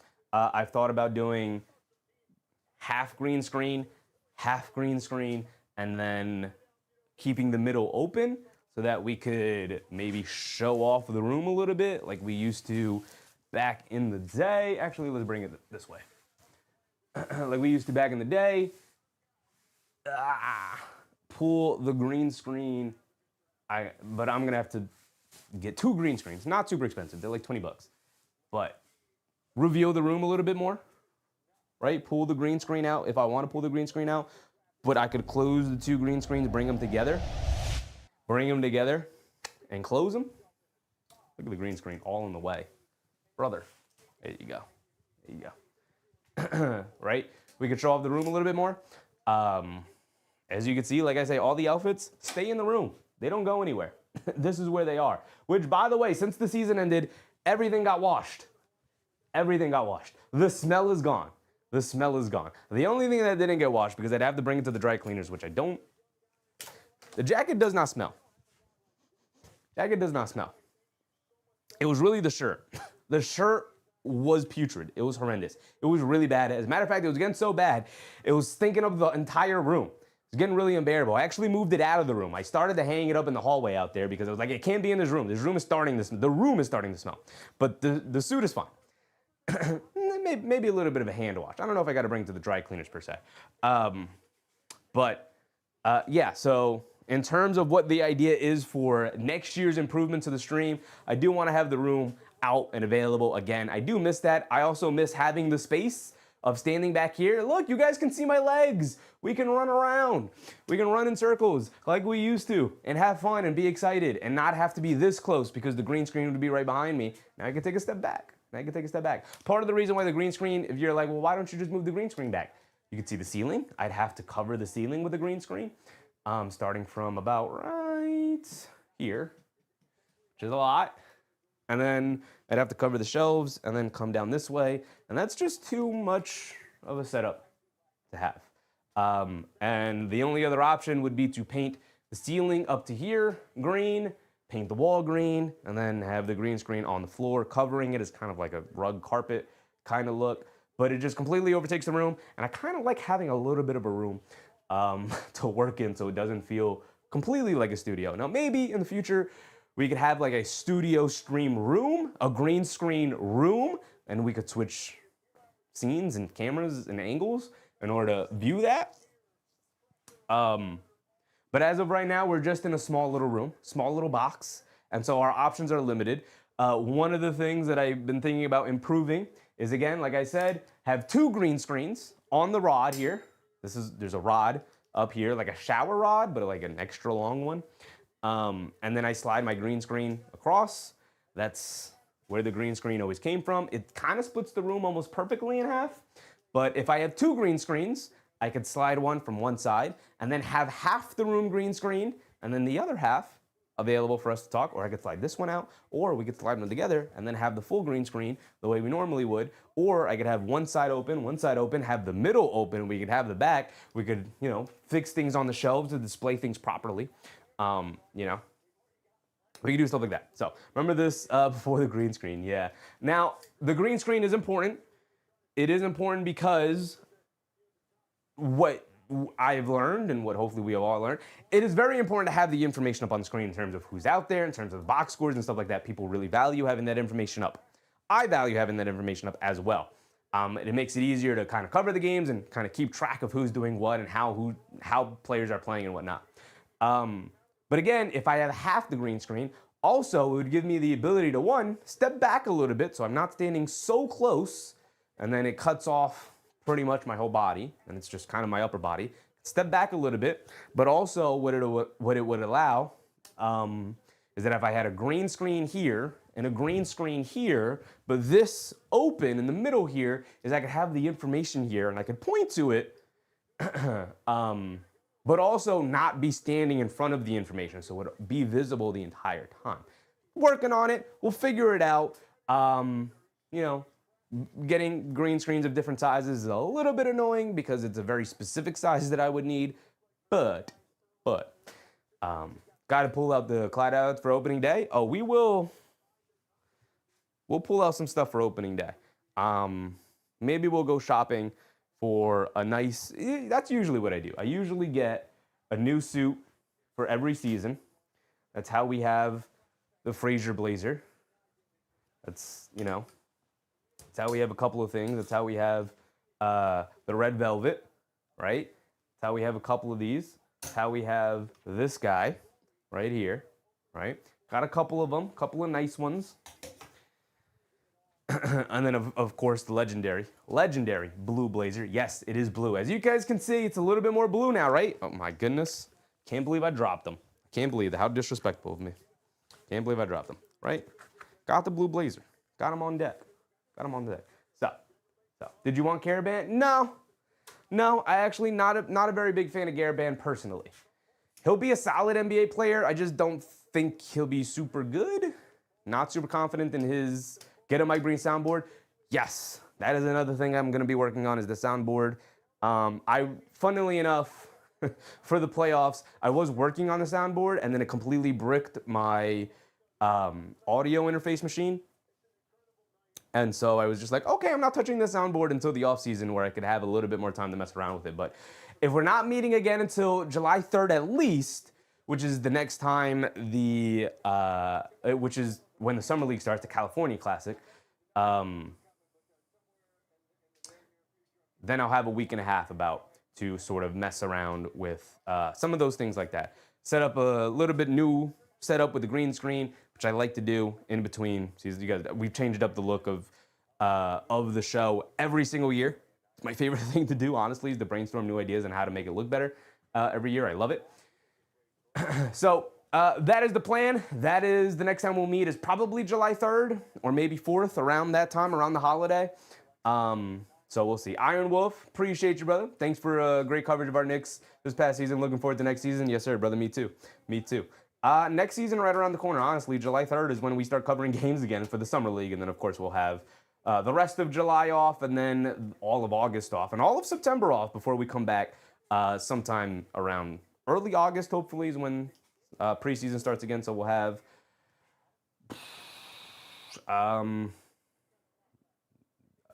August, September, and half of July available to us. So that's about 2.5 months we'll have off.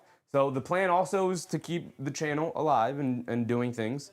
Tomorrow, too, I don't know if we're going to go live tomorrow, just as that, only because it's the second round, and the Knicks have the 31st pick, and then they don't have a pick until the end of the second round for the 55th pick, and it's, like I said, it's the second round, so which is why I would have preferred if they just kept it all in one day. We would have been live, we would have stayed live, we would have seen who the Knicks took with 31, and probably stayed until 55, because why not? But, it is what it is. Jersey Dad said, that res though, you were busy this year. I've gotten my rest. Honestly, I was super excited to go live again today. I missed it. Definitely felt a little rusty, but I missed it. And, being in the space again with like everything set up, with the lights set up, with the green screen pulled back open and everything, felt really good. I really enjoy doing this. So I've rested enough. I'm good. I feel like I've caught back up on some sleep that I lost out on during the 2.5 month playoff run. Yeah, I feel great. I feel ready to go. I feel ready to be live again. I feel ready to make content again. I'm going to be making some shorts, making some videos. And then, maybe we'll go live if some crazy free agency happens, if some crazy Knicks news happen, if, maybe there's a video I'll put out if maybe they bring Mitchell Robinson back. Maybe they bring all these guys back. So who knows? Eric C said Sergio trade. No, I think they're going to keep Sergio as a draft and stash. So they don't have to bring him over and they don't have to pay him. And they're going to save a little bit of money here, or a lot of bit of money here. And, yeah. Save money. Saving money is the name of the game right now, with Dolan pretty much giving the emphasis of don't go into that second apron. So, yeah, saving money is the name of the game right now. So we'll see each other soon. Videos and shorts on the way for sure. Content will be made over the course of the summer. I promise. I don't expect to break my promises. But yeah, also, let's clean up the lighting so you can see back there a little bit better. Yeah, You can see all the Knicks hats, all the Knicks gear and everything, all of the prop hats that we used to wear that we don't wear all the time because now we have to wear the chef's hat all the time. Yeah. Yeah, so, you know. And of course the CRT TV, which I absolutely adore. Anyway, that's going to wrap us up here. So Reed and Caravan going kind of ruins tomorrow. They still have Isaiah Evans, who was my second guy I really wanted. Zuby was first. Zuby Ejiofor was first. Isaiah Evans was second. Terrace Reed was third. So, you know. They still have Isaiah Evans available to them. And they did work out Isaiah Evans, so hopefully they take Isaiah Evans with the 31st pick. I'd be very much interested in it. Dad said, what book are you reading? I'm still reading Game of Thrones. Honestly, I have not read it since the playoffs started. I was too busy in the playoffs, and now that I'm out of a routine of reading, I just haven't jumped back into it. I don't know if I'm going to jump back into it this summer, reading. I may take just this summer to catch up on movies and TV shows and video games, and then start reading again when the weather starts to cool back down, because I don't, outside of reading outside, I don't really want to be inside reading. And at night, I'd rather sit down with a video game or sit down with a movie or sit down with a TV show. Right now, I'm watching The Mentalist. Good, fun, silly show. Really enjoy it. So I'm catching up on shows right now. Is honestly the thing I'm locked in most on. But I'll pick back up reading probably in October when the season starts. I actually really like that routine. It helped bring the adrenaline down after covering a game and calling a game and being hyped up and juiced up and energized. Read after doing that and ending the stream and then going upstairs and to bed and reading for like half an hour to an hour before bed absolutely really helped me sleep. Sometimes I have a really tough time sleeping after building an adrenaline for 3 hours of covering a game, and my adrenaline's pumping, my blood is pumping, and I'm ready to go, and I'm ready to run through a brick wall, and then I end it all, and it's like, oh, I gotta go to sleep now? I'm not tired. Reading helped bring it down, and that's kind of the routine I was in.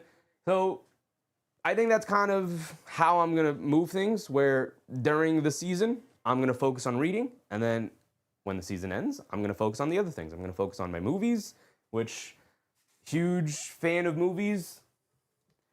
Just grabbing a handful of, there's a reason why there's a CRT TV here, guys.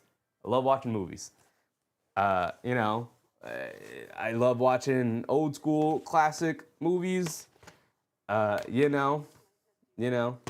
So that's what I'm gonna be doing probably, is catching up on some old movies, catching up on some old TV shows that I really want to watch. And then we'll get back to reading later on. So I'm reading Silence of the Lambs again. So comforting. It's comforting. Crazy. Insane. I'm not a big horror guy. And I know that's not horror. That's more of a thriller. But you know what I mean. Joe said, how big is Isaiah Evans? About 6'6". It's pretty big. It's pretty big. Joe's dad said, no doubt, you did great this year. So awesome to have that run documented. On here for fun. Yeah, the fact that it's documented, man. Show your kids someday. Yeah, it's going to be cool. It's going to be cool. Hopefully I have the time one day to also go through and kind of edit sort of a compilation of the whole thing, man, because that was fun. That was fun. And I also wanted documented that I never lost faith. Never lost faith in our squad. But with that being said, let's go ahead and end it off there. It's already 11:45. We're working our way towards midnight. It's middle of the week. It's Tuesday. Got to wake up early in the morning for work. So it is what it is. But I appreciate you guys for hanging out with me, man. And until a week and a half, we'll see each other again. Enjoy yourselves. Enjoy your summer. Don't stop celebrating. Don't let anybody ever tell you, get over it, stop celebrating, get back to it. No.